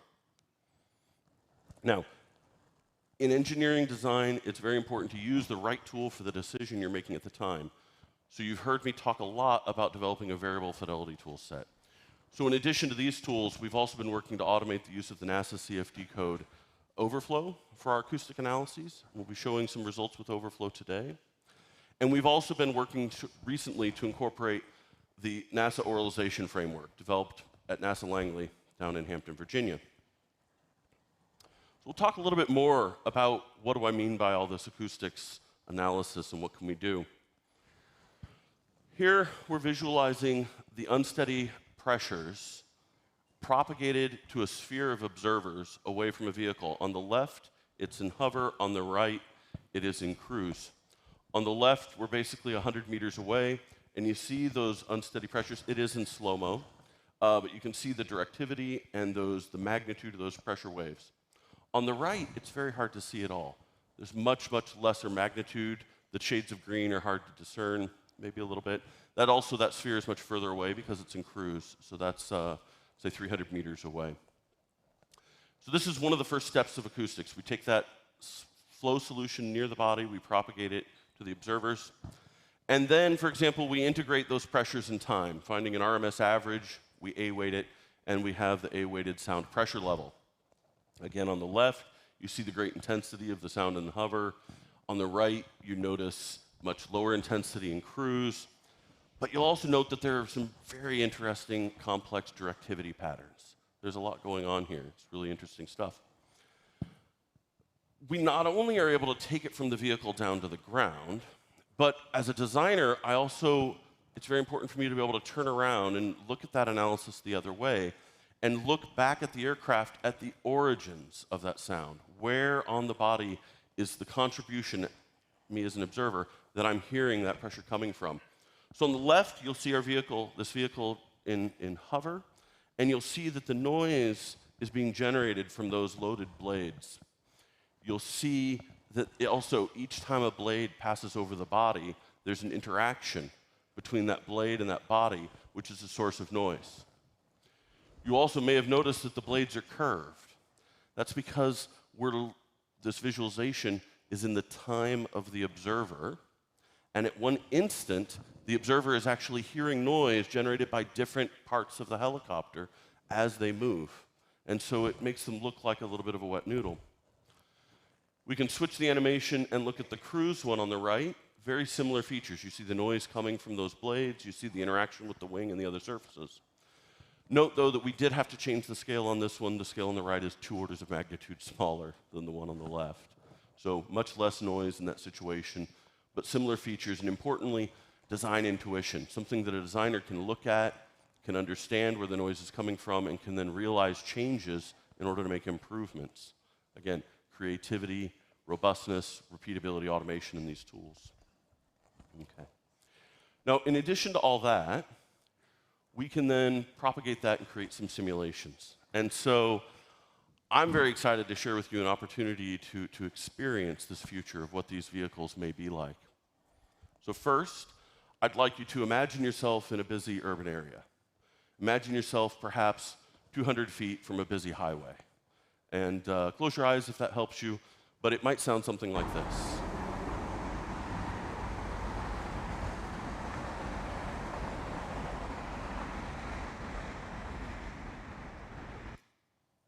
Now, imagine yourself at that same intersection when that eVTOL aircraft flies overhead in cruise.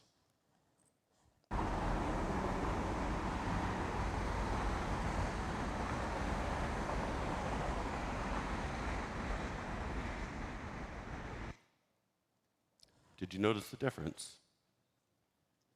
Good. Neither did I. That's the point. Now, you may not believe that I put an aircraft in there, so we'll listen to the aircraft alone.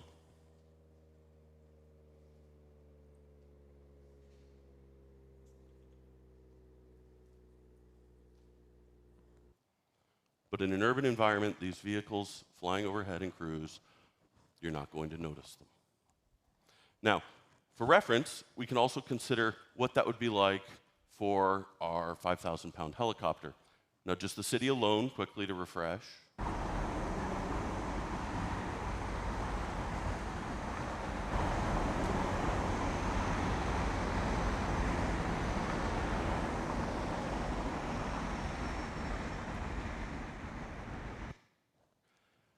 Now, it sounds a lot different depending on where you are in the room, and we're losing a bit of the frequency. So we'll get these files posted afterwards so that you can listen to them on your own headphones at home, which is probably your best experience.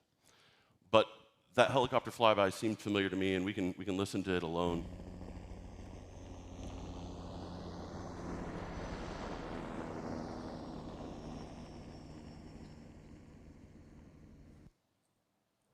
Now, fortunately, most of us don't spend our entire lives 200 feet from a busy highway interchange. And so it's also worth thinking about, well, what would it sound like in a much quieter environment? And so in that spirit, we can listen to, well, let's start by thinking about ourselves in a quiet area, perhaps a park, the leaves rustling, maybe some birds chirping, a car in the distance. Please be very quiet.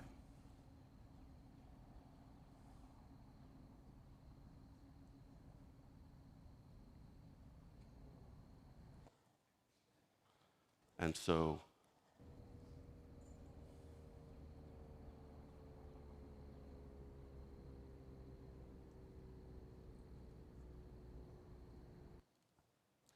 now clearly we can still hear that vehicle, but I could still hear the birds chirping. So I think that's a lot of progress. Again, for comparison, we can listen to the helicopter and I'll just the birds.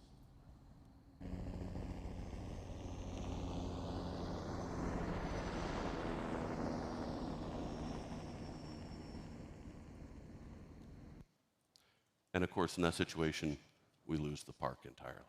And that's what we don't want. So I think there's a dramatic difference, dramatic advances that we can make. So Uber's obsessed with making these vehicles as quiet as possible because we want the communities to accept and embrace this new mode of transportation into their neighborhoods, into their lives, into their communities. Understanding the sound produced by the vehicle alone is insufficient without also understanding the acoustic environment that we're going to place these vehicles into. And so our operations and data team have been working on something that we call Project Symphony to understand the existing urban soundscapes and to inform our operations and shape our vehicle designs. And the next presentation is all about that. Thank you. Please welcome Rohit Goyal, Operations Planning Associate, Uber Elevate.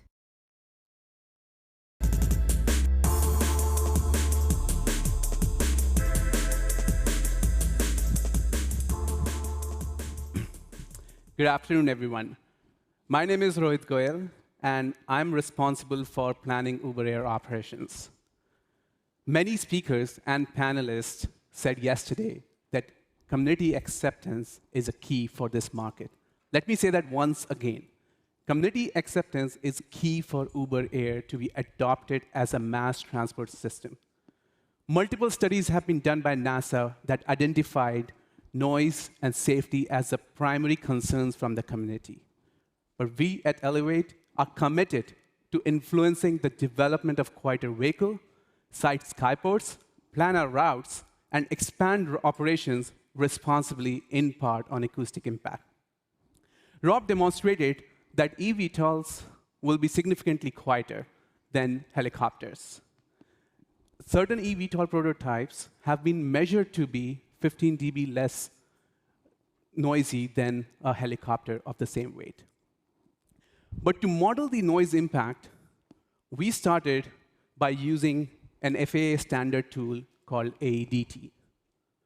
We first created an eVTOL proxy using a surrogate helicopter which has the same vehicle spectrum and performance characteristics, and then adjusted its noise values with what we expect would be for eVTOLs. We can clearly see that the noise impact of eVTOLs is significantly less than the noise impact of helicopters for the same amount of operations.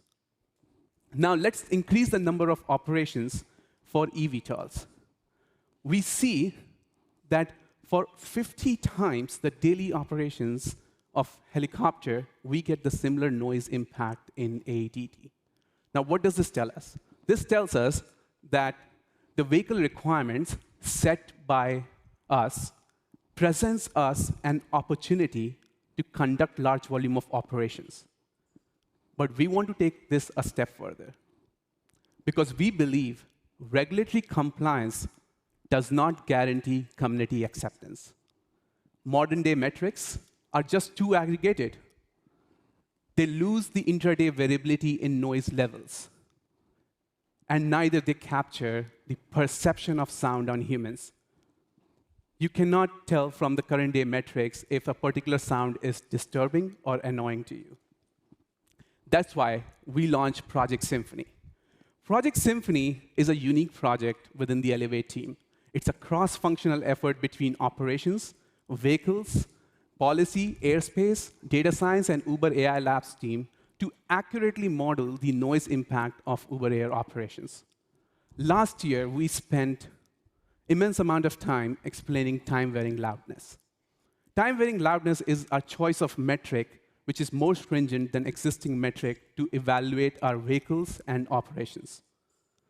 We believe that time-varying loudness is a better metric than noise level because it considers dependence on frequency weighting, spectral loudness summations, meaning two sound types that can have the same level but can still sound very different depending on the spectra. And finally, it considers temporal shape of the sound. The two sound types that have the same level, same spectra, can still be perceived very differently based on how rapidly it changes.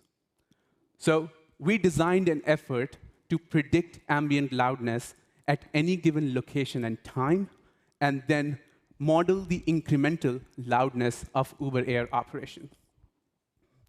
Our first step in this process was to come up with custom sets of sensors. On the left, you see fixed sensors that we built that are mounted 8 to 10 feet above the ground and were designed to collect long-term data for 1 year. While on the right, you see a sample of movable sensors which were mounted on the cars, and the cars were moved around to different parking areas in our market of interest to collect data for 1 to 7 days.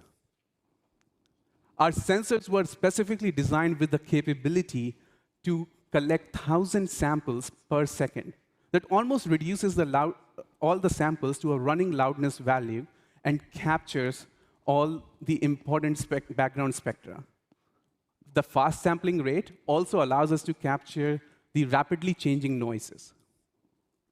Before we deploy these sensors to our market of interest, we stress tested this with our legal, privacy, and even the local policy teams in the market to make sure we are within the privacy paradigm of the localities that we want to collect data from.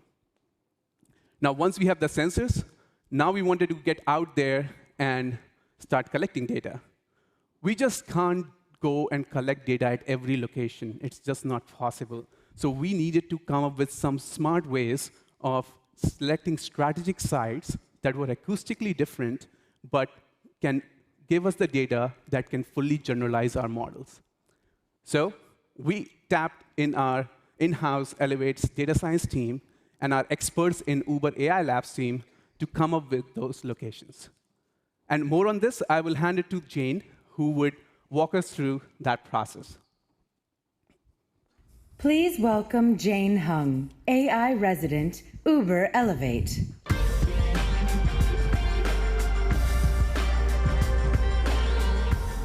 Hi, I'm Jane. I'm a machine learning research scientist at Uber AI Labs.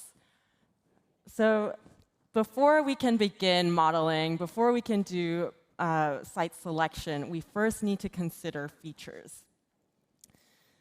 By features, what we mean are they're just attributes that affect noise. For example, road traffic at a particular location over a particular hour of the day. Our features are the inputs into our predictive noise model. In other words, our features are our covariates. A good model needs descriptive features. And while there are various ways to do that, the way that we chose was to use our subject matter expertise and context knowledge to combine feature data from various sources. So in total, we collected over 40 features from 3 main sources. The first is from the National Park Service, which has a really fantastic data set of static data across the entire United States. And this static data is really based on geography, so it doesn't depend on time, but it does depend on location. Some examples of features from this are distance from major roads and elevation. Secondly, we really wanted to make sure that traffic was part of our feature set. Air traffic and road traffic are both dynamic features that change with time as well as location. And since we are at Uber, we have a bunch of data, and we utilized it to when we used our Uber road traffic data as a proxy for overall road traffic. And finally, we used dynamic weather data from a public API. And this allowed us to utilize features like wind speed and temperature. So now that we have our features, we can finally begin the process of site selection. As you can see, Dallas-Fort Worth is a very large area, so we needed to strategically select sites where we wanted to put sensors and collect the most informative noise information. By informative, we mean sites that capture the diversity in geographic and temporal conditions, as well as different sources of noise.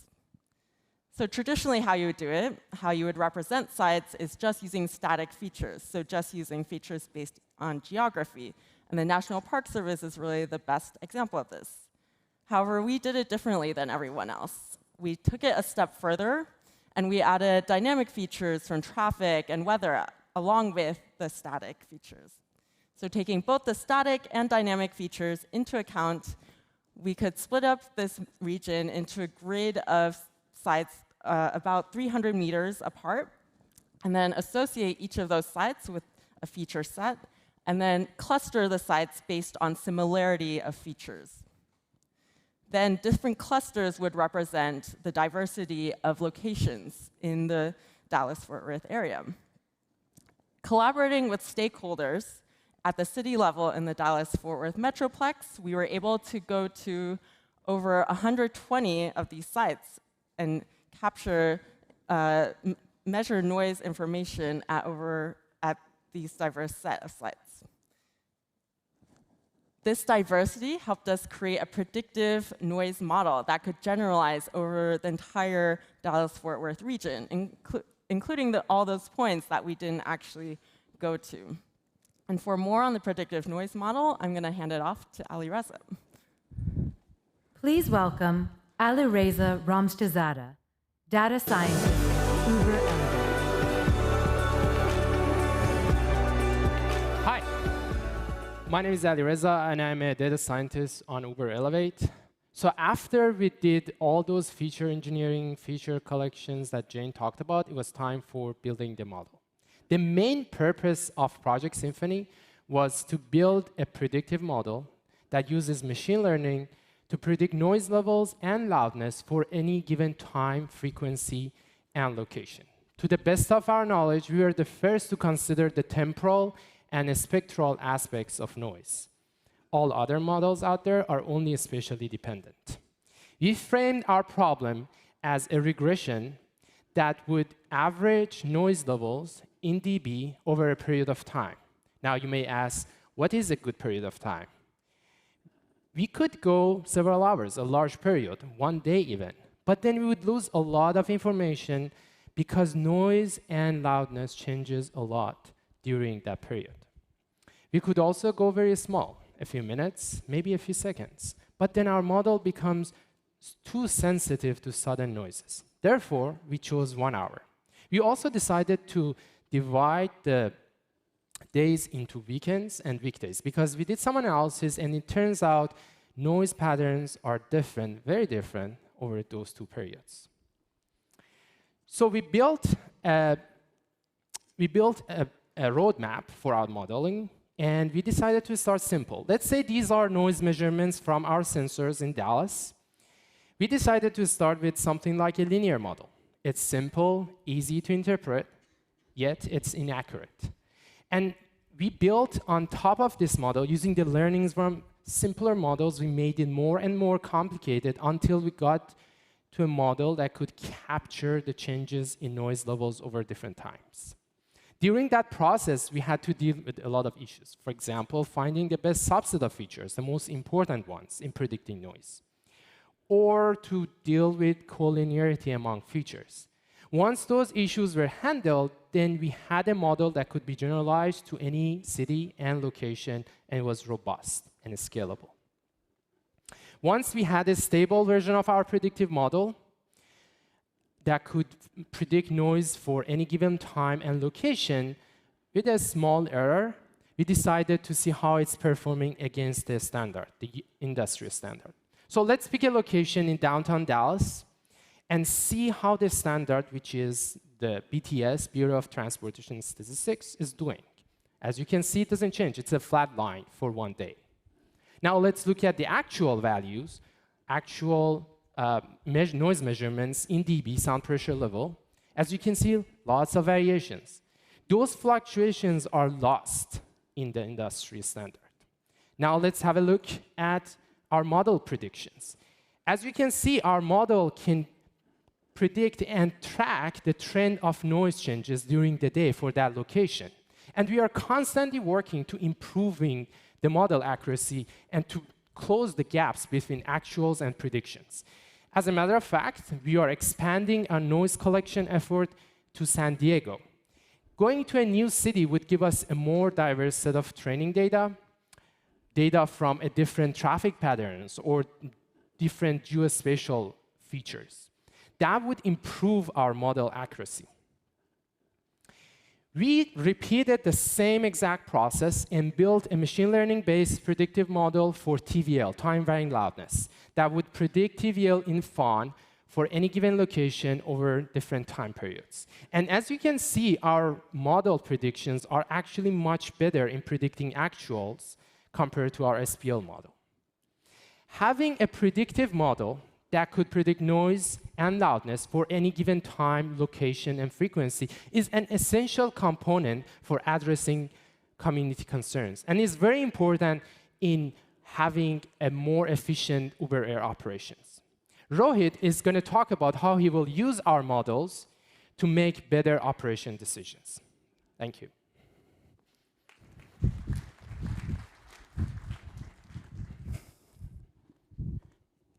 So operations team is the primary users of the model that Jane and Alireza just described. We take their model and make better predictions, better decisions on how we want to operate our network. Just look at this example. We can see that during certain hours of the day, when the loudness is pretty high, that actually presents me an opportunity to do large scale of operations. But I also see that if during the quiet hours of the day, if I do same number of operations, then that would significantly disrupt the community. But when we make operations decisions, we make it at a network level for a full market. So we needed that capability to predict loudness at any given location and any given time. So let's look at the heat map that shows you the predicted loudness values at any given location in DFW Metroplex. We can see that during certain hours of the day, mainly mornings and late evening, the noise levels are relatively on the lower end. But during the peak hours of the day, when people's activity increases, we see that the noise levels are very high. Now, as Alireza also mentioned, this is not a perfect model yet, and we understand this. So that's why we are going to San Diego, which is our drone launch market, to do the same noise data collection there. Now let's take this heat map and put it to perspective on how can we make good operations decision. Revati and Ian spent some time earlier demonstrating how our Flux Optimizer works. Flux Optimizer tells us where we can put our nodes, how we can plan our routes in the most efficient manner. Let's look at a set of 5-node network that is purely driven by demand and other features as well, but doesn't consider acoustics or loudness into consideration. Now, we can see certain nodes are in the area of low background noise. And if we do our operations in those areas, then we will likely disrupt the community.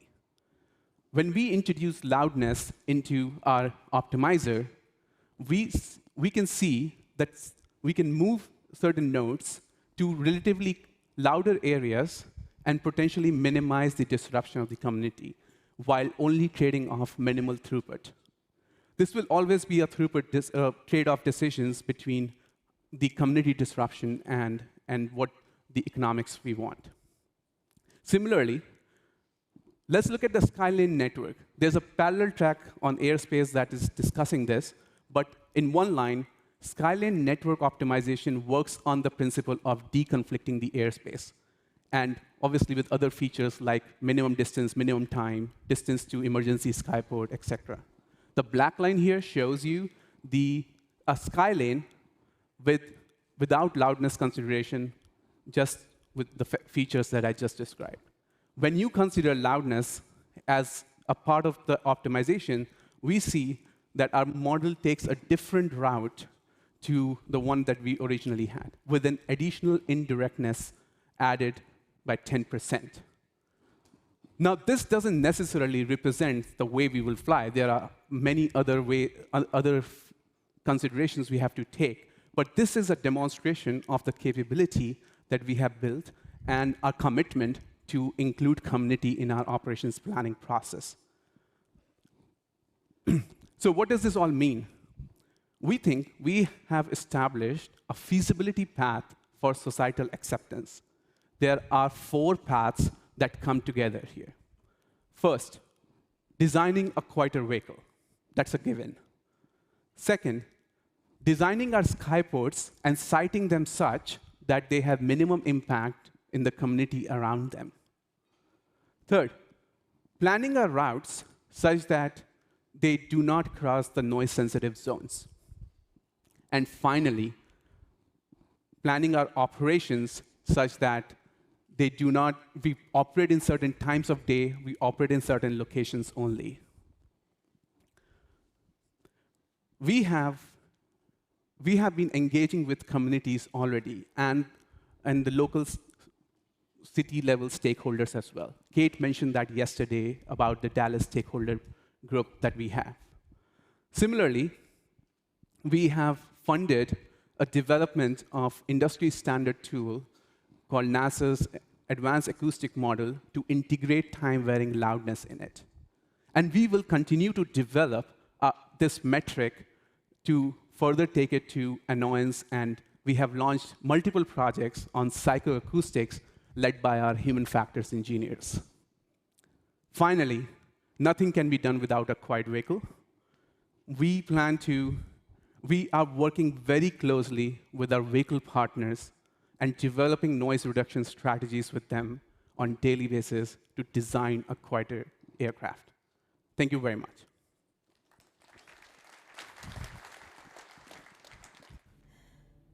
Please welcome Scott Savian, Executive Vice President, Innovation, Safran Cabin.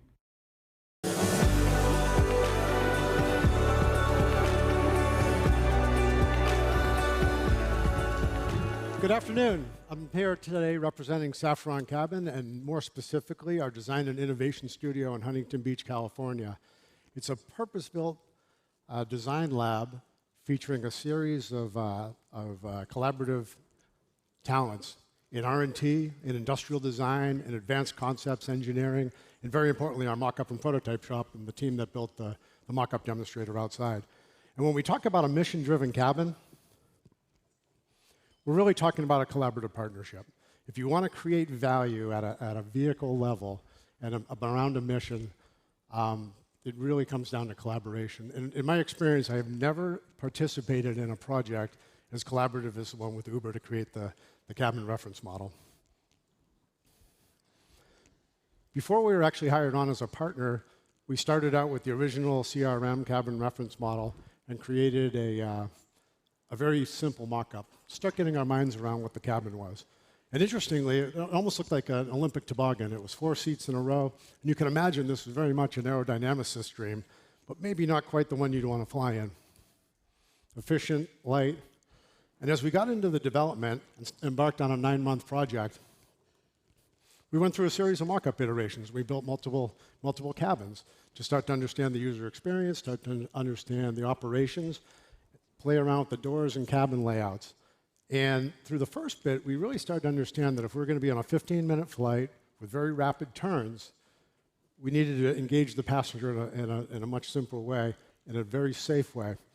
And so it really became about understanding the operations and how this vehicle would work. From there, we started to turn our attention to the user experience.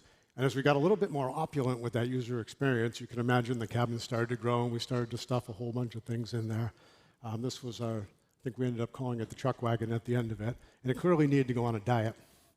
And so through the rest of the development, we went through a series of iterations to get to what we believe was a very finely tuned cabin. And this is actually the final mock-up before the demonstrator you see outside. And quite frankly, it was a balanced solution.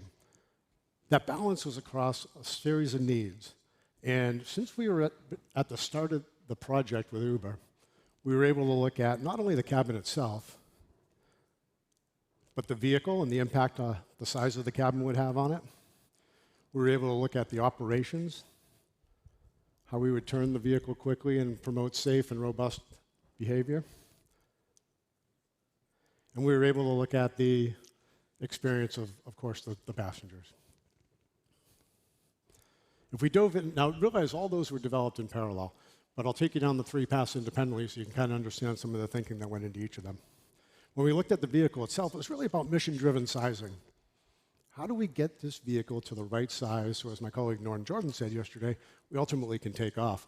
And realizing that the impact of size becomes weight, becomes aerodynamics, and it's an exponential growth, to really get the cabin right was very, very important in this project. So when we look at that initial layout, you can see how this would be very efficient. But we'd have 4 doors, we'd have a very interesting cabin environment. So we started to grow it. We went through traditional helicopter layouts.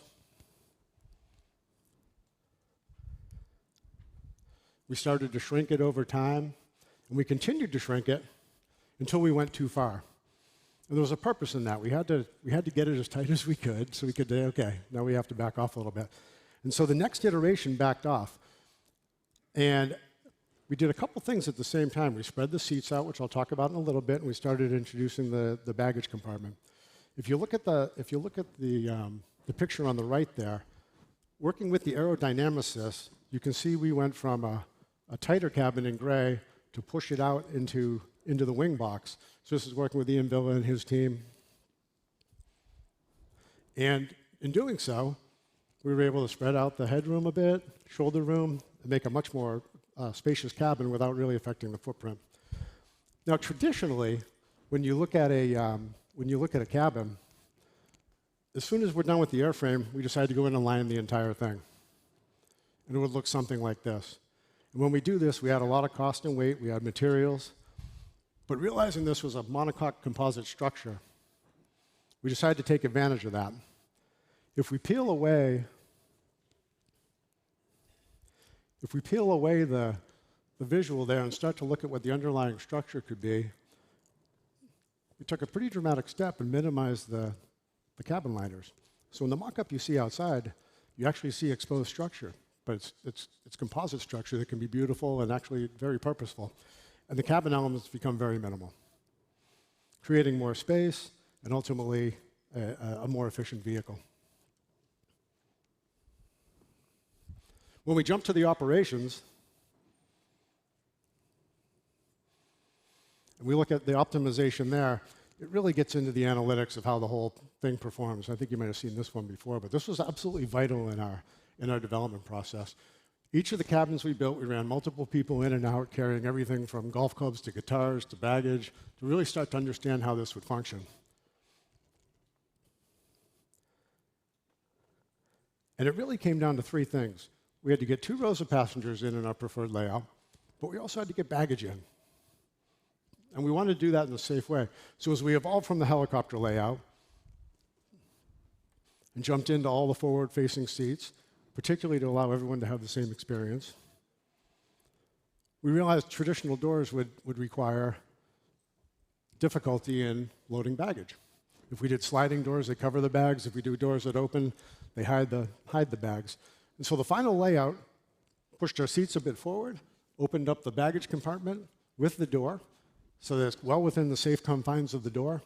And you can see in the actual realization, as you approach the vehicle, everybody would know exactly where to go and how to use it.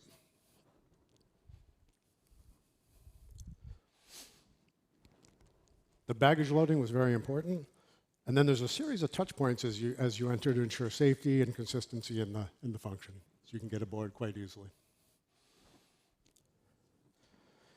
At the heart of it all is a modular approach with robust existing commercial aircraft-grade materials. From the liner systems that could be modular and upgraded to include things like chargers and cup holders, to the headliner, very durable floor, and highly durable baggage compartment elements as well. And of course, the seats. And the seats go to the heart of the experience. When we look at the seamless integration of the cabin, we're really talking about safety and comfort, and the cabin should fundamentally disappear. The doors are open and inviting, guiding you where to go. Baggage compartments in a safe zone. There's a properly sized step at the right height, well lit. A series of handles in the right place and signage that clearly identifies where the seats are. So many people will be entering this cabin for the first time, and it has to be very, very simple and should not cause any stress or anxiety as they go. And in the lighting system at the top, we actually when something new is going to happen in the flight, you're about to take off, the lights drop to the Uber safety blue. You're about to land, the lights can change to safety blue in a nice, comforting way. So you know something different's coming up. So that final layout was born from some proven technology. Our Safran Seats division has a very, very nice helicopter seat that was the foundation of the seat we put in here. And it was an evolution. You can see it's a higher seat. It's a little bit more padded, just about a passenger. Make no mistake, this is not a helicopter seat, but it's born from the technology that understands fundamentally what's coming up. And then it becomes a seamless part of the entrance to the vehicle, enabling you to climb in at the right height, slide over to the opposite seat because we don't want all the doors open at the same time. This is what we call our herring bench. And quite frankly, this was probably the most significant development in the project. We turned the seats outboard.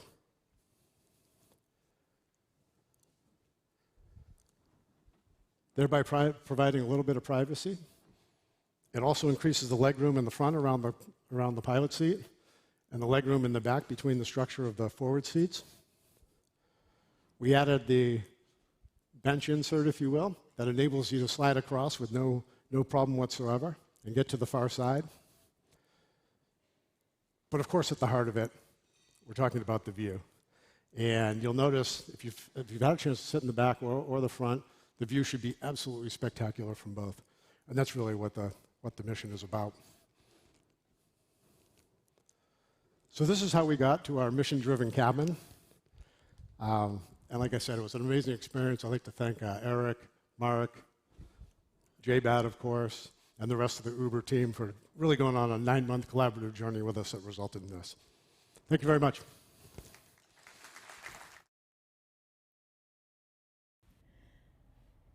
Please welcome Mark Moore, Director of Engineering, Vehicle Systems, Uber Elevate.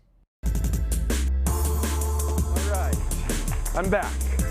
I've got to fly through these because we're a little bit behind, but get your cameras ready because I'm going to show you all of our classified data on costs. So let's jump right into it. Again, establishing any baseline, you've got to look at what things cost today, right? So you can see light aircraft in the black, you can see helicopters in the red, and right away you see helicopters are darn expensive. A lot of that is because they make only a few of them. For each model, most of them are less than 100 units per year. You can see that on a cost per pound basis of the empty weight, they're as expensive as commercial airliners. That's not good. It's related to both that low volume production and because there's lots of critical parts that are 2 to 3 times more expensive than a non-critical part. Our goal in the near term, we don't take any credit. We think that coming off the line in low volume production, these eVTOL aircraft are going to be about as expensive as light aircraft are today. Even though they get rid of the most expensive component, the turbine, there's a lot of development costs, and some of that's going to be amortized in those first low volume production years. But as we get to 10,000 units per year, which we think is very reasonable by 2030, then we get those economies of scale, high volume production of these non-critical components. That's when we can get that cost savings and get these vehicles under $1 million a piece. Moving on to the operating costs, you got to understand what they cost today. So you see a higher number here than I showed you before. That's because this is at 700 hours of utilization. So about $1,800 if we were to put a Bell into our network and operate it at 700 hours of utilization. You got to have equal utilization when you compare things to have a fair comparison. So what we really need to do is look at it if we were operating at 2,000 hours a year, which we will for eVTOL aircraft. But most helicopters operate at that lower utilization. Again, that's why they're so expensive. So you can see, looking across, if we operated helicopters 2,000 hours, this is where the money would go. And the big heavy hitters are maintenance and energy, and that's where eVTOL aircraft are fantastic. So we have this goal of at least a 35% decrease from existing small helicopters, translating to a goal of $700 per flight hour. Again, you see the blue comparison of the eVTOL to the red helicopter. It's pretty much all in the maintenance and energy costs. You can see the blue has two parts of it for the eTOL. One is the actual electricity. The lighter color is that battery amortization. You got to be honest, these batteries are expensive. You got to amortize them as part of the cost. So deep diving into the maintenance. This is where we think will be, this is on a per passenger seat mile to be able to appropriately compare it. So you see single engine helicopters are very, very expensive in terms of maintenance because they don't have as many passengers as twin engines, so they can't amortize the cost as effectively per passenger. We think we'll be basically halfway between twin engine helicopters and general aviation aircraft. It's kind of that middle ground between fixed wing and helis. Going one step deeper into decomposing that, this is where the cost is. Plus, if you're doing like air tourism, like they do in New York, they have to keep idling that. So you have that idling factor because that actually counts towards hours on your turbine. And your rotor head eVTOL aircraft don't need to idle. Those motors can turn off like that and don't need to keep spinning. You'll see a huge part of it is in the turbine. It's over $100 per hour. This is why we're pushing so aggressively to electric. Cost of electric motors restoration, it's like less than $5 per flight hour. Huge difference there. So big changes in terms of the maintenance cost. Again, a lot of that is getting rid of that part criticality so you don't have to have those frequent inspections.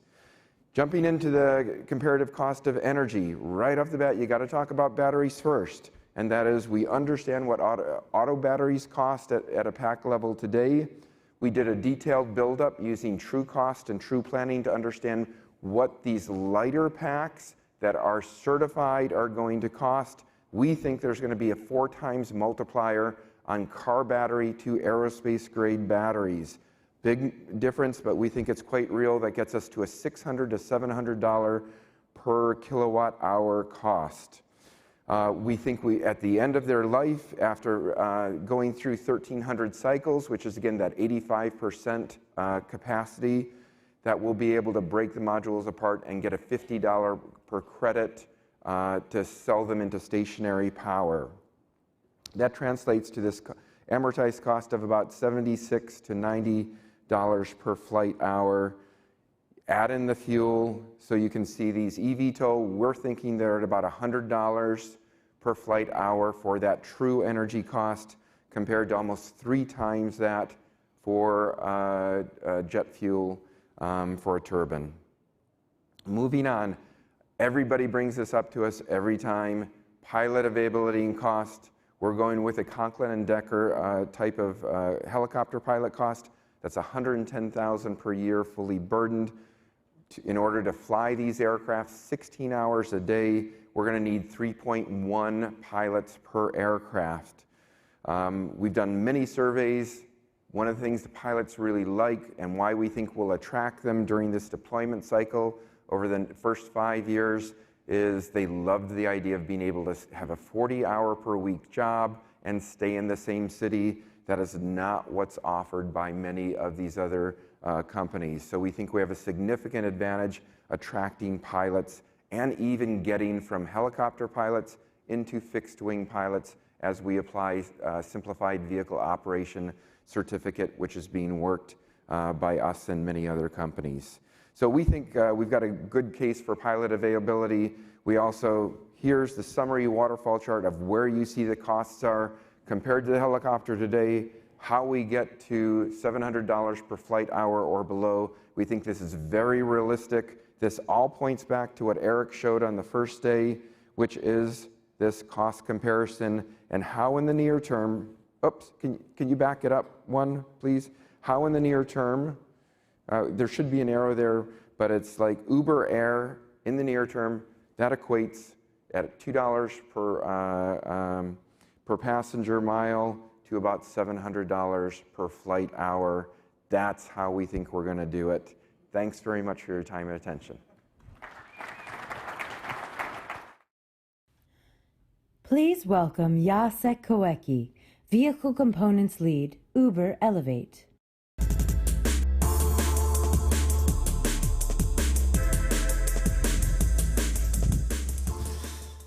Good afternoon. One of the core objectives of the Elevate vehicle engineering team is to analyze VTOL performance as it relates to UAM operations. And we started analyzing the many proposed eVTOL configurations. We realized that we need to compare them in terms of safety. For that purpose, we developed two metrics that Mark talked about a lot, called criticality and complexity. In this presentation, we're going to talk about what those two metrics mean to us and how they relate to airworthiness certification, as well as a big picture of safety. So let's start with the basic building blocks of electric propulsion. Electric propulsion sets. They offer a remarkable feature of electric cross-shafting, which is the ability for an aircraft to tolerate partial power failure by using redundancy and good design.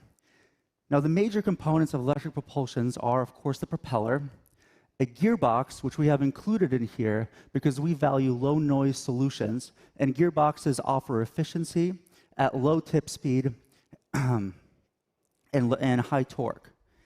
Now, gearboxes won't be present on all VTOLs, but here we're going to include them. And next, of course, is the motor and a single inverter that provide power. Now, that was a very simple example, but we want to make it a little bit more complex by showing dual wound motors as a potential solution. These solutions are resilient to electrical failures and are very useful, and we'll show how that works in specific examples. Now, there are many other solutions out there, some that include multiple motors and a combining gearbox, liquid cooling, variable pitch propellers, but for this example, we're going to keep it pretty simple just to show the point. So let's do a first principle reliability exercise. Let's look at different eVTOL topologies and analyze how propulsion sets have to provide thrust for eVTOLs to maintain control in hover mode. Now, this is a notional example, and it's built on the assumption that there are sensors that can detect and mitigate any potential failures. Now, the dual and the quad, they need all the propulsion sets to work to maintain control. And if we set a target of 10 to the negative 8th catastrophic failures per flight hour, each set, as you increase the number of propulsion sets, has to be divided to get the total reliability. Now, let's compare to a hex or an octo, which, if designed properly, can maintain control after any single propulsion failure. Now, the analysis of the hex and the octo is much different because it's now dependent on a time factor for how long you need to operate before you have your second failure. And because this mission is very short for UAM, in this case we took a conservative assumption of 15 minutes, it creates a different analysis approach. Now, as you can see, the required reliability per propulsion set between a quad and a hex is 4 magnitudes different to maintain the same level of safety. Now, we believe that the differences in the required MTBF per set are going to have very big differences in terms of cost on the acquisition and then the maintenance. So let's unpack that and look at it at a component level. So let's identify which of the possible components are going to create that critical loss of control. Now, we have to define what critical parts mean, and they are defined as the components whose failure will prevent continued safe flight and landing. Now, for the hex and the octo, propeller shed is possibly critical, but any single failure otherwise will keep the aircraft flying. Now, in comparison to the dual and the quad, everything has to work all the time. Now, the interesting case is the dual wound motor application, where each propulsion set can lose a single inverter and keep flying. But this arrangement is still susceptible to structural or mechanical failures like bearing problems. Now, in the Elevate team, we use this kind of analysis to generate a metric that we call a criticality score. And in essence, what it does is it tracks how good an aircraft is going to be at electric cross-shafting. But we also apply this to actuation to see are there any redundancies in actuation systems to see whether this is a good aircraft design. And we believe that with the lower criticality, we can have that lower acquisition and maintenance cost. So let's next take it to complexity. Now, complexity is designed to give credit to aircraft that have simple designs. And in essence, it is just a parts count that is weighted by the engineering integration difficulty and by the maintenance difficulty once you're operating the aircraft. And on the left, you can see a City Airbus, which has 2 motors, 2 inverters, and fixed-pitch propellers per corner. This aircraft embraces simplicity and has a great complexity score.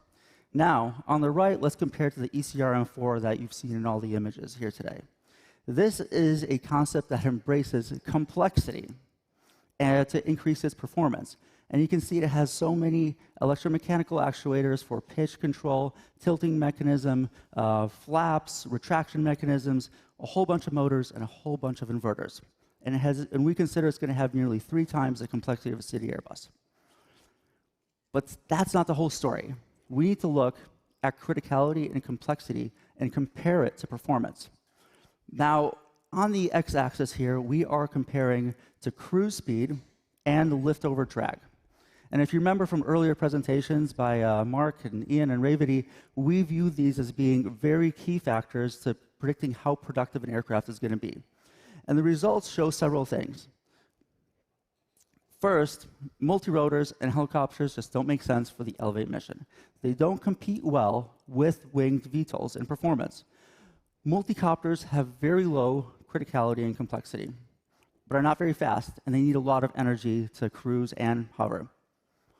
Now, as opposed to that, you have helicopters, which have a lot of criticality. So that gives them a very high score, and they don't really have much of an increase in terms of performance. And that brings us to winged VTOLs. So you have the lift plus cruise in the blue, which are very low criticality and complexity, but have a limit to how fast they can get. And also, then you have that big green blob of the tilting concepts, which have some have a lot of criticality, some have a lot of complexity. We believe that the best aircraft for Uber Air operations will have minimal criticality, but have a balance of complexity and performance. So let's use those 2 concepts of complexity and criticality and figure out how eVTOLs fit in the big picture of safety and certification. And let's start by unpacking the fatal accidents of Part 135, on-demand operations. So UAM operators care about this whole pie, which is called the actual level of safety, ALS, which is the observed safety record of these operations. Now, systems failures are a subset of ALS, and they correlate to the target level of safety, which is that design goal that we need to work for, and we'll explain later how to get there. So defining TLS, and this is what we need to do now, will give VTOL designers the targets to design these aircraft. And we can't overemphasize that defining TLS is a very small fraction of existing accidents, and it is not meaningful without us thinking about the big concept of operations. So in the next couple of slides, I'll present ways to think about TLS, but then bring it back to our overall vision. So airworthiness standards are based on the risk of a particular aircraft. This risk assessment was developed a long time ago, and it was developed after aircraft and helicopters had already been flying, and they could compare to a safety record to say what is safe. And the challenge for UAM is that we don't have existing aircraft that we can compare to and say what is safe and what isn't. So let's investigate this historic safety approach for Part 23, the top ones, small airplanes, and Part 25, the large airplanes. And this logic assumes that the ALS for a small airplane flying in instrument meteorological conditions is 10 to the negative 4th catastrophic failures per flight hour, and for large airplanes, 10 to the negative 6th. Now, there's a step here that assumes that 10% of failures are due to systems hazards. So electrical failures, structural failures, mechanical failures. And that results in 10 to the negative 5th and 10 to the negative 7th. Now, the next step relates to counting how many possible failure conditions you have that will result in a catastrophic incident. A single engine airplane is pretty simple. It doesn't have that many catastrophic failure conditions, while a large airplane has a lot of catastrophic conditions, or more, let's say. So this results in what is commonly referred to as a TLS, which is that design target for engineers, and it is 10 to the -6 for small airplanes and 10 to the -9 for transport category airplanes. Now, this is a very crude approach for framing TLS, but we feel it's very useful to see, so we can now extract this into what it means for eVTOLs. This is a more nuanced approach to TLS. So on the top is Part 23 ASTM standards for TLS, and on the bottom is work that came out 2 years ago from an FAA policy statement, commonly called the safety continuum. Now, the risk tables are based on many factors, such as the weight of the aircraft, the occupants, and the engine type. And these characteristics are different for both airplanes and rotorcraft for obvious reasons, but they also include some inherent features, such as criticality and complexity. Now, rotorcraft have a lot of critical components. These things like their collective, their cyclic, their anti-torque mechanisms all need to work for the airplane to maintain control. And Part 23 airplanes are a little bit more inclined to incorporate different features to increase their performance, such as flaps, variable pitch propellers, retracting gear. So, where do eVTOLs fit in existing airworthiness structure? There's no perfect fit because eVTOLs embrace both winged flight and thrust-borne lift.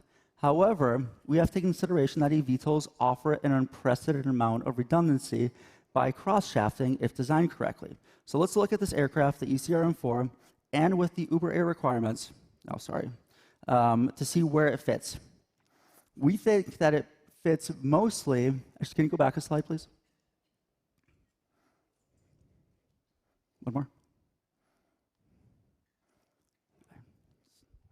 We think it fits mostly in these green areas and fits according to assessment level 2 for Part 23 aircraft. So it is between 2 and 6 crew. We think we're going to have 3 and 4, and it's going to weigh less than 7,000 pounds. And basically, because of the way it's operating in lift mode, more than 95% of the time, we think it aligns more with Part 23 level 2.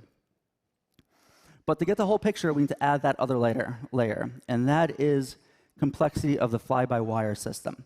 So in 2015, there was a great report by the Joint Authorities of Rulemaking on Unmanned Systems, and it analyzed what increased complexity means in terms of a safety risk. And the conclusion is that fly-by-wire adds a magnitude of risk rigor, so we think we're aligned with that. So we think that basically the TLS for this particular aircraft is 10 to the -8. So with all that information, this puts this aircraft, the ECRM4, at an equivalent risk of something like a Pilatus PC-12 or an Airbus H-130 helicopter, which have between 7 and 9 crew, and plus crew, or a 6 and 9 occupancy. Now, I want to emphasize this isn't applicable to all aircraft. For instance, you can see John's compound aircraft outside. It looks more like a rotorcraft. It can auto-rotate, and so it might make more sense for them to take Part 27. This is just for this particular aircraft. Now, the other thing we want to mention is that we predict extraordinary growth in UAM air mobility. However, even with that extraordinary growth, we don't expect UAM to have more operations than commercial airliners for a very long time. And considering these projections and the lower inherent risk of small airplanes carrying fewer passengers, it doesn't make sense to mandate transport category TLS. In other words, we don't believe that today's airworthiness standards requirements should be based on future projections of growth. Now, by combining the TLS of 10 to the -8 and putting it into Part 135 operation safety records, we see the scenario where the overwhelming majority of accidents, 97% of accidents, would be attributed to operator errors. Reducing operator errors should be the main focus for increasing safety. So let's address how we can reduce those operator errors. In the columns in this table, there are a few commonly accepted operator skill categories and how often they are considered the main cause of fatal accidents. And note that basic airmanship, navigation, and decision-making account for the vast majority of these errors. And 3 rows prevent very powerful levers that we can allow UAM operations to drastically reduce those or possibly even eliminate those operator errors. First is that the operations will be limited to exclusive use skyports. Only we will be allowed to operate there, and that will be a very tightly controlled environment as well as it'll have strict operational processes that we're basing on an SMS approach. Second is the use of Elevate Cloud Services that will manage traffic separation, allocate safe flight trajectories, and monitor performance and as well as weather in real time. And the third is the use of fail functional automation to improve safety. Now, work is already underway on that, most notably in GAMA's Simplified Vehicle Operations Subcommittee. Now, the different accidents are mitigated by different combinations of elements. For example, basic airmanship can be mitigated by full fly-by-wire augmentation and flight envelope protection. And navigation can be mitigated by a combination of automation, such as robust state estimation or Elevate Cloud Services. Now let's go back to the chart of accident rates. Uber and our vehicle partners are investing in these areas, these three levers, to reduce operator errors. And our analysis shows that it is feasible to reduce operators by 80% at launch. As a medium-term scenario, we assume a larger reduction in more mature operations and improved automation capability. And the chart to the right is our goal, which assumes full autonomy, where we hope to completely eliminate operator error. Now, let's keep the short-term and medium-term scenarios that use a TLS of 10 to the negative 8th and compare that to a TLS of 10 to the negative 9th. With the large drop in TLS, 90%, it is far less effective than a comparatively modest reduction in operator error by applying operational safety processes and automation. So, all of these concepts can be summarized with a safety layer approach. In addition to the high standards of aircraft design, this approach captures management and operation safety factors.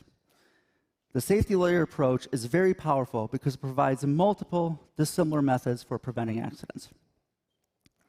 As an additional safety layer, we see value in innovative safety systems that can mitigate the consequences of emergencies. These are sometimes called harm barriers. We see value in such systems as smart energy-absorbing seats, energy-absorbing structure, and parachute soft landing systems. But currently, because these systems are not 100% effective, they do not receive significant airworthiness certification credit. We believe that this existing all-or-nothing policy is flawed, and would like to see regulators consider emergency mitigation incentives in their airworthiness standards. Now, and this is based on our belief that emergency mitigation systems can address many types of failures, not just systems failures, but also operator errors. So the purpose of this presentation is to provide context to the nuances of eVTOL design goodness and our operations focus on safety and airworthiness. Now, we believe that if criticality and complexity are considered early in design stage, it will result in robust and productive aircraft. And based on existing regulations, we believe that a TLS of 10 to the negative 8th makes the most sense for our aircraft. On top of that, we believe that we need to follow a good roadmap for SMS-driven operations, use our Elevate Cloud Services initiative, and invest in automation to reduce operator errors. And our hope is that by presenting our approach, we can stimulate productive dialogue amongst regulators, amongst aircraft designers, and amongst operators. And we look forward to having further discussions with everybody here. Thank you.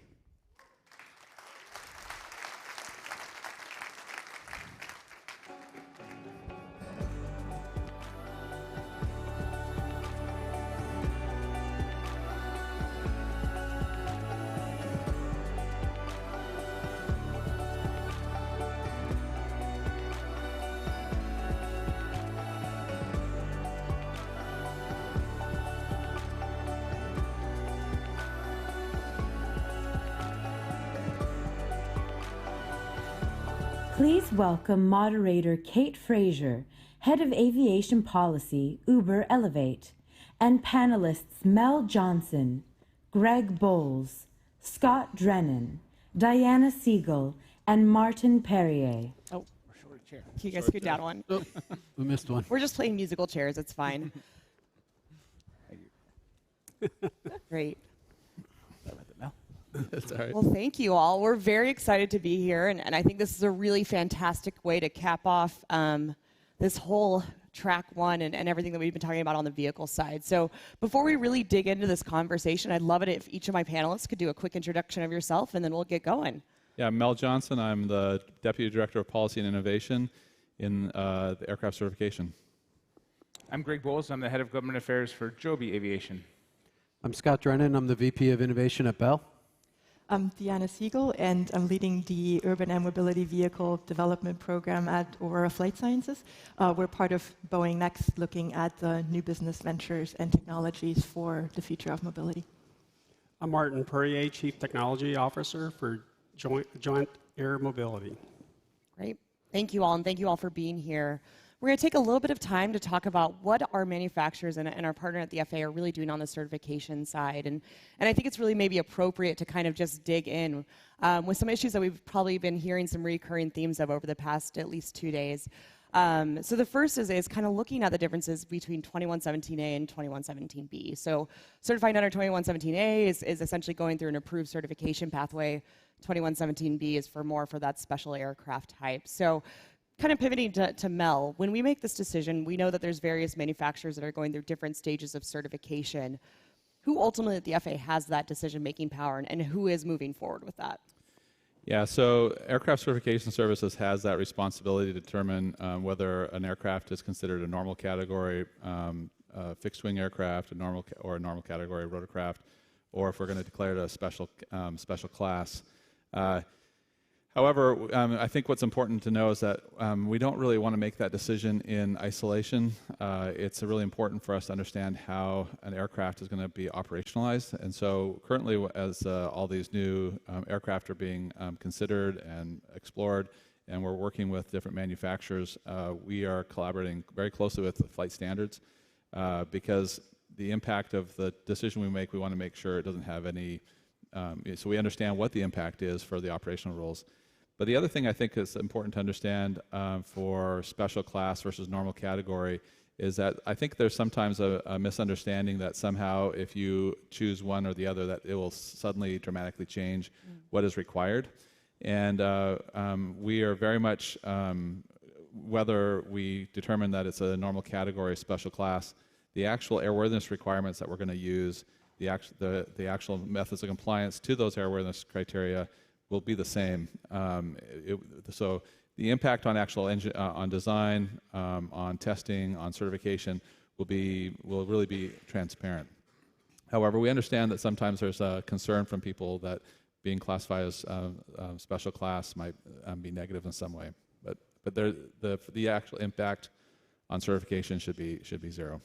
Okay, that's always good to hear. Yep. I'm sure, hopefully, a relief, of course. But kind of following up on that, so we talk a little bit about a first mover disadvantage for manufacturers that are really first to that gate before a G1 issue paper is released. So what can the FAA do to kind of mitigate that effect? Yeah, that's a good question, and we very much do not want to have there be if there is any kind of disadvantage for the first mover, that we don't want it to be because the FAA is slow or equivocating and causing troubles or disruptions. So one of the things that we're doing right now is we are moving forward with helping establish airworthiness criteria with people who have come to propose designs to us, and we're working with them. While we're making that decision, we're ensuring that that the decision on normal category or special class does not impact the project schedule in any way. So while we are very deliberately making a decision, because the categorization will have impact on airman certification, on the operational rules and how they're applied, we're trying to express to the team within the FAA as well as the OEMs that we're working with that we can get to work on establishing those airworthiness criteria. We can get to work at actually beginning testing. So that's one way that we're trying to make sure there's no disadvantage. That's great. Greg, you look like you might have some thoughts on that. Absolutely. So I think the question about how we classify the aircraft, I really appreciate the relationship we've had with the FAA aircraft certification side. I would reinforce the point that that team has been really nimble in establishing appropriate means of compliance that are really based on all the work we've all done as a community in Part 23, the STM work. There's a really good body of work that's happening there that keeps us plenty busy at this point. I think the nature of the concern comes to operations and then even taking these aircraft around the world. So if you think about the scenario, if I put in front of you something and tell you this is an airplane except for these 5 differences, you're pretty clear on exactly what that is. And if I put something in front of you and say, this is special, you don't even know to touch it at first. You say, what is that? What is special? What's special about it? I need to have a long conversation with a lot of folks, and this is a huge industry, this is a huge community. So we think that the smart approach is for the FAA to help everyone in this community understand what is different. And by doing that, by saying, this is this thing that you all know, except for these differences, we think that's a really important way to introduce these vehicles into the space. That's great. Yeah, thank you, Greg. I do kind of want to pivot a little bit towards safety, but before we do we have any thoughts about Mel or Greg's? That's perfect. Yeah, that's great. Okay, Scott. I missed the question. What? If you have any thoughts on what Mel or Greg were discussing, otherwise we're going to pivot over to safety for a little bit. Yep. Great. So I want to talk a little bit about safety assurance, especially following Jasek's presentation, and kind of talk about basically each manufacturer's position really on safety assurance and developing your system safety assessments. Would love to kind of, and we can start over with Martin. Oh, thank you. Thank you very much. And this is relative to FHAs on, yes. Obviously we're kind of early in our development process, having announced the company in April, but there has been some preliminary work done actually by Georgia Tech on a similar configuration. And so obviously, you start at the aircraft level relative to any sort of FHA analysis. And, we did, discover an opportunity to, enhance the design from a safety perspective in terms of redundancy. The original configuration had a single propulsor, for example, and now we have a quad propulsor, 2 on each side of the wings as a result of that analysis. And so, if you follow the rigors of, 4754 and 4761, it will guide you in terms of, designing the right system architecture to meet the requirements set forth by the authorities. That's great. Diana? Yeah, so similar to Martin, we're looking to follow industry standard processes when conducting our FHA. I mean, that helps leverage learning from the industry that already exists, that helps communicating amongst ourselves and to communicate with the regulator. And then when we're looking at a functional breakdown, we're looking to follow the ATA chapters as far as possible as well. And there's differences, but they're roughly in line with what with the functions that we're looking to provide on an eVTOL as well. As an example, if you take ATA 28 fuel, well, we got a different type of fuel, but the functions that we're using, store, distribute the fuel, indicate fuel level, are similar. When you do the work, you'll find obviously that the hazards and failure conditions are different. That means you're going to have different safety requirements. You'll have a requirement on monitoring temperature, on making sure you don't overcharge the battery, but the same thought process applies as to a normal aircraft.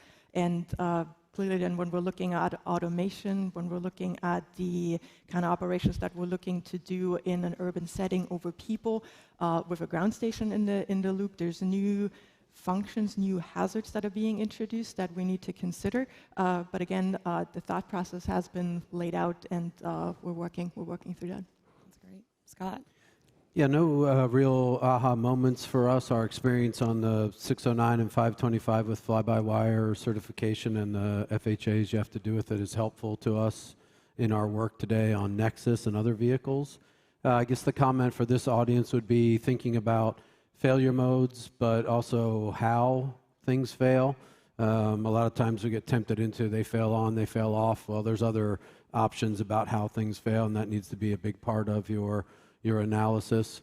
Also, what the secondary effects are of that failure, so what other systems have been affected by that, and then, of course, the mitigation. So I think that's our focus around being complete in the analysis for all those different aspects. So you mentioned the fly-by-wire system, and I'd love to kind of get your thoughts a little bit on ultimately how both that and SVO can really improve safety and especially operator safety. Yeah, we are very positive that we need to keep the vehicle levels as safe or safer than we have done in the past. So I think you'll hear me later say 10 to the minus 9th is our vehicle target. But we agree SVO, the operational piece, the infrastructure piece, And in operational, I include the pilot training, maintaining training, our critical parts, so we can't let those be the low poles in the tent, just in the same way we can't let the vehicle be the low poles in the tent.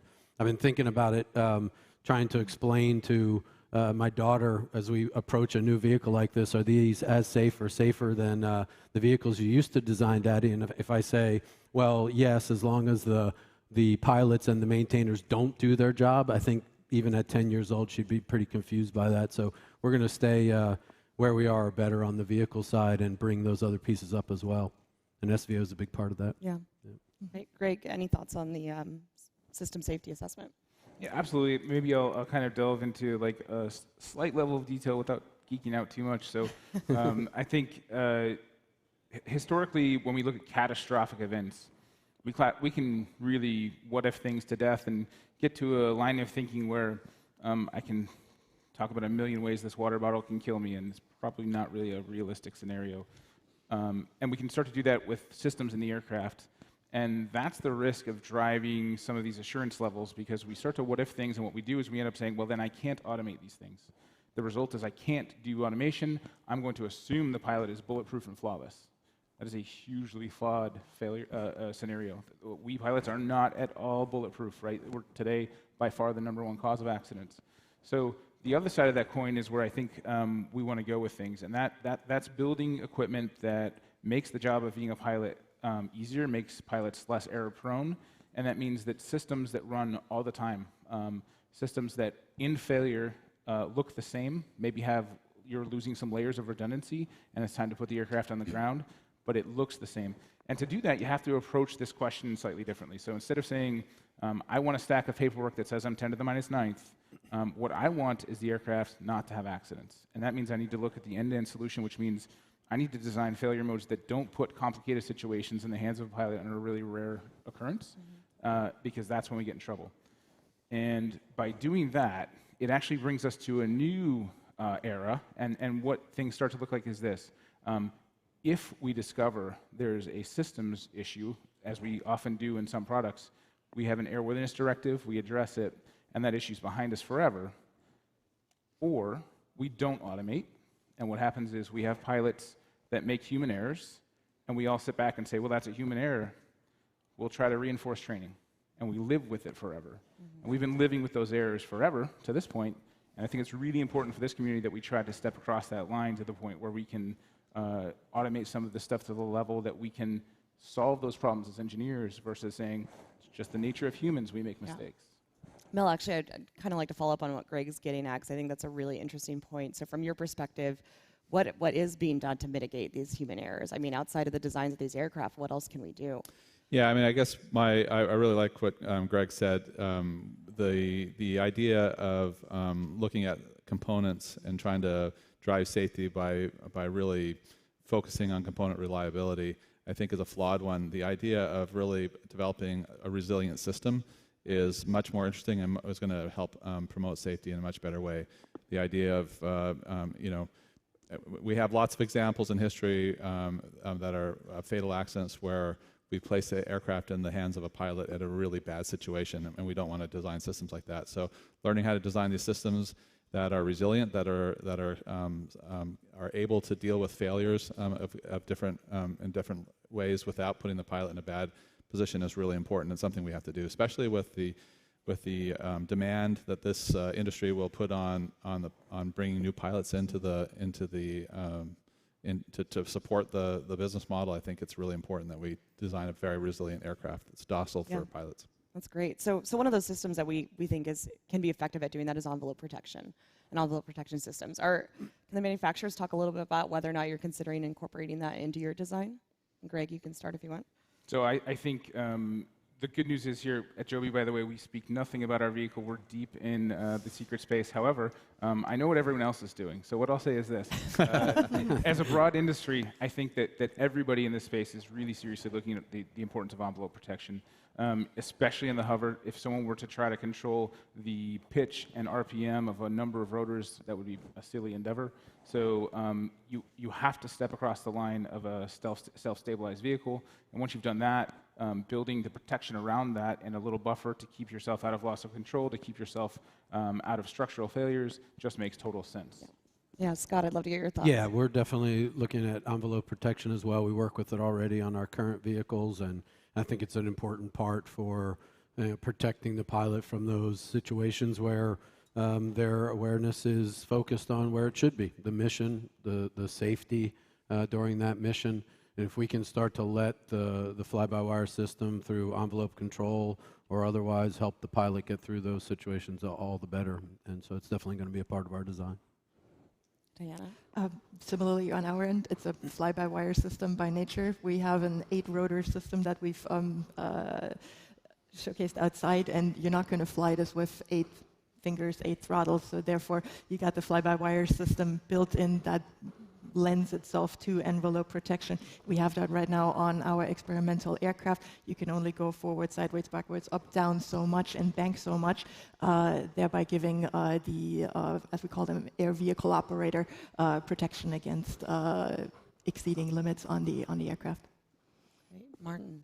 Yeah, I mean, I agree with what the panel is saying here today, and having worked a few military programs where they typically spend a lot of money on the human factors element of it to really understand, you know, the pilot, the man-machine interface, extremely important. So you know, having a foundation of a fly-by-wire aircraft, you know, allows you to simplify the control of the aircraft and making it, you know, much easier, if you will, to provide the necessary information to the pilot so he can kind of monitor, you know, the other systems instead of worrying about flying the aircraft, if you will. So it's very, very important that a lot of time is spent really understanding, you know, the man-machine interface, if you will. Yeah, so while we're talking about the ways that pilots can potentially get into hazardous situations, we'd like to talk a little bit about stall characteristics. And Part 23 does require some certain requirements in terms of stall characteristics, stall speed, and that determination, but these aircraft are obviously pretty different. So how are you approaching that kind of low-speed flight testing and transition performance? Diana? Sure. So it's probably helpful to give a little bit of significance for VSTOL and minimum control speed. So VSTOL is the speed where you're running out of lift from your wing, from your aerodynamic surfaces, and your minimum control speed is where you lose control authority from your aerodynamic control surfaces. In our case, and many of the other concepts showcased, you don't just have the aerodynamic surfaces and control surface to give you lift and control authority, but you have the lift motors. So as you, in our case, sort of if you bleed off speed as we're coming in on inbound transition, and you're losing lift and you're losing control authority from the aerodynamic surfaces, you have your motors kicking in, supporting the wing lift and giving you control authority. So you could almost argue that minimum control speed becomes negative. We can go slightly backwards on the aircraft and have full control authority. And for us, having good slow speed flying characteristics basically means having a lot of control authority all the way throughout the envelope, from 0 speed all the way to fully wing-borne flight, to make sure we can perform a clean and safe transition.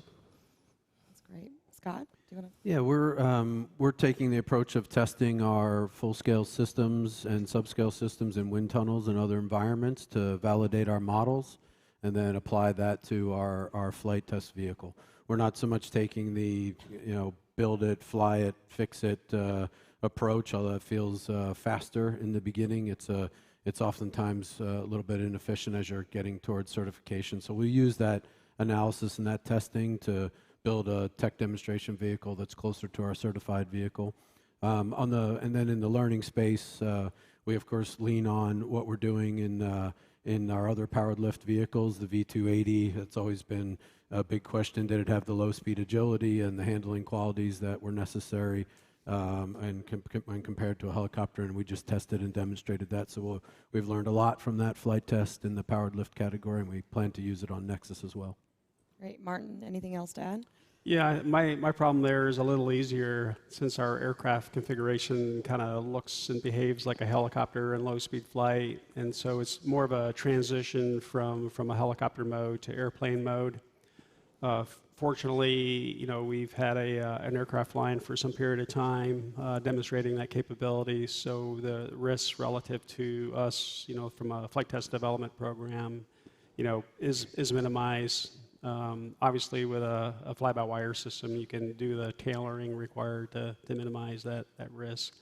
And of course, to what Scott was saying, relative to the simulation activity, today's high fidelity, flight dynamics models are tremendous relative to working out those sorts of development issues in the lab before you get to the aircraft, and so it makes that development program go much more smoothly.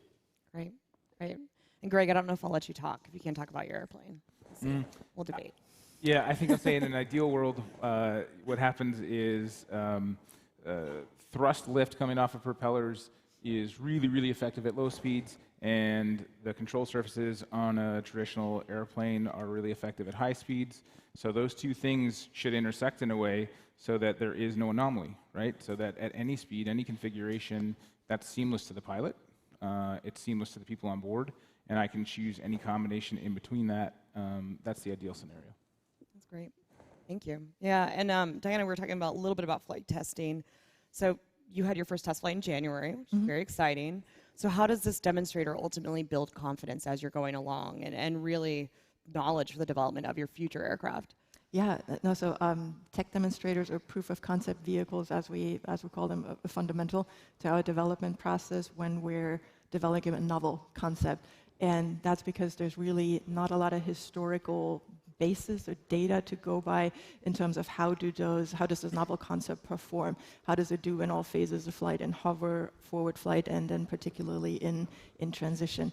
So with a demonstrator, we're really looking to learn how does it perform in all of these different flight regimes, also how does it fail? So with this learning, so we can implement those learnings on the next generation vehicle that we're ultimately looking to take forward into certification into a product. And for us, it's very important that we conduct these tests safely with the tech demonstrator proof of concept vehicles. Those tests are being done unmanned.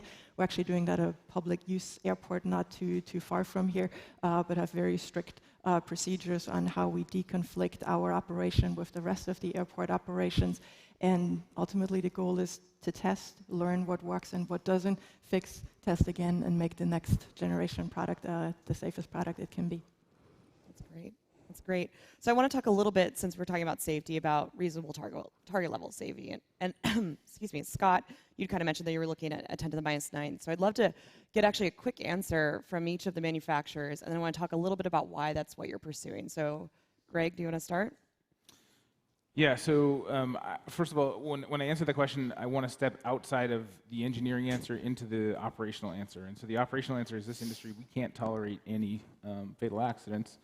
To get there, I would look at where do my biggest risks lie. So we're pretty good at doing system safety engineering nowadays. We're pretty good at software. We know how airborne electronic hardware can be validated. What we don't do a good job of is protecting against the pilot accidents and the pilot errors. So by looping that on, what we need to do is be safer. Certainly, I know the Uber goal is safer than car transport. I think we need to hone in on that incredible level of safety that we see in the commercial airlines. Scott? Yeah, as I mentioned before, at the vehicle level, we're shooting for 10 to the minus 9th, and that's something that in this class of vehicle feels natural to us, given what we've done in the past. I agree with Greg that got to focus on pilot operations, maintenance operations, and the infrastructure itself, making sure that those aspects of reliability aren't the low poles in the tent. We can't have it. I want to create a vehicle that allows you to walk up to it and feel just like you will tonight or tomorrow when you're getting on some big metal to go back home. I mean, we don't think twice about those moments getting on that aircraft, and we're going to drive towards that feeling so that every one of our customers knows that they're going to arrive safely to their destination, and they feel that way before they enter the vehicle. Right. Diana? I think it's hard to argue with the numbers of vehicles and flight hours, the sheer scale of operation that we're all looking for, sort of like in a fully built-out ecosystem, that will need to strive toward transport level safety. So part of millions of flight hours basically means you want to get to 10 to the minus 9. The odd situation that we find ourselves in right now is that there's limited, really good quantifiable data for how these systems perform, batteries, motors, also the new avionics systems that we're using. So regardless of intent of wanting to shoot for 10 to the minus 9, we're in this odd situation where we'll need to base our assessment on some extent subjectivity analysis and limited data, but over time the goal is to substantiate that we can actually meet those targets and shoot for 10 to the minus 9. That's great. Martin? Yeah, that's a good question. You know, just from my experience background, 35 years in the rotorcraft industry and having gone through both, Part 27, Part 29, and recently a Part 25 certification activity, we're going to design our aircraft, to basically meet, Part 29 requirements. It is a fly-by-wire aircraft, and so we will have, triplex systems on the critical control functions, which will yield a 10 to the minus 9 capability in the aircraft. But it's more than that. It's addressing the entire air vehicle relative to its capabilities. And I mentioned yesterday that we're going to strive and set a goal to basically have Category A performance with the aircraft. And it's because we can, with this particular configuration and with a minor weight penalty, if you will, by adding in that capability, I think it sets that bar high that the public will expect. As what Scott mentioned, relative to commercial airliners, you don't think twice about getting into an airplane because it has a level of safety. Obviously, the safety management system that's in place for the pilots and the training and that whole infrastructure, assists in that safety record. But that's what we're driving towards as an organization. That's great. And Mel, I'd love to you've heard from the manufacturers. What are your thoughts on that? Well, I think they're saying the right things. The expectation of the public is really going to drive this. There's an expectation when you get into a airliner that you're going to get there safely. And if you look over the last 30 years of safety improvements, you can see that the industry, in cooperation with government, has been able to develop a way to get that kind of level of safety. I don't think that if this is going to be successful, we can live with a safety record that's any less than that. But I will add just one thing, which is I think that we have to be clear that that vehicle reliability or the equipment reliability that we design in and we test for and we certify for is only one component of the larger safety equation.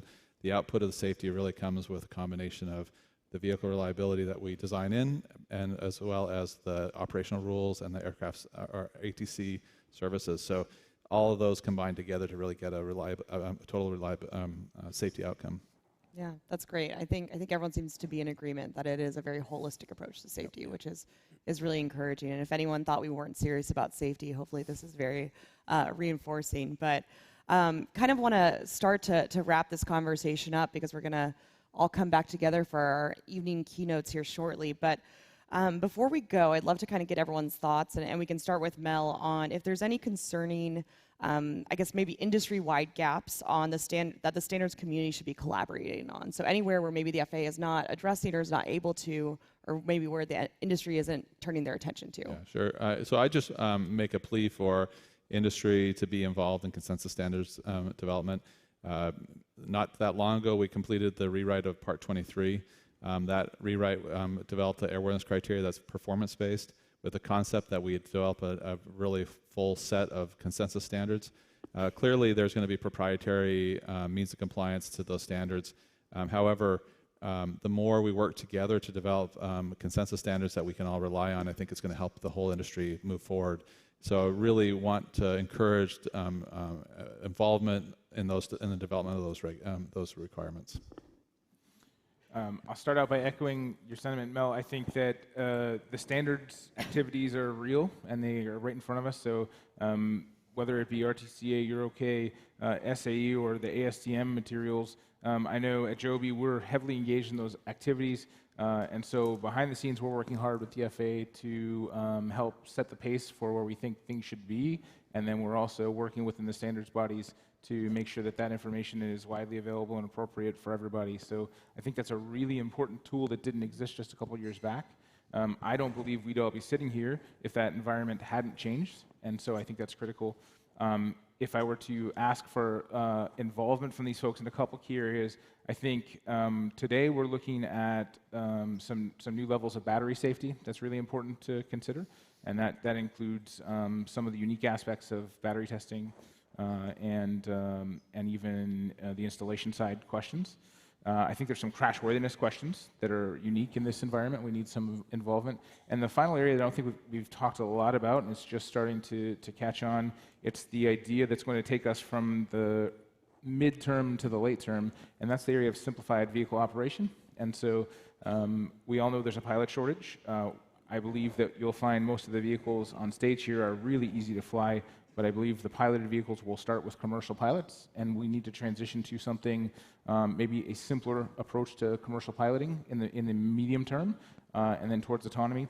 I think there are probably some folks that are shooting straight for the autonomy path as well, but I would plead to folks to look into the simplified vehicle operation path as well.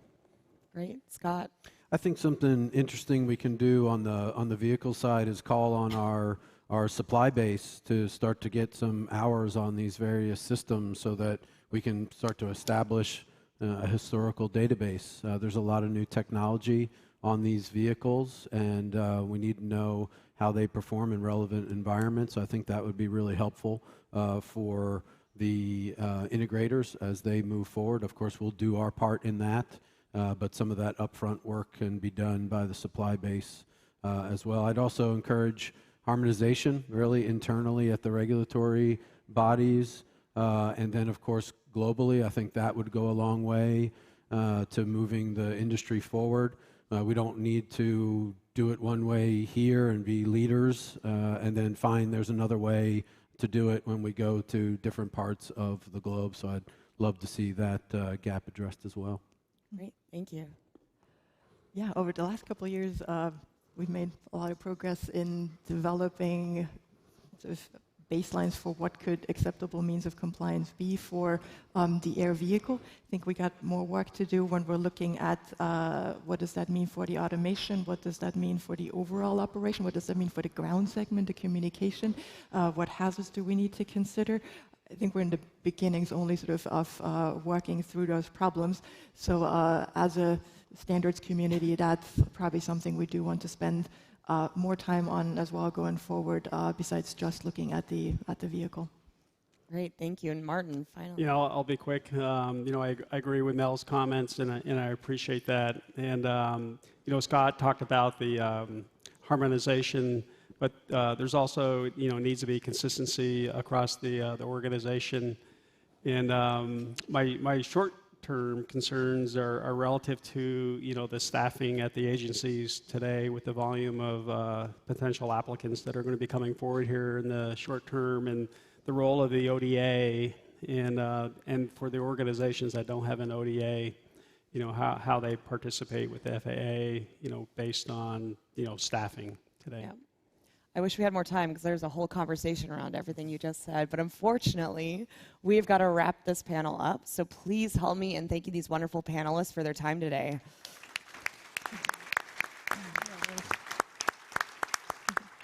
So we're going to go ahead and get out of here. Our program will actually resume in a few minutes. Everyone's going to come back together for the keynote, so please stay seated, don't go anywhere, and we'll resume in a couple of minutes. Thank you.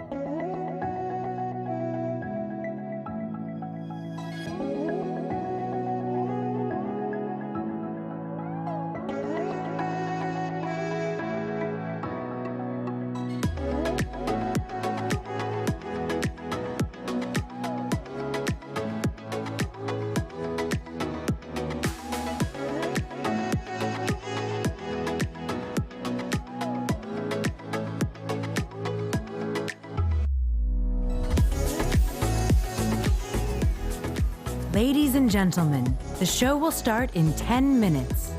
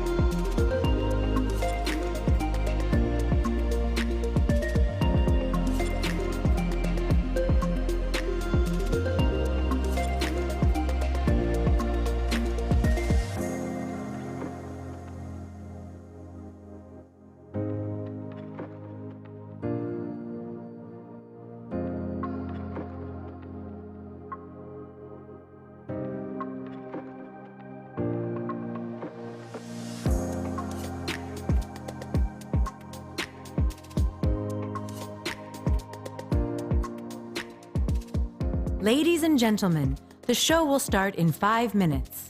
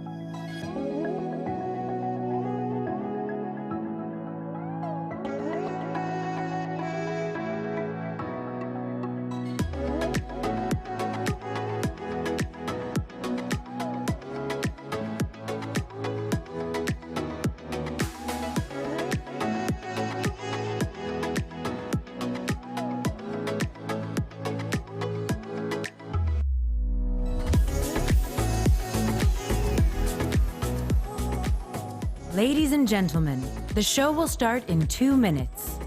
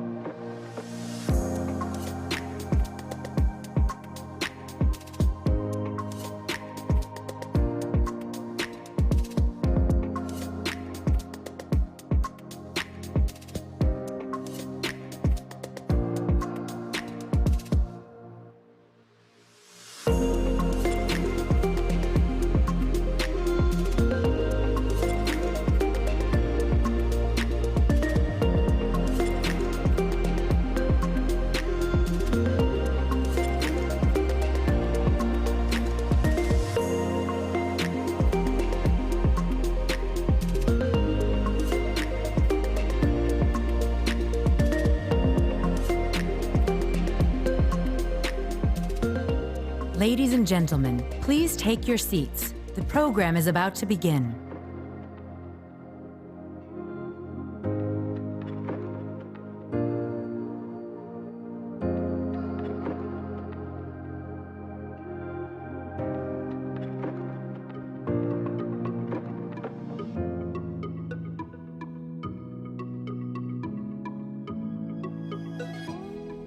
Please welcome Sharon Pinkerton, Senior Vice President, Legislative and Regulatory Policy, Airlines for America, and Danielle Burr, Head of Federal Affairs, Uber.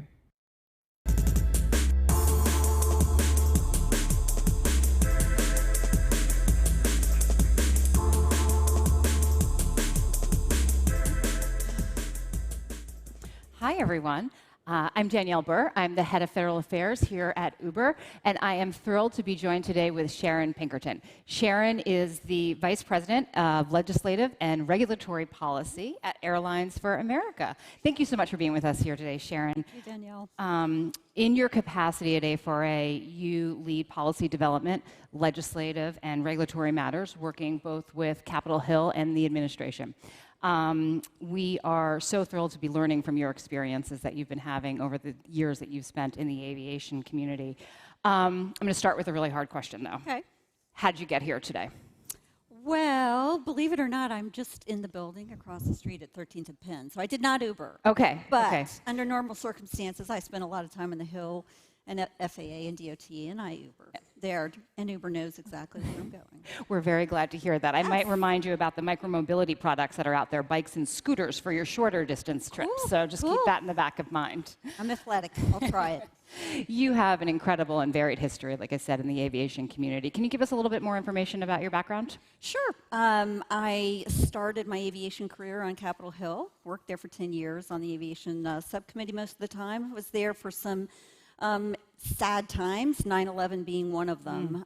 But certainly that gave me the opportunity to work on the development of standing up DHS and TSA and understanding how they work, which has certainly helped now as I'm on the industry side in terms of trying to advocate and improve TSA's passenger facilitation and obviously the security issues as well. So yeah, my career has been, I spent 3 years as head of policy at the FAA too, which also gave me a unique insight into, I think, the safety culture that is primary in our industry. And so I think that was a great experience. That's great. That's great. As you look back on all the different experiences that you've had in aviation, I think one thing is for sure as we look at this urban air mobility conversation is that it's happening really quickly. If you think about where we were 10 years ago, 5 years ago, and the developments that we've seen. Have you ever seen anything happen that quickly? I really haven't, and I mean, I have seen, new entrants come on the scene, the commercial space industry, obviously, the drone issues are issues that we're working on, but urban air mobility seemed to pop up out of nowhere, and you've certainly captured everybody's imagination. It's really, it's exciting. Of course, every time you deal with a new entrant that brings in new ideas, you also obviously have all these challenges to deal with too, right? In terms of people's understanding of your industry and exactly what it is, but also public perception as well. Yeah, no, that's a tough one. You mentioned before safety, and I'd like to come back to that because it's obviously a core to so much of what we're doing here and across Uber, really. But how do you work with these agencies and really share with them your best practices and encourage innovation without compromising that safety? Yeah. Well, it's a good question. As somebody, I just found out on Monday I'm actually going to be testifying at the Boeing 737 MAX hearing. So it's been, I'm glad I've had the background that I've had on the Hill and FAA and working in the industry, all three of those, to be able to see the collaboration from all sides. Because really, the fact that we have a safety culture, and I know you guys heard from Peggy Gilligan and Mike Quella was here yesterday, and you heard from the secretary and Dan Elwell, but to have a safety culture in which there aren't punitive consequences to coming forward and sharing information about risks or concerns, That is absolutely critical to the safety record that we've developed, which is frankly second to none. I mean, we move 2.4 million people a day and 58,000 tons of cargo a day. Incredible. It's amazing what this industry does for our economy and connecting people all safely. I mean, up until very recently, we had gone 10 years without a single fatal accident rate, which is, I mean, it's safer to fly than it is to, step in the shower or walk across the street, frankly. So we're very proud of that record, but it has definitely been an intentional journey of collaborating with the regulators, sharing information that I think typically industry might not want to share with the regulator, but we know we can do it because we're committed to that safety. We can't compete on the safety issue. And I think that, that's certainly a message. I appreciated Nikhil when he talked to me, saying that safety was one of the things that he appreciated about our industry. And I do think that you all are in a unique position to be able to learn from some of the things that commercial aviation has done, creating our, the table that we sit around with the regulator, the manufacturers, the new entrants, the commercial aviation system, the ASIAS program, all of these data programs where we provide the FAA and we share de-identified information among competitors to try to look at trends and do analysis on what is the next big thing. And so that's why, frankly, as we are in the middle of this really tough conversation about the Boeing 737, I'm really, frankly, proud to be representing an industry where, we don't call it coziness. It's not cozy. It is collaboration, though, and you have to have that level of communication and trust between the regulator, the manufacturers, and the operators. That's great. Thank you for sharing that perspective. It's really important. You talk about synergies and collaboration. I do think that there's opportunities for synergies and for collaboration between the airline industry and the urban air mobility industry. I think one of those places for collaboration is on workforce shortages. It's something that we've talked about with pilots, with operators, with mechanics. Can you talk to us a little bit about the work that A4A or some of maybe your individual member companies have done in that space currently or even aspirationally? Yes, well, the pilot supply issue is real. It's something that have hurt our regional partners more, but we've definitely seen a small community service, which is important to Capitol Hill, as you know, impacted by that pilot supply issue. So we've done things like individual companies have started what we call some ab initio programs. In other words, really just starting from scratch, saying you don't necessarily need to go to a 4-year program like Embry-Riddle. You can start at a program at the JetBlue Academy or the American Airlines Academy and work your way, and we partner with our regionals to have them start there and get their training that way. We're also working, frankly, with the Regional Airline Association on trying to provide some financial help for training. I mean, getting that 1,500 hours is not inexpensive. Right. And when you think about the fact that, you have plenty of student loan and financial aid for different vocations, we think that this is one that merits that kind of assistance That's great as well. to hear. That's great to hear. We look forward to partnering and engaging more in absolutely. there. Currently, and speaking of the workforce shortages, there are only 6% of the workforce and the pilots right now are women. Right. I have 2 daughters in the audience here today. How can we encourage more women to engage in this space, whether it is in the pilot space, in the mechanic space, in the engineering space? Can we talk about that? Yeah, I'm glad your daughters are here. Me because too. I think this is, that's exactly how we start. We have to start at a young age. I think you said your daughters are 9. We have programs that start even in elementary school in reaching out to young girls to let them know that they can have a career in aviation, whether that's as a mechanic or a pilot. It doesn't matter, but it's important to show them. And I think, frankly, our CEOs have taken it on as a personal challenge to develop our workforce, and that means promoting women so that other women who are just coming into the industry see that there is a career pathway. Listen, we know we've got a long way to go. That's why this past year, Airlines for America has partnered with Korn Ferry, with the Aerospace Industry Association, with IATA, which is the International Airlines. We conducted a survey of about 9,000 different business leaders, women, and educators to try and evaluate and identify best practices. And we're just getting that work back, but that's certainly an area we would love to have Uber Elevate join us in that work as we identify best practices and then go out and talk to women about what the potential is for aviation career. Because it is, as you know, it's a really fun and cool. Well, I actually used to always say that I thought, commercial aviation was sexy, and then when you guys called, I said, wow, I get to go sit with the cool kids. You guys are really sexy, so thank you for inviting me to be here today, by the way. I wanted to say that again. No, we're really excited. Speaking of the future, we start thinking about the future of urban air mobility, but we also announced here at the Elevate Summit that we named our third international city, and that where we'll be piloting. So that's going to be Melbourne, Australia, Very exciting. Which makes me start thinking about long-distance flights. So if I was here in DC and I'm going to take an Uber Air to Dulles eventually, and then I'm going to get on an A4A airplane and go to Melbourne to then see that demonstration. Say that happens in a couple years. What does that look like? What's the future of long-distance travel look like? I mean, first of all, we are super, super excited about the fact that you're going to be bringing more people to the airport. And in fact, I was talking to one of my airport colleagues yesterday. We need to, think more about that, frankly, how that will work in terms of the space. I think that's the thing with all of these opportunities is they do have challenges. We need to figure out the infrastructure and that kind of thing.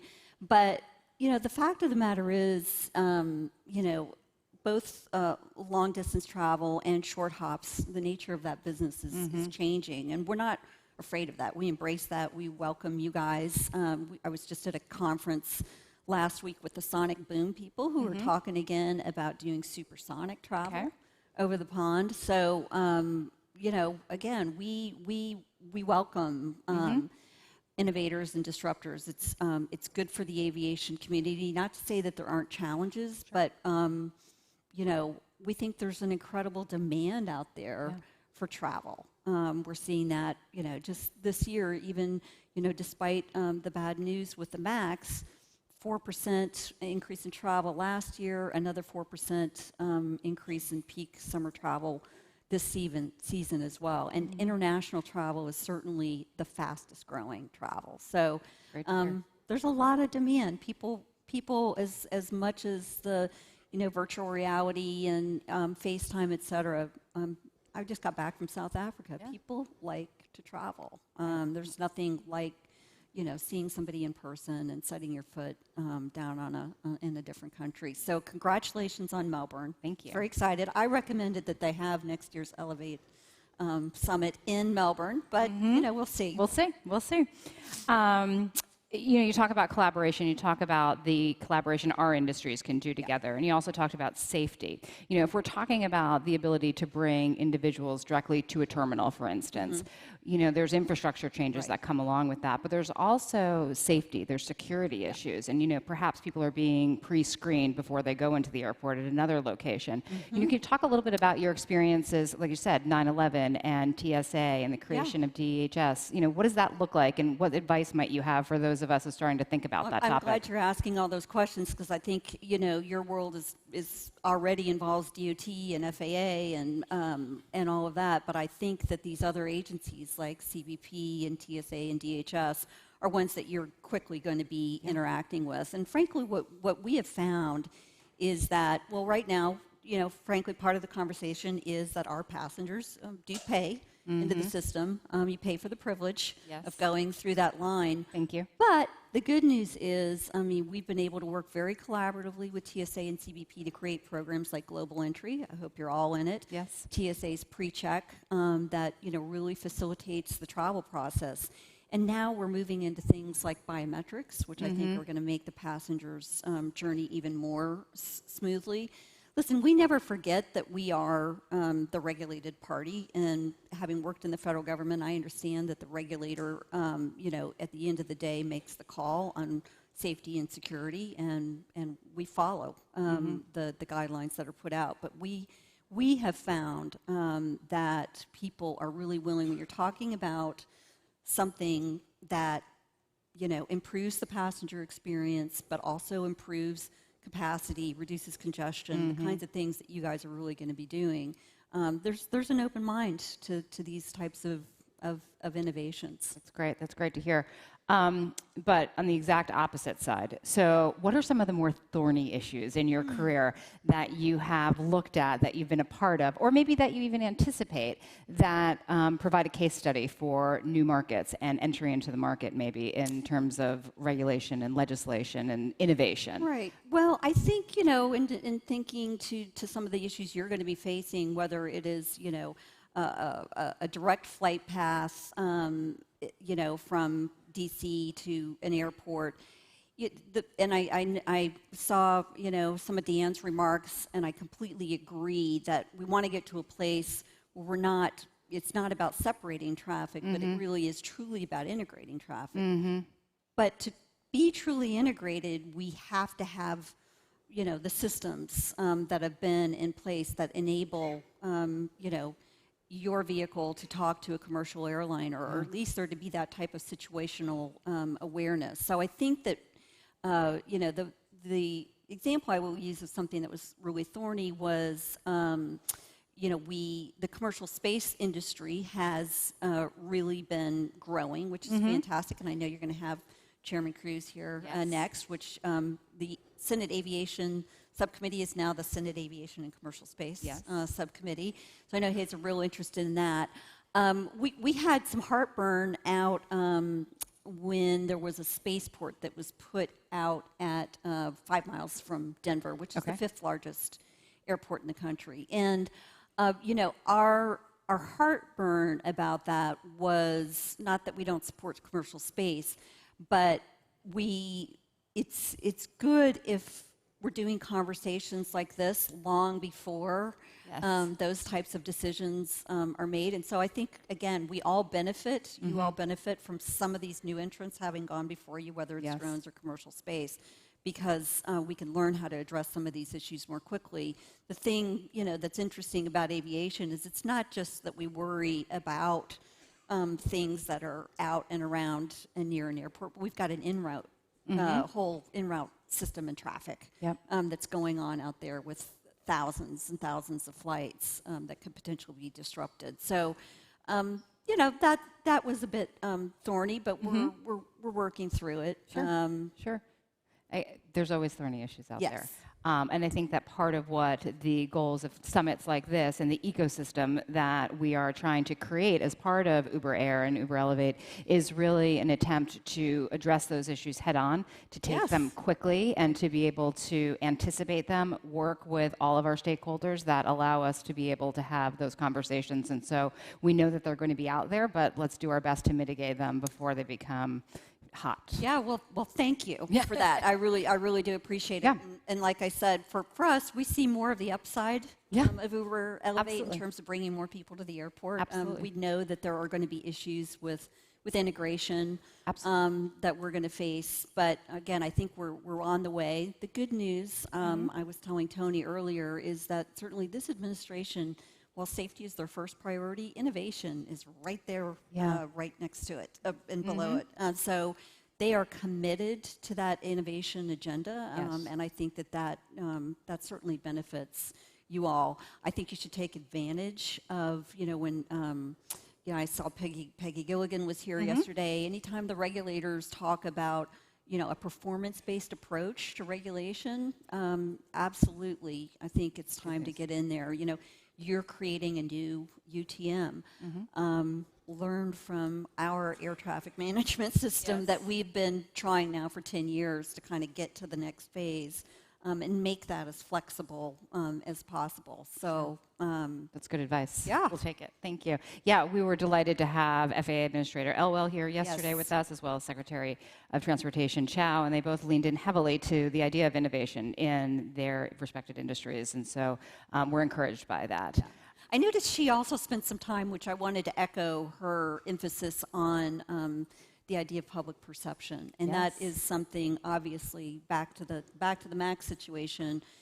Despite the fact that we have this incredible safety record, we saw that one incident, two incidents, tragic, can really upset the apple cart. So whether it's a helicopter crash in New York or anything, I would just urge you to try to recognize that those public perceptions and getting public to buy in, which again I think this kind of event, having the vehicles out, having people touch and feel them and educating people is all part of that. So congrats for doing that. Thank you. As we start to conclude here, Sharon, one of the other announcements that we made was that Uber Drones will be partnering with Uber Eats, and we will be making some deliveries with McDonald's and other local chains in San Diego to start. So if that were to be expanded into the Washington, D.C. area or wherever your home or office is, are you familiar with Uber Eats? Is there something that we should maybe put up higher on the list for some drone delivery? For those of you that are from D.C., I like Rasika. That's pretty good. What do you pretty think? good. It's hard to get in there. It is hard to get a table. So it is hard to get a table. Hopefully somebody's listening. Maybe we can get a reservation later. We're really excited about that. Sharon, what else is coming down the pipe? Anything in the innovation space that you guys are working with your member companies on that we should be aware of or think about as we're building these technologies and our partner communities are building these technologies? Well, we are spending a lot of time on, again, focusing on the DHS issues and trying to make sure that we're improving security and moving more and more people through. The biometrics issue is one that we spend a lot of time on. And it's controversial because, the privacy concerns, which absolutely are legitimate and need to be addressed. And I think, though, that the algorithms are getting better and better.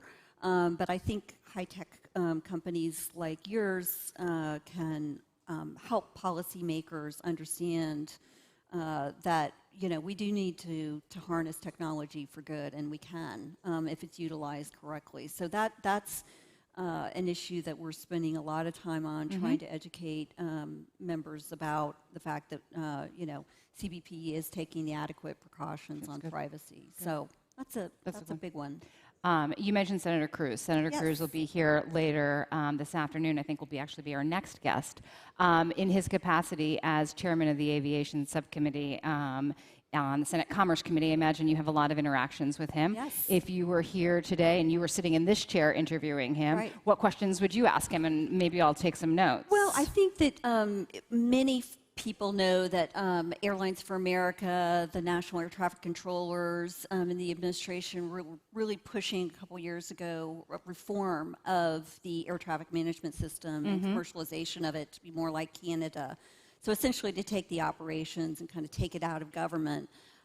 We saw these shutdowns really negatively impacting the aviation system. We've got, believe it or not, we've got $7 billion sitting in the airport and airways trust fund. When the highway trust fund's going broke, we're sitting on a lot of money. So it kills us when the government shuts down and the FAA has to shut down and all of these next-gen and technology programs shut down when we know there's $7 billion that's sitting in the bank. So what would I ask Senator Cruz?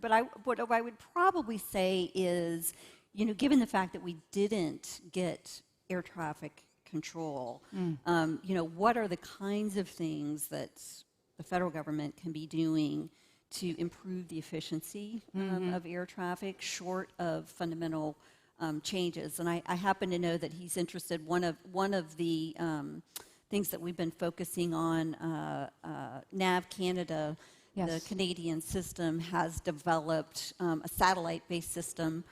They've put satellites up on Iridium, have launched those, and it is going to allow for the constant, monitoring of aircraft wherever they are in the world. So MH370, that whole issue of completely losing the plane wouldn't happen.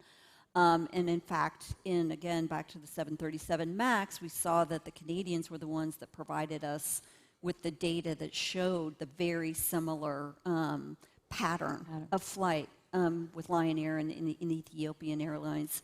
So, that is the kind of technology that we should be developing and implementing in this country. But I think, unfortunately, because our traditional air traffic control system is kind of trapped in the political process. Yes. I think the question and the challenge for us at A4A is how do we move forward on those next gen? And I think again, I think it's you guys are in a good place to learn kind of what you don't want, and having the ability to field new technologies with a new UTM is very exciting, so take advantage of it. We're certainly excited here. Thank you. What would, if you had, your member companies up here that were talking about urban air mobility, what kind of questions would they have for companies like Uber Air and all of the partners that we're putting together in this ecosystem? What are the questions that front of mind to I think them? their front of mind questions are probably, what are the things, how are we going to work together literally on this quote unquote integration? We talk a lot about integration and collaboration, but what does that really look like? What are the capabilities of your vehicles in terms of being able to operate instead of, like as Dan was saying, instead of just separating air traffic, truly integrate it in a way that's safe? How do we really get there? I mean, frankly, drone industry has been around a little bit longer, but we can see it takes the federal government, even on something like remote ID that we all agree on. It takes a long time to get done. Sure so I think those are the kinds of questions that our folks have. A lot of our CEOs are former CFOs. They might ask how you plan on contributing to the system. A lot of resources go in. And what I've always said, whether it's the commercial industry or the drone industry, I've always said my sense is that new entrants are willing to pay into a system as long as it's responsive and you're getting, something back. Sure. I might say that's a little above my pay grade, but we'll, I think Dara will be out here later, and so we'll make sure those conversations happen as well. Good. Sharon, thank you so much for being here with us today. It's been a real pleasure to have you and to share your insights with us. We really appreciate it. I appreciate the invitation, and I'm looking forward to all those people showing up at the airport in Uber Elevate. Sounds great. Thanks, everybody. Thank you.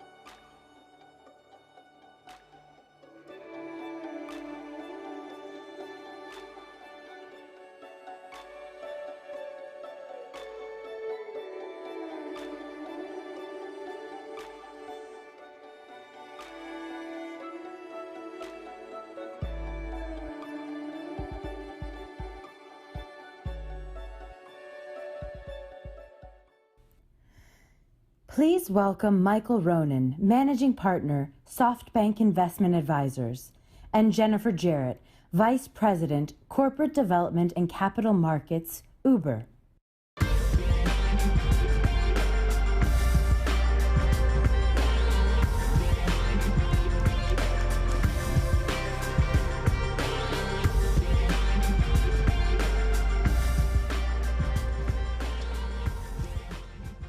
So I will just start this with a quick introduction on Michael. I'm sure Michael's familiar to many of you in the audience. He's a managing partner of SoftBank's $100 billion Vision Fund.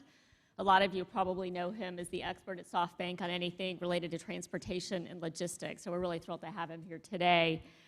Prior to SoftBank, Michael was COO of Goldman Sachs' TMT Group, So he has decades of experience in this sector. And so today we're going to explore a lot of different topics.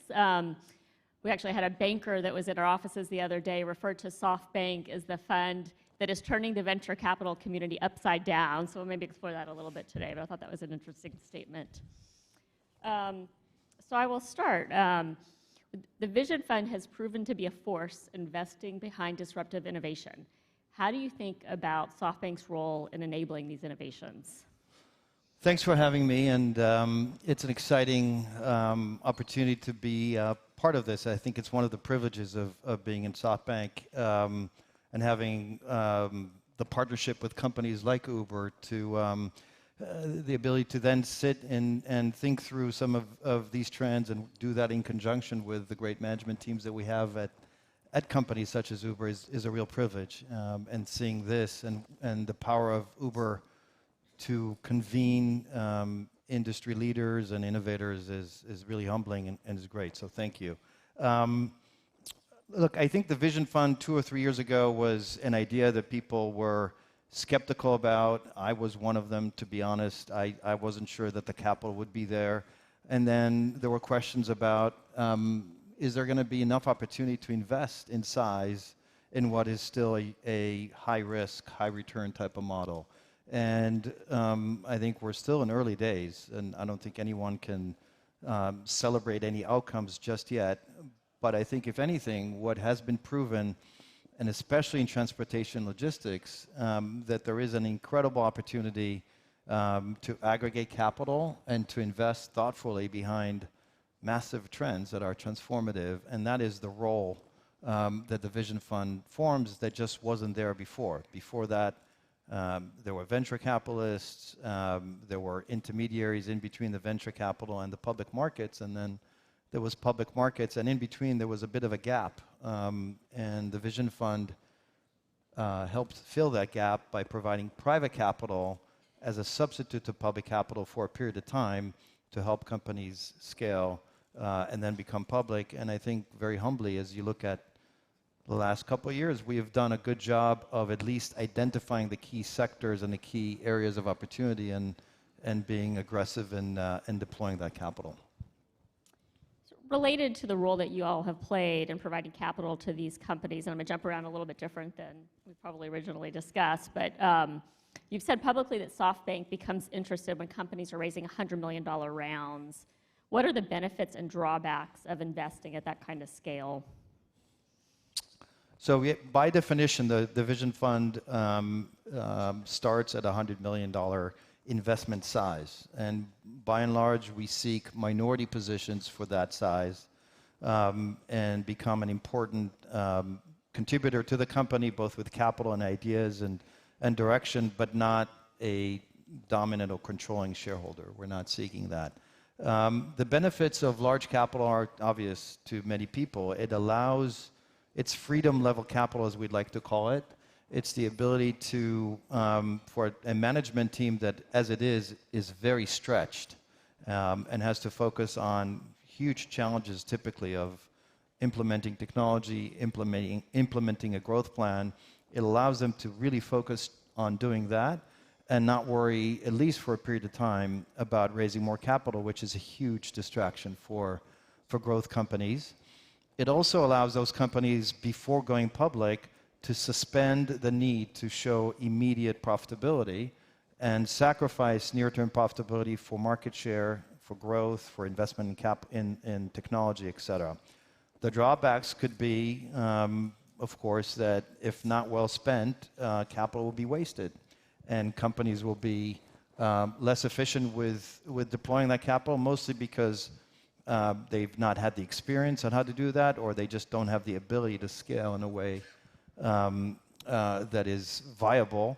And we're spending a tremendous amount of time as an investment team, as an operating team. We've recruited quite a few veteran operators across the different industries in mentoring them, in supporting them, in helping them think through the scale plan that they have to execute to ensure that those pitfalls do not occur. And I think that's a side of the Vision Fund and a side of SoftBank that very few people are familiar with, but is a huge part of the value proposition and our investment platform. So it's very rare that the investment plan and the business plan that they came to us is the one that gets executed. It's typically a different one that is influenced by us. But it's also the case that both by advice and support and operating partnerships and actual people and human capital that we bring to bear, we help them deploy that capital in a thoughtful way. Can you talk just a little bit more about how you determine the appropriate amount of capital to invest? I think we all see the headlines, and at least the headlines that we see almost suggest that the amounts are getting bigger and bigger. Like, is that actually happening? Are you investing in more mature companies that need more capital? How are you thinking about that decision? The decision is iterative. It's always a process. So there's a due diligence process of understanding, as any other investor would do, the appropriateness of the investment and making judgments on the technology, the business plan, the business model, the management team, etc. And then there is, as part of that, but also subsequent to that, an iterative process of business planning that also helps us size the capital need. It's a negotiation typically with the investor base and the management team on that as well. They want to balance the capital, the dilution, and the opportunity, at the end of which there's a business plan. And the business plan typically will need to show a level of funding that is appropriate for the growth with some cushion, because by definition, the plan will not be it will be executed, but the outcomes will be different than we think. And so there's some cushion built into it, but we're sizing it to allow the company to operate with freedom for at least a period of time to grow into the market that they're seeing. We're also typically tranching the investments, and so rather than having a significant amount of cash sit on the balance sheet unutilized, we're doing it in tranches so that and they're typically tied to milestones or needs of the company. So that overall, the package is still what I would call freedom level capital, right? Again, the ability to build your business and focus on the important stuff, which is tech and execution. But it's done in a responsible way that is multi-tranched and allows the company to pace its growth accordingly as well. Thank you. We're going to switch gears a little bit and talk a little bit more about your strategy around investing in the mobility space. So what do you see as the winning investment thesis for the future of innovation? And what are the core elements you'd evaluate investing behind in this category? And how do these elements come together in the future of aerial ride-sharing? Okay, so how much time do we have? Yeah, it's a multi-part question. So at a high level, and Uber is a great example of that, of a company that combines incredibly well-executed technology with scale and a market opportunity that is still, I think, very untapped relative to the potential. And by definition, when we're investing in the size that we're talking about, we effectively start from the back. So we start from the market opportunity, the sizing of where the end markets can be for whatever it is that we're investing in, whether it be Uber Elevate type of opportunities, Uber itself in the last couple of years, and of course, other opportunities. I would say, obviously, transportation is a big part of the Vision Fund, and logistics is a big part, but it's one of several large pillars, all centered around AI and disruptive technologies, including real estate, consumer, and other. I would say our view still continues to be that Uber is an incredible company tapping a market that is still very underpenetrated. As the father of 3 teens, I can tell you that I still see them. I see them as users, but I see them as potential bigger users of everything that Uber has to offer now and in the future. And I think as you look to the younger generation, you can see where the market opportunity for Uber and for other companies in our portfolio is. So we start with, is it going to be a very large market? We then focus on unit economics and technology, enabling that solution. Is a technology that this specific company offering unique, differentiated, protected, thoughtfully executed, et cetera. And then management team. And it's probably not in that order, but the management team and the DNA of the company, which is very hard to assess, obviously, because there's so many great people out there. But it needs to be a certain management team and DNA of a founder group that will allow them to absorb this capital, deploy it with their technology against a very, very large market opportunity. And not everyone is interested in doing that. And if we find the combination of these things, we obviously invest in size.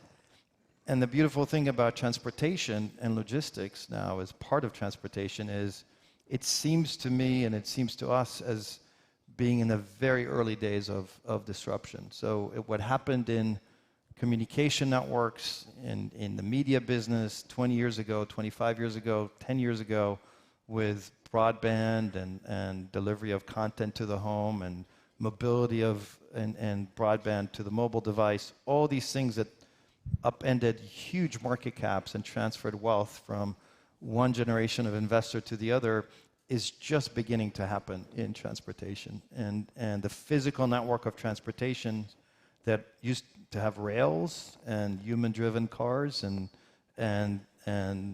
jet engine burning devices are beginning to transition and to take advantage of distributed economies of scale and electrification, et cetera. And we're literally in this convention, this event, and everything that Uber is doing is just the beginning of that trend, and that's why we're seeing so much opportunity in this area. Great. When you look at the companies in the space, particularly our space that you've invested in, so things that involve mobility and delivery, you could put them almost in two buckets. There's like the Ubers and Grabs that are more platform-oriented companies, and then there's the more monoline companies, such as the companies in the food delivery space. In what situations do you think platform companies are better positioned, and how do you think about those two buckets of companies when you're evaluating investment opportunities? Look, we're not dogmatic about one or the other. I go back to the pillars of investing: end markets, technology, consumer proposition, unit economics, management teams. And you'll find when you have secular growth and very large end markets, and you're at this stage, you can find winners that are on both ends. In 5 or 10 years from now, it may become more differentiated, but I think we're still in early stages there. That being said, I think we're huge supporters of Uber's transformation and evolution, which is still, I'm using these words carefully because it's still such an early stage for Uber itself, but we are supportive and highly enthusiastic about the fact that Uber is now aggregating its own power, if you will, to allow itself to become this platform. And I think if you're, as with any other business, saying you're going to do that and kind of offering the vision is one thing, executing to perfection is a very different thing. And I think Uber is on its way to doing so. And we do believe that if you build a platform that gives consumers great value, ease of use, and ability to get what they need from your platform with confidence, it's a real moat that with scale is very difficult to replicate. I come from, I used to do a lot of work in media and telecom in the last 20 years, so I'm influenced by what happened with that infrastructure and those themes. But for those of you who remember, people talked about seamless mobility as part of the value proposition in wireless and communications, but that didn't exist. People talked about it, but it's only in the last 3 or 4 or 5 years that you really were able to, when cloud services developed and Bluetooth technologies evolved, that you're able to use to kind of take your phone from your car, continue to listen to the same podcast and access it on any device at home. That was a vision 10 years ago, and now it's a reality, and the companies that have that capability, whether it's Apple or Google or others, have created a real moat, and I think that's the opportunity for people like Uber to do as well. Do you think the monoline companies will all eventually have to migrate to being platform companies to be able to recreate the same advantages? The market sorts itself out, right? So if there's going to be people that are very successful at operating in a narrower place and create some value in a brand and customer loyalty and some moats, and most likely they will either need to transform or evolve or get absorbed. And the beautiful thing about the markets we operate in is they're generally efficient, and they may be inefficient at any point in time when you freeze the video and stare at valuation or stare at a point in time, but as you play the video backwards and forwards, they will adjust to become efficient. And so if companies like Uber continue to deliver good customer service, good consumer proposition, the markets will evolve into consolidating these opportunities into bigger platforms. Great. The transportation logistics space is a big part of your vision, a space you spend a lot of time in. What do you see as the future of this sector, and how do autonomy, electrification, and shared use factor in? Lots of words there. It's a tough one. And how does this shape your thesis on Uber? So we talked a little bit about this, but maybe I can expand a bit more. So there is transportation and there's logistics, and obviously they're very intertwined. Electrification, the shared mobility capabilities that come with wireless connectivity and aggregation of large crowds, and the computing elements in that create new opportunities. And of course, Uber was a pioneer and an early adopter of these capabilities. But again, we're in the beginnings of that trend, and I think Amazon is a great case study of taking some of the same core capabilities and providing a level of service, a level of customer experience that is right now rivaled by none. And if you think about electrification, communications, and the broadband connectivity and the autonomous opportunity around it, you would think that there's an ability to aggregate other commerce platforms, provide them with the same, or at least similar, or maybe better over time, logistics capabilities to be able to compete with Amazon, because not everyone would want to be part of the Amazon ecosystem, right? It's a marketplace that needs to be competitive and will become competitive over time. Amazon, again, will continue to be an incredibly successful company given what it has achieved and the moats that it has created with consumers and on the logistical side. Others have to catch up, and the capital and the investment that needs to happen to enable last mile delivery, efficient logistics, efficient market. Uber is in the business of making trucking markets more efficient. All that is essentially a trend that will begin to use the same technology levers, just as Uber Trucking, Uber Freight is doing with Uber's core capabilities, to enable a much more efficient logistics supply chain, if you will, for the world, including Amazon, but the world that is not Amazon. And so we, as a firm, are looking to invest behind that core theme. We've invested in companies such as Nuro, which does autonomous delivery vehicles and builds a moat in that direction. We've invested in a company called Flexport, which is in the international freight business, and we're actively looking at all these different places in the inefficiencies in the global supply chain to find the right technologies, the right teams, and the right opportunities to enable a world which we believe in, where consumers who right now are voting with their feet on the food business to get everything at home, people don't seem to be cooking as much as they used to in the past, will also equally be able to consume goods and services, but goods, so convenience and others, at home with the same level of efficiency and convenience, rather than going to whether it's convenience stores, supermarkets, or other venues. To be able to do that at scale, you need a completely different supply chain. You need a completely different level of integration of the logistics and logistics marketplaces. And there's significant opportunity to invest in scale to build these type of networks. And if you think about it as a network and infrastructure business, at the end of the day, technology and scale will create the lowest cost and most efficient network, just as it was in telecom, where ultimately we had dozens of wireless carriers in the US 20 years ago, and we now have essentially 3 or 4. And the same will probably apply to the types of logistics networks and capabilities that will need to exist to allow my kids to just pull up a phone and press 3 buttons and within 30 minutes get whatever they want to get to their doorstep. I hope they're not watching. Maybe you could talk a little bit more about your investment strategy, since it sounds like you've sort of picked your spots in terms of where you think it's important to play. Do you then try to pick the winner in this space, or do you tend to want to invest in a particular place and place as many bets on that market or that? So we can agree that we're definitely not trying to pick the losers. I think that's clearly not the strategy. I think the answer is it depends. By and large, we certainly, and again, as the case was with Uber, we would much rather, especially when scale is important, we'd much rather partner with a company that is either already in that position or that with our help can become to be part of that position. And that is certainly the focus point.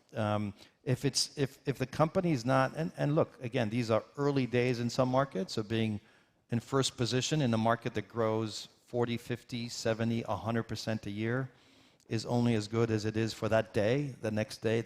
The growth in the market allows other people to grow incredibly fast as well, and so you got to be very, very careful about this. But yes, we generally want to back companies that already have established a lead or have a real significant opportunity to do so based on their technology. In some cases, because of the types of complexities that you see in the marketplaces, we'll have more than one investment that touches another. Many times it won't be exactly the same company. It will be companies that have some shared visions or shared capabilities, but different focus areas, and we would see an opportunity for each one of them to be successful because the market itself allows each one of them to expand significantly. So we're being flexible in the way we think about it. And I would say the last point is, again, freedom level capital allows us to not just back companies that we think are going to be successful and hopefully lead their markets, but also enable them to get there. And so it's the type of capital that allows them to do that. It's the focus that this capital allows them to have. And then it's the connectivity to the rest of our portfolio and the type of operational support that we give them that hopefully gets them in that position. Great. So just one last question to end on. Can you talk about the future of mega funds like the Vision Fund? Was this just kind of a once-in-a-lifetime type of fund? Do you think others will try to replicate it? And then as you all are out raising your second fund, would also be interested to hear, will there be any change in investment strategies or anything that you learned as you were investing the first fund that you might employ as you invest the second fund? So I would start with where we started the conversation a few minutes ago. The Vision Fund, if you think about Uber as a case study, coming in a year and a half or so before an IPO, replacing previous capital that needed an exit, providing additional capital support, and then helping the company as it goes public and beyond. I think those type of opportunities are rare, certainly at the level and the scale and the quality of Uber, but they will exist. And there's been proven that that's the case, and you'll never be able to prove that there's going to be 10 or 15 of these at any point in time, but intellectually you can wrap your head around the fact that there's going to be growth companies that either are a year or two away from IPO, require this type of opportunity, and will find a match with us. Equally, there's going to be, and we're not seeing any slowdown in the flow of great ideas, great entrepreneurs, great companies that are a step behind that and need capital to get to the stage I just described, and are going to be big consumers of capital, but also big creators of market cap and opportunity. And so we don't see that as a one-off opportunity. We see this as an ongoing opportunity. Whether it's going to be exactly at the same scale or structure or not remains to be seen, but by and large, there is so much disruption, so much opportunity in some of these growth markets that the role of a large fund that can write a $250 million or $2.5 billion check, or sometimes bigger than that in very rare cases, is going to be there. And a lot of people talk about the fact that it replaces the public market. It does not replace the public market. All it does is it creates one more step and one more opportunity for certain companies to grow for one last leg of growth, or maybe two, before they become public and begin to have quarterly reporting and all the types of bells and whistles, the opportunities, but also the costs of becoming public. And that role is useful. It's helpful to formation of capital and formation of growth companies. And my guess is will be filled by us and probably other people for years to come. Thank you so much, Michael. Thank you.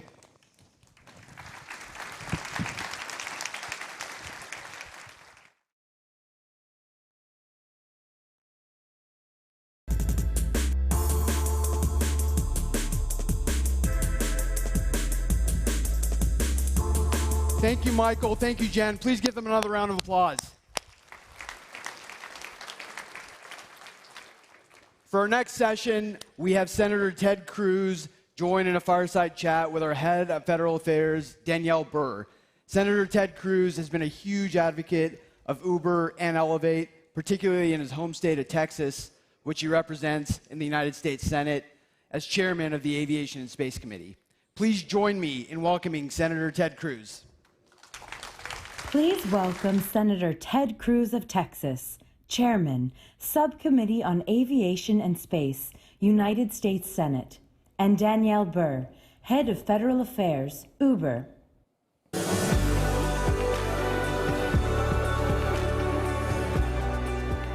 Hi, everyone.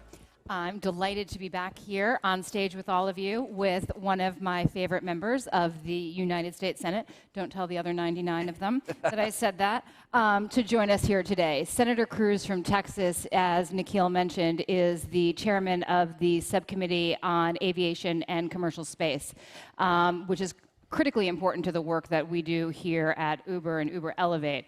But equally as important, he is from the great state of Texas. And we know that the state of Texas has a long and important history in the aviation space. And as we've talked about extensively, we will be piloting our Uber Air product in Dallas-Fort Worth in the very near term. So, Senator, we're thrilled to have you joining us today. Thank you so much. Well, thank you, Danielle. I'm thrilled to be here and thrilled to join all of you this afternoon for this conversation. Fantastic. So I asked Sharon, who was my last guest, about her transport mode for getting here, because I found out, though, she just works across the street. So she was allowed to walk. You probably have a lot of places that you're going, but give us an example of maybe when you're at home in Texas and you're getting back to Washington. What does that look like from a transportation perspective? Well, what's interesting is here in D.C., I don't own a car. And when I was elected to the Senate, it was 2012, and I just assumed, okay, we'll get an apartment in D.C., I'll have to buy a car. And I actually rented a parking space at my apartment.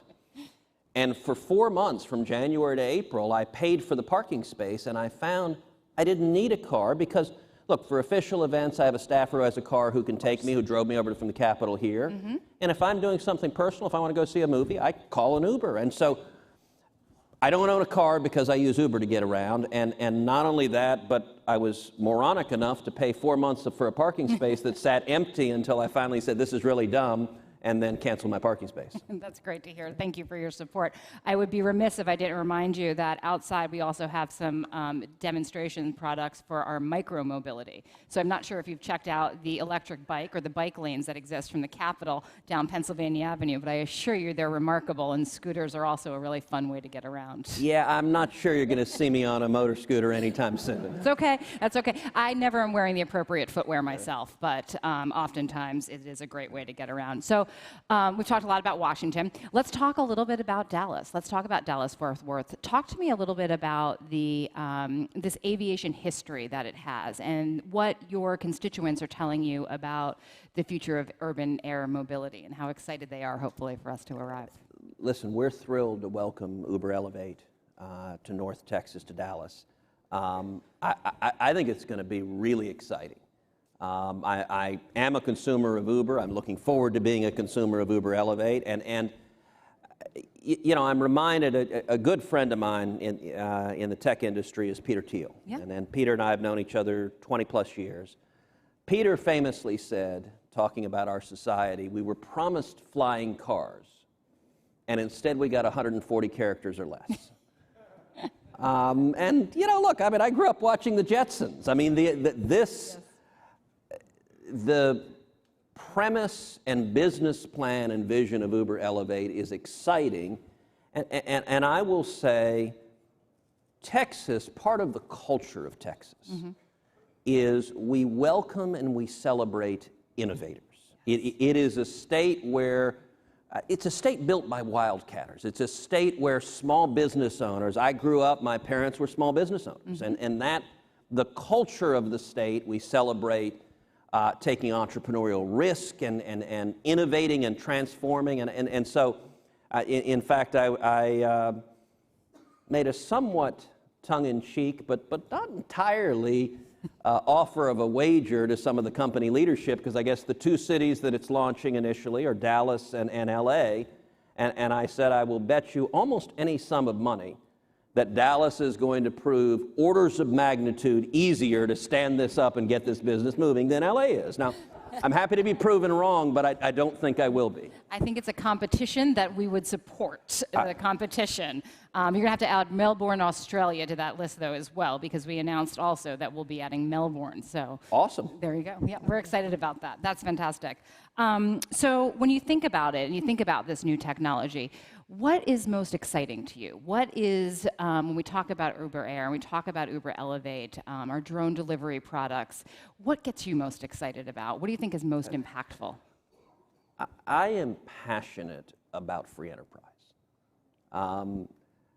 The American free enterprise system, it's been the most amazing disruptor and the most powerful cure for poverty that the world has ever seen. Now, to drive free enterprise, you've got to have disruption. You've got to have what the economist Joseph Schumpeter called creative destruction. Yes. Uber does that for a living. In fact, I invoke Uber all the time as an example of changing a means of delivery of goods, delivery of service. And you know, it's fascinating. With the Uber business model, suddenly Uber created billions, if not tens or hundreds of billions of dollars of assets that didn't exist the day before. Nobody knew that we had billions and billions of dollars worth of taxis sitting all over the country. Because until you could unlock them, it was just your car parked in the driveway. And yet suddenly, with a vehicle to connect that asset, that became a valuable asset. It's very much the same as Airbnb. Nobody knew we had millions of hotel rooms sitting around the country. And suddenly, what was a useless spare room that 2 times a year when your mother-in-law visited, and you're lucky if it's only 2 times a year, you used it then and never again. Suddenly, you had trillions in real estate asset created out of thin air. And that destruction, and I think Uber Elevate has the same potential to give us those flying cars. And the applications, the changes of that, in a prior life, in the George W. Bush administration, I was at the Federal Trade Commission, and I was the head of policy at the FTC. And I chaired the e-commerce task force, and we conducted public hearings, 3 days of public hearings on e-commerce and barriers to e-commerce. And the pattern was consistently the same, that you would have an e-commerce innovator come into a sector, and the existing producers, the bricks and mortar producers, would work with government regulators to try to put barriers to entry to stop that disruption. Right. You guys encounter this with taxi commissions all over the country. Indeed. That's one manifestation of it, but it is that creative destruction that drives the innovation in America, that drives the opportunity, that drives the standard of living. And so in the Senate, my #1 priority is and always has been jobs, jobs, jobs. And you get that by creating an environment where innovators and small businesses can be created, can grow, can expand. And one of the things I love about Uber, you've also created 1 million small businesses. Yes. When I ride in Uber, I almost inevitably ask the Uber driver, all right, how do you like it? And they could say just about anything. Almost without exception, they say, I love it. They're usually doing something else also. It's usually not their only job. But they say, it's great. I can make some extra money, and it can, It lets me do something else I want to do, and suddenly I'm running my own business. That is an amazing and empowering thing. Yeah, it's absolutely. Thank you for telling that story. Let's talk a little bit about your role as the chairman of the aviation subcommittee. You talk about innovation, and you talk about the role to not hinder that innovation. And I think that that's something that we would definitely want to support. What have you done in this aerospace industry? I know previously within the space community, for instance, but can you talk a little bit about what you've done there to help open up that innovation? So for 4 years, for the last 4 years, I chaired the Science and Space Subcommittee of the Senate Commerce Committee, and so focused a lot on space and had real success passing bipartisan legislation on space. And so over those 4 years, passed 3 different substantive pieces of legislation. Passed the Commercial Space Launch Competitiveness Act, which established property rights in space, which reduced the regulatory burdens in space, which helped nurture and expand the commercial space business, worked in a bipartisan way with my colleagues, passed it through the Senate, passed it through the House. Obama signed it into law. In 2017, I passed the NASA Authorization Act of 2017, worked again in a bipartisan way, among other things, it extended the International Space Station, the usable life of the ISS, passed both houses of Congress. President Trump, it was one of the first bills he signed into law. And then in addition to that, on the Armed Services Committee, I authored and passed into law an amendment to the National Defense Authorization Act that for the first time directed the Department of Defense to develop and implement a space-based missile defense testbed to begin working to develop missile defense against rogue states like a North Korea or an Iran or another rogue state that might launch an ICBM against America.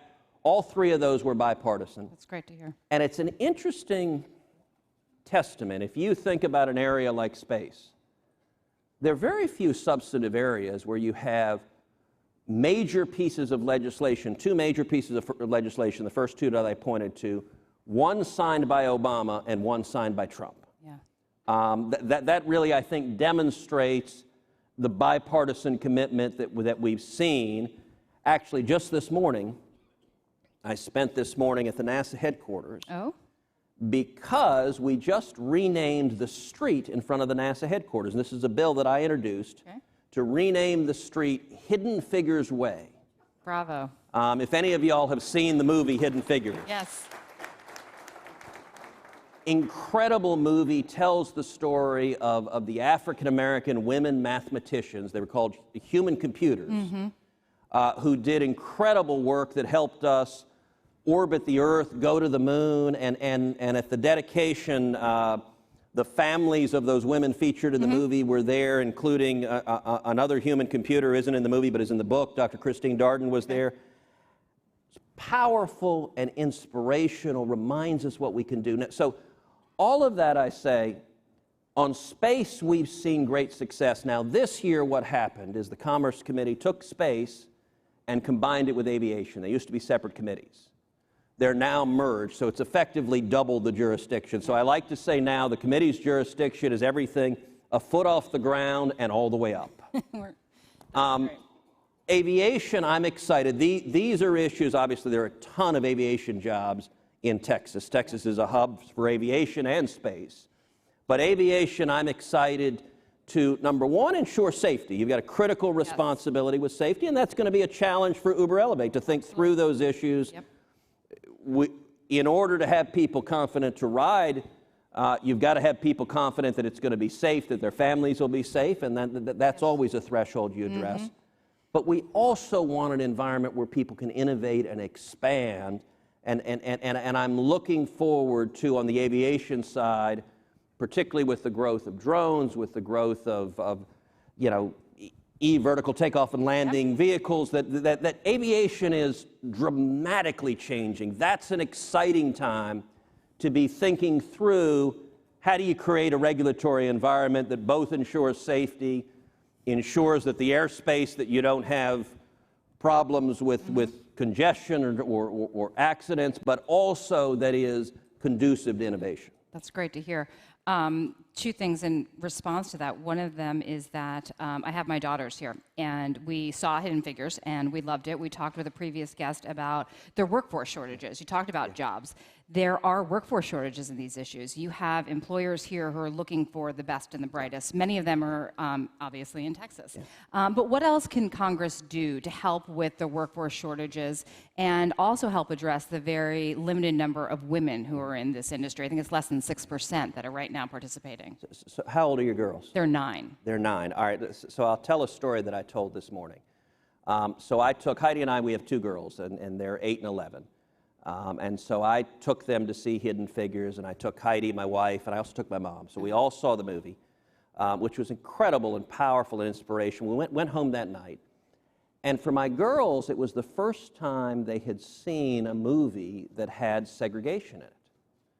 And so Heidi and I ended up, as we were putting them to bed, we had about an hour-long conversation that was it was a wonderful conversation where our girls were like, why would anyone do that? That's so stupid. Right. And it's like, yes, it's idiotic, and we had a very good conversation about the troubled history of racial relations in our country and segregation and Jim Crow and how all of that played out. But another component of it, so Hidden Figures begins with they're computing the orbit of Sputnik right after the Soviet Union has launched Sputnik. Well, my mother graduated from Rice in 1956, and she graduated with a math degree. She went to work at Shell as a computer programmer, and then she went to work at the Smithsonian helping compute the orbits of Sputnik. And so I was telling my girls, I said, you know, Mimi was doing what you saw those amazing mathematicians doing. That's incredible. My mom is 84. I asked my mom, I said, all right, how realistic was that? How much was that what it was like being a woman who was a mathematician and a computer programmer in the 1960s, or my mom in the 1950s? She thought the movie was very, very accurate, and I made a comment. I said, you know, to the modern ear, it was odd to hear people referred to as computers. We think of a computer as a hunk of metal on our desk, not a person. And my mom cracked up laughing. She said, when I started at Shell, my very first job, my job title was computer. And so I got the chance with the families of the 3 women featured in Hidden Figures to congratulate them and say, we have the great blessing to be the children of computers. That's amazing. That's amazing. What a great story. Thank you for sharing that. You did have a substantive question that I got digressed on. Look, workforce development is hugely important, and in particular the STEM fields, in inspiring young people. One of the reasons I'm so passionate about space is space has the power to inspire. I mean, every little boy, every little girl has gazed up in the stars and wondered what's out there. It's one of the things that I'm happy about. Like a street sign renaming may not seem that consequential, but 100 years from now, kids will go to the NASA headquarters and ask their mom or dad, what Hidden Figures, what does that mean? And hear the story. And those stories are inspirational. I also think we can do a great deal more on education. So I've introduced legislation that would create a federal tax credit, $10 billion a year, $100 billion over 10 years, for contributions to scholarship granting organizations, half of it for K through 12 education, half of it for vocational training, apprenticeships, workforce development, all designed to increase the resources, the competition, the choices, and the innovation in education. And so that's something that I'm working very hard to build support for, empowering parents, empowering students, and hopefully raising a whole new generation of young people who are inspired and want to change the world and want to create the next flying car or the next incredible innovation that transforms the world. It's amazing. Thank you for sharing that. What do you wish that your colleagues in the Senate learned or could learn from the folks in this room today? What would you take back to your colleagues when you tell them what you did today and who you talked to? What's the message that you want them to hear from this community that we should be sharing with those colleagues? The power of innovation. You know, there's a great picture. Actually, let me step back from that. In our country, we're having a big debate right now. a big debate about the direction of the country. We're having a big debate about socialism versus free enterprise. That is as fundamental an economic debate as our country can have. On that debate, no one here will be surprised to know I am an emphatic defender of free enterprise. And I think socialism doesn't work. One of the reasons socialism doesn't work is it stifles innovation. It calcifies the socioeconomic strata. So if you're rich, you stay rich. If you're poor, you stay poor. There's a picture online that I love. It's a picture of the founders of Microsoft in 1978. You got Paul Allen with long hair and a beard. You got Bill Gates with glasses as big as hubcaps. They're college dropouts, and they look like the Bee Gees. And underneath it has the simple legend, would you invest money with these guys? And you think about what they were doing. They were taking on Big Blue, the Leviathan, the unstoppable giant corporation. And those handful of college dropouts did that, toppled it. Now look, Microsoft is now the Leviathan, and I hope and believe there are thousands of other crazy young people in their garage taking them on. That innovation, that's what Uber is doing. And as Uber gets bigger, I look forward to the next people taking you guys on. It's that whole process of rethink. Not only does it expand opportunities, but it also makes the bigger companies more innovative because they innovate or die. And so that spirit of innovation, and by the way, government power and statism is, I think, fundamentally incompatible with that spirit of innovation, that you've got to allow small businesses and entrepreneurs to direct capital to a need if that innovation is going to drive economic opportunity. It's amazing. I'm going to ask you one last question before we go. One of the other announcements that we made with regards to innovation here at the Elevate Summit was about our drone program and the work that we're doing with the city of San Diego in terms of drone delivery and connecting it with Uber Eats. We announced a partnership with McDonald's, and there'll be other local restaurants that'll be participating in that, whether it's here or whether it's in Texas. If you had to, tell the guys what place to look at for adding to Uber Eats for drone delivery, what would be your pick?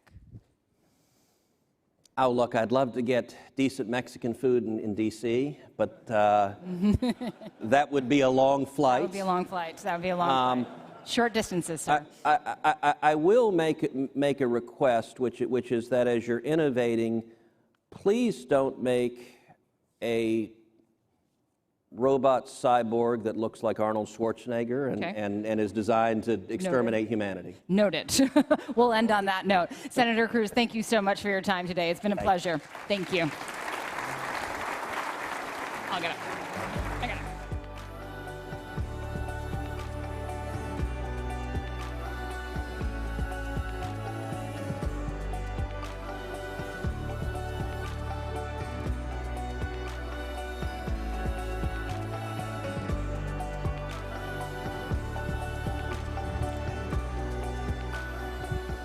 Thank you so much, Senator. Thank you, Danielle. To close the day and to close the summit, we have a keynote from our CEO, Dara Khosrowshahi. Please join me in welcoming Dara to the stage. Dara? Please welcome Dara Khosrowshahi, CEO, Uber.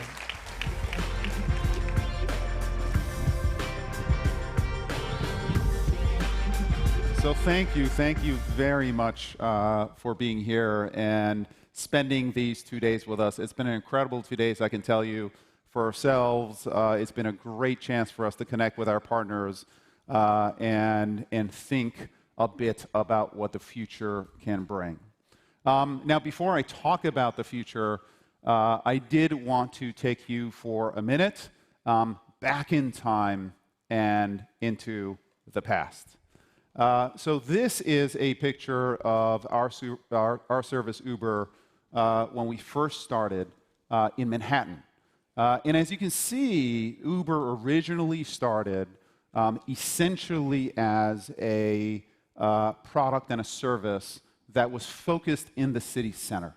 Right in Manhattan, those dots represent the number of trips that our riders were taking using Uber in Manhattan just 1 year after our launch. Now, the animation here is essentially fast-forwarding time to show you the growth of the Uber service in New York City. And if you take a careful look at this and you take a look at how we've grown, the vast majority of the growth of Uber has actually happened outside of Manhattan. More than 50% of our trips now in New York either start or end outside of Manhattan.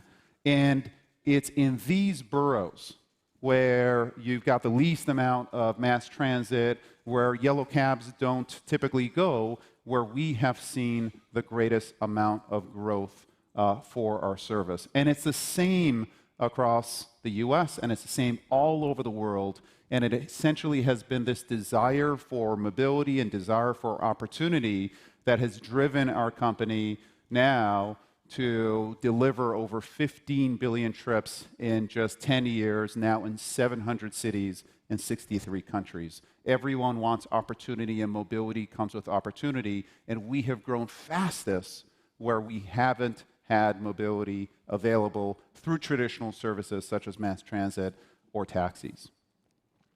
Now, when you think about Uber and our growth across the nation, you see the same pattern. Again, the growth starts in city centers and goes out to the outskirts as well. And it's, again, a common map that you see in every single country that we operate in.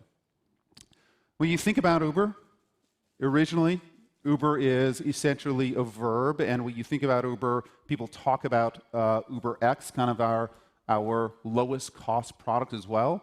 But now the Uber has truly expanded beyond that core product. Obviously, we started with Black. UberX is our lead product, so to speak. It's person-to-person, a lower cost product out there. But you also see Uber Pool, matching more than one rider together on a single ride. Where Uber Pool is available in many cities in which it's available, it accounts for more than 50% of our trips during rush hour. So it's a very effective mechanism from taking essentially traffic off the streets and creating more affordable transportation for our riders during those times of needs. And then you've seen us expand. Uber Eats is the fastest growing part of our business, essentially getting you any food that you want from anywhere in 30 minutes or less. It is just a better way and an incredibly fast growing part of our business, now over 20% of the company's bookings. And then newer efforts of ours, Jump e-bikes, you heard from Rachel, both e-bikes and scooters for the shorter trips, essentially introducing personal electric vehicles for trips that are 5 miles or less in cities. It's something that our users love. Our drivers also love the service as well, because it essentially takes the shorter trips that are less attractive to our drivers and have those trips happen on bikes. And of course, cities love the service as well because it essentially alleviates congestion that would otherwise happen with a car trip as well. And last but not least, Uber Freight, connecting shippers with truckers using the same core methodology and technology that we have built around matching up massive amounts of data, both on the consumer side and on the shipper side, and creating matches in real time and increasing utilization, and as a result, saving costs for shippers out there. Now, we have built our business essentially on the shoulders of giants. We are a transportation company. And if you look at all of the revolutions that in the transportation industry, from ships to railroad to bicycle to transit to the automobiles, each of these revolutions has transformed our cities, it's transformed our economy, and it has transformed our way of life. But what it hasn't transformed is the amount of time that it takes for the average person to get to work. That is a constant that we call Marchetti's constant. Despite every single advancement in terms of transportation in cities, it still takes an average of 30 minutes for anyone to get to work through all of these years when you've seen these advancements in transportation. And what we see in society is that access to mobility and access to city centers is the key for opportunity. There's a Harvard study done that states that access to city centers actually is a greater determinant of your success in society than even the education that you have, whether you've got single parents or married parents, et cetera. That access to opportunity and access to the city centers essentially is the key for success in society. And unfortunately, despite these incredible innovations there, what we have failed to do, what society has failed to do, is to open access to everybody so everyone has the opportunity to succeed. Essentially, the access to mobility is unfairly weighted towards people who can afford to live in city centers or people who can afford to buy a car. And despite all of these innovations, what we haven't seen is fundamentally a new way for people who live in cities to get to work, to get to play, to get out there. We are still traveling the same old-fashioned way on roads using cars, essentially. And even though Uber's incredible innovation has been turning these assets, these cars, into mobility as a service, we are still dependent, our service is still dependent on two-wheel vehicles, on four-wheel vehicles, essentially to run. We have not had, as Michael said, a true transportation revolution. And this issue is getting bigger and bigger and bigger. If you look at our population now, the number of people living in cities, it is increasing radically. In 1800, 3% of the world's population lived in cities. In 2008, 50% of the world's population lived in large cities, and the UN estimates that in 2030, actually 2/3 of the world's population is going to live in these cities. And our issue is that the cities, the transportation infrastructure of these cities simply can't keep up. The definition of insanity is essentially trying to do the same thing and expecting different results. And what we are seeing in these cities is that as they get bigger, as they get more dense, the cities are not able to make the kinds of investments that they have to make in order to keep up with the demand for transportation. Building out mass infrastructure, building out subways, et cetera, is simply too expensive. And while cities can be smarter about the way that they build their transportation grid, they are falling behind. And this is a universal constant that we see not only here, but we see all over the world. Now, it doesn't have to be this way. It absolutely doesn't have to be this way. This, we believe, is a city of the future. And we think that we can achieve this kind of a city, cities that are greener, that are more beautiful, cities that are built for people instead of being built for cars, through the efforts of all of us coming together. And it's not efforts that only Uber can achieve. These are efforts that are going to take, as far as thought leaders, policy leaders, regulators, investors, real estate investors, all of us have to come together to essentially create these green cities that are more beautiful, that are safer, that are more time efficient to live and work in. And I think it's going to take all of us together to get there. So what's the solution? What can we do that's fundamentally different from the approaches that we have taken in the past to get to this from the slide that we had previously? We think the solution is simple. If you take a look at the development of, any city out there in the world, what you see is that as these cities densify, you move into a mode where residential living moves up into the third dimension. You have commercial work moving up into the third dimension as well. And when you have both residential life and commercial life moving into a third dimension, you simply have a transportation grid that cannot keep up in two dimensions. We think the solution is simple. We want to take the transportation grid into a third dimension. And we think that technology, battery technology, all of the technology that you are seeing here demonstrated is going to make this possible sooner rather than later. And we think that this is the key unlock in order to go from the cities of the past, the cities that are getting denser, the cities that are getting more polluted, to the cities of the future that are fundamentally green and built for people. We think the future of transportation in these cities has to be three-dimensional, it has to be electric, it has to be shared, and fundamentally it has to be safe, and we want to play a big, big part of that. So you've seen the efforts that we have made as it relates to Elevate here. Elevate is all about working with you to getting to those green cities of the future. And this year, we have had some really, really exciting announcements. First was Uber Copter. This is actually myself and my wife and two of my sons, Hayes and Hugo, a couple of weeks ago. We took the Uber Copter to JFK. My sons were incredibly excited, and one of them is a poet. He was inspired to write a wonderful poem that went something like, "I love my dad because he is so rad." So it was a really inspirational ride, I can tell you, for the Uber Copter. Made me feel kind of good. It's the first poem he wrote about me.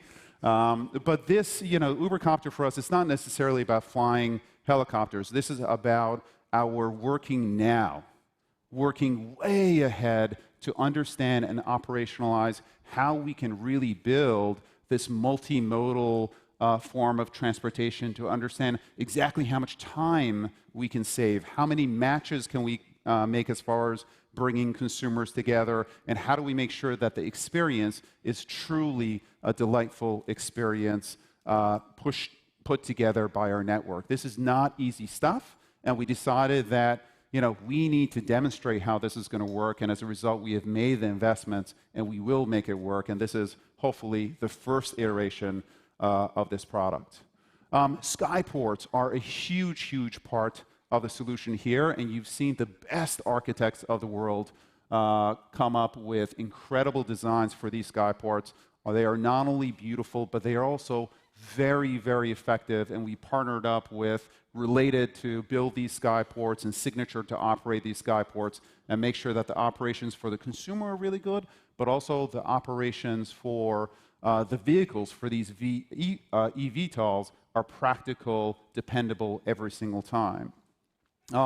You've also seen incredible new concepts behind the eVTOLs. These are ultimately what are going to make the system work, and we're incredibly encouraged by the advancements that our partners are making, by the new designs that are coming out, that really are building to a spec of a product that is not for the elite, but it's a product that can truly be a product that can be shared by the masses. And then, of course, we had the great and incredibly exciting announcement of our third city, our first international city, Melbourne, that we're teaming up with. I met with the Melbourne team today. Australia is a great market for us, and we believe will continue to be a great market for us in the future as it relates to Elevate as well. What was also exciting about the summit this year is that we branched out in terms of how we look forward to other parts of the Uber family. What's amazing about Elevate is it's really bringing many, many parts of the Uber family together that are forward-looking and are looking to invest and build these cities of the future. And we were so excited to present Uber Eats drone delivery. I like my fries hot and crispy, and this baby can get them to me fast. And I'm very excited for this technology as well. It can be faster, it can be cheaper, and it can really create a differentiation for our services and make the Uber Eats experience better than ever compared to either eating in a restaurant or going through the drive-thru.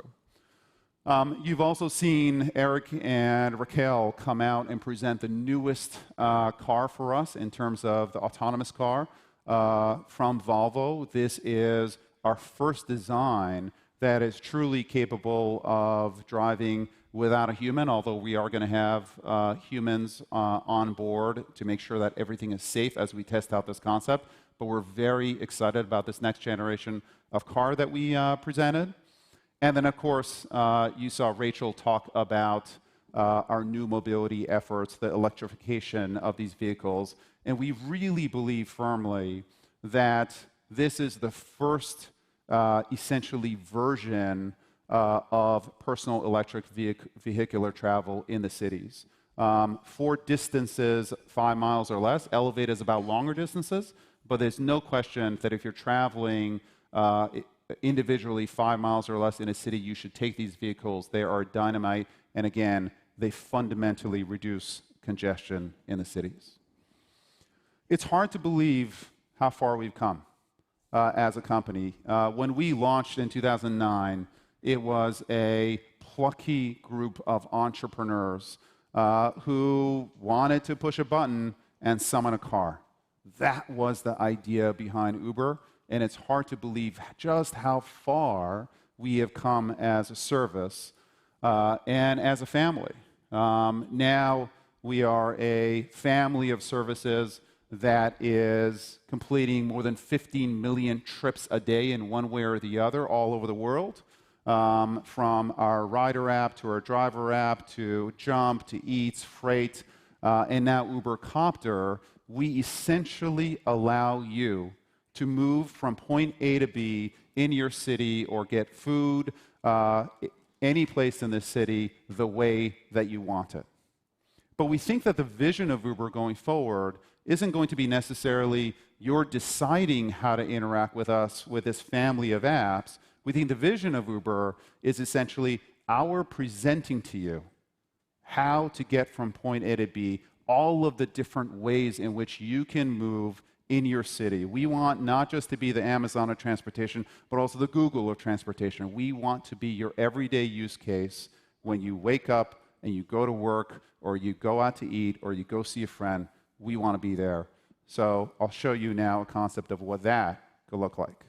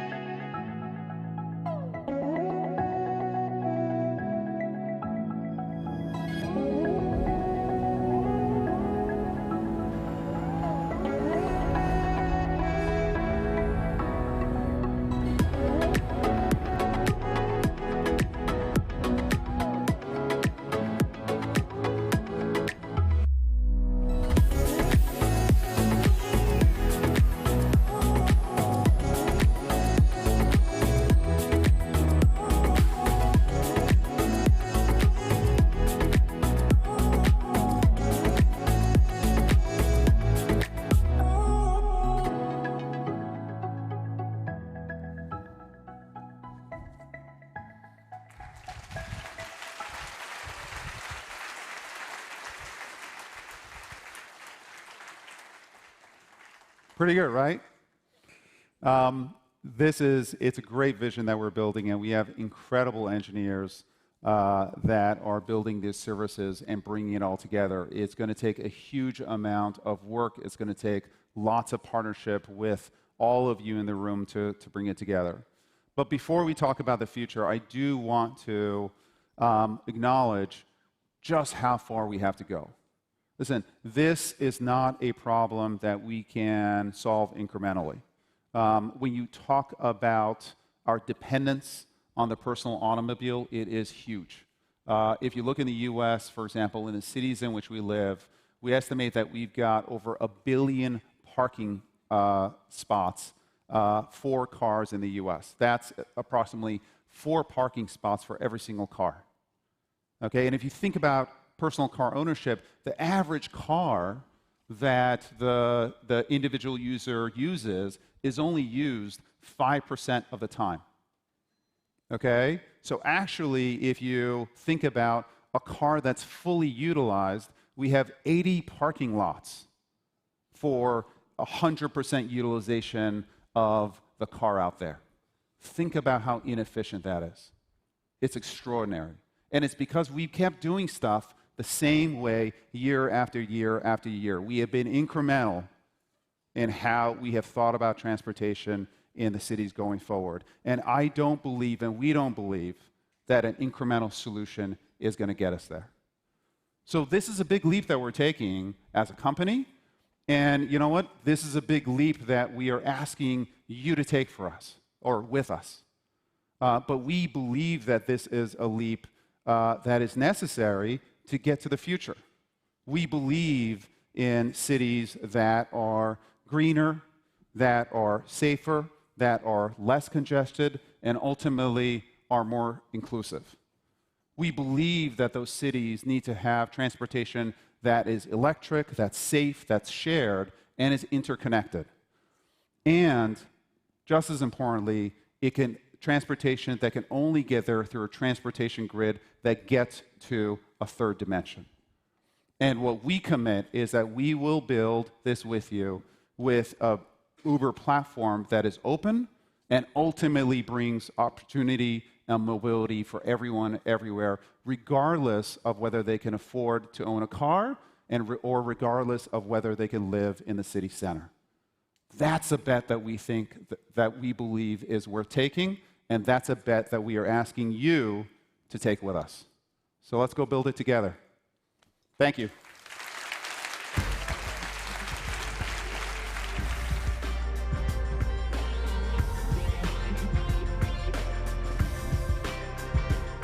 Please welcome back to the stage Master of Ceremonies, Nikhil Goyal.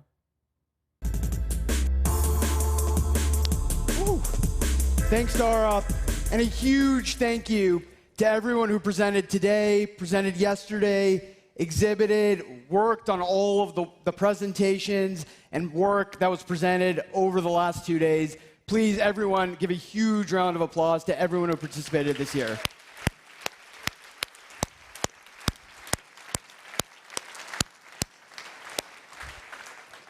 We're going to take a quick look back at the last 2 days. Welcome, everybody, to our third annual Uber Elevate Summit. Listen, we are a part of big events all the time, but this is, what we're doing here is so pioneering. If there's one place in the world to be, right here.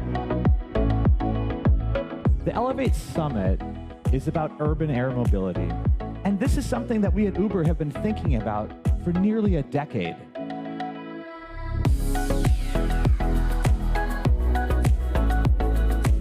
What Uber has done has been a catalyst to bring a business case together. This isn't an aviators thing. This is a thing for everyone to be a part of. This is sort of like Grand Central. Gone are the days when we could ignore an entrant that was radically different. Nowadays, we either evolve or we get left behind.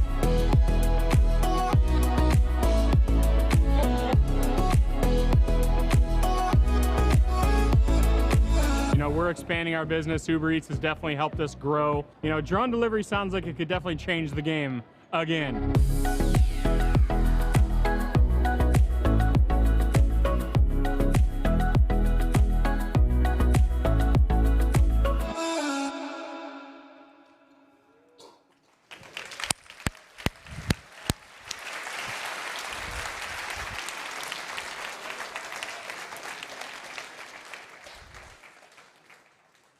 And of course, none of this would have been possible without our sponsors, platinum sponsors Honeywell, Bell, and Boeing, our gold sponsors Embraer X and Deloitte, our silver sponsors, the Triumph Group, and our bronze sponsors, BAE Systems, Rohde & Schwarz, Women Corporate Directors, NBAA, Garobi, and 3M. Please give it up for the sponsors.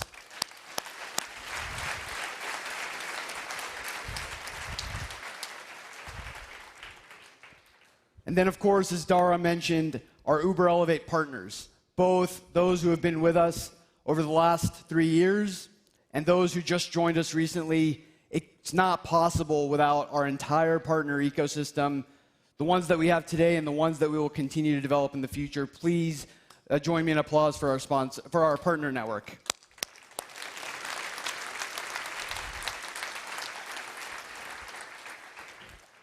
And then finally, there is an incredible and massive team at Uber that goes behind putting on a 2-day conference like this. Both the Elevate team across the world in San Francisco, New York, San Luis Obispo, Palo Alto, Paris, our Elevate team, as well as across the entire company. You heard from more than just Elevate today. You heard from all of the different parts of the business all around the world. And it is not possible without so many people, the entire Elevate team, so many people across Uber. Huge thank you to the entire Uber team that put in so much work, nights and weekends, into making these 2 days possible.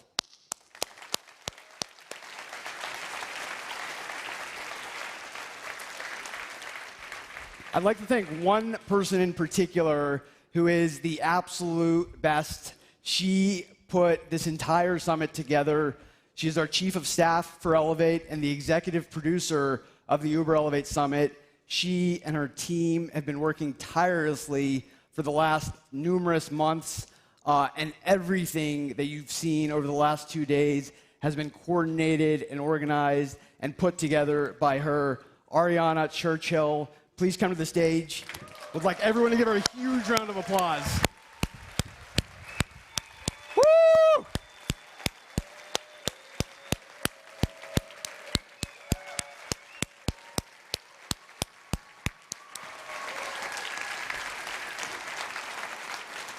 None of this would have been possible without Ariana's hard work, and none of this would have been possible without all of the folks at Uber who helped put this together. I'd like to invite the entire Uber team onto the stage.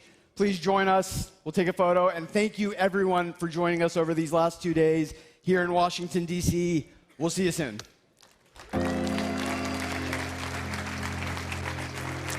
Thank you.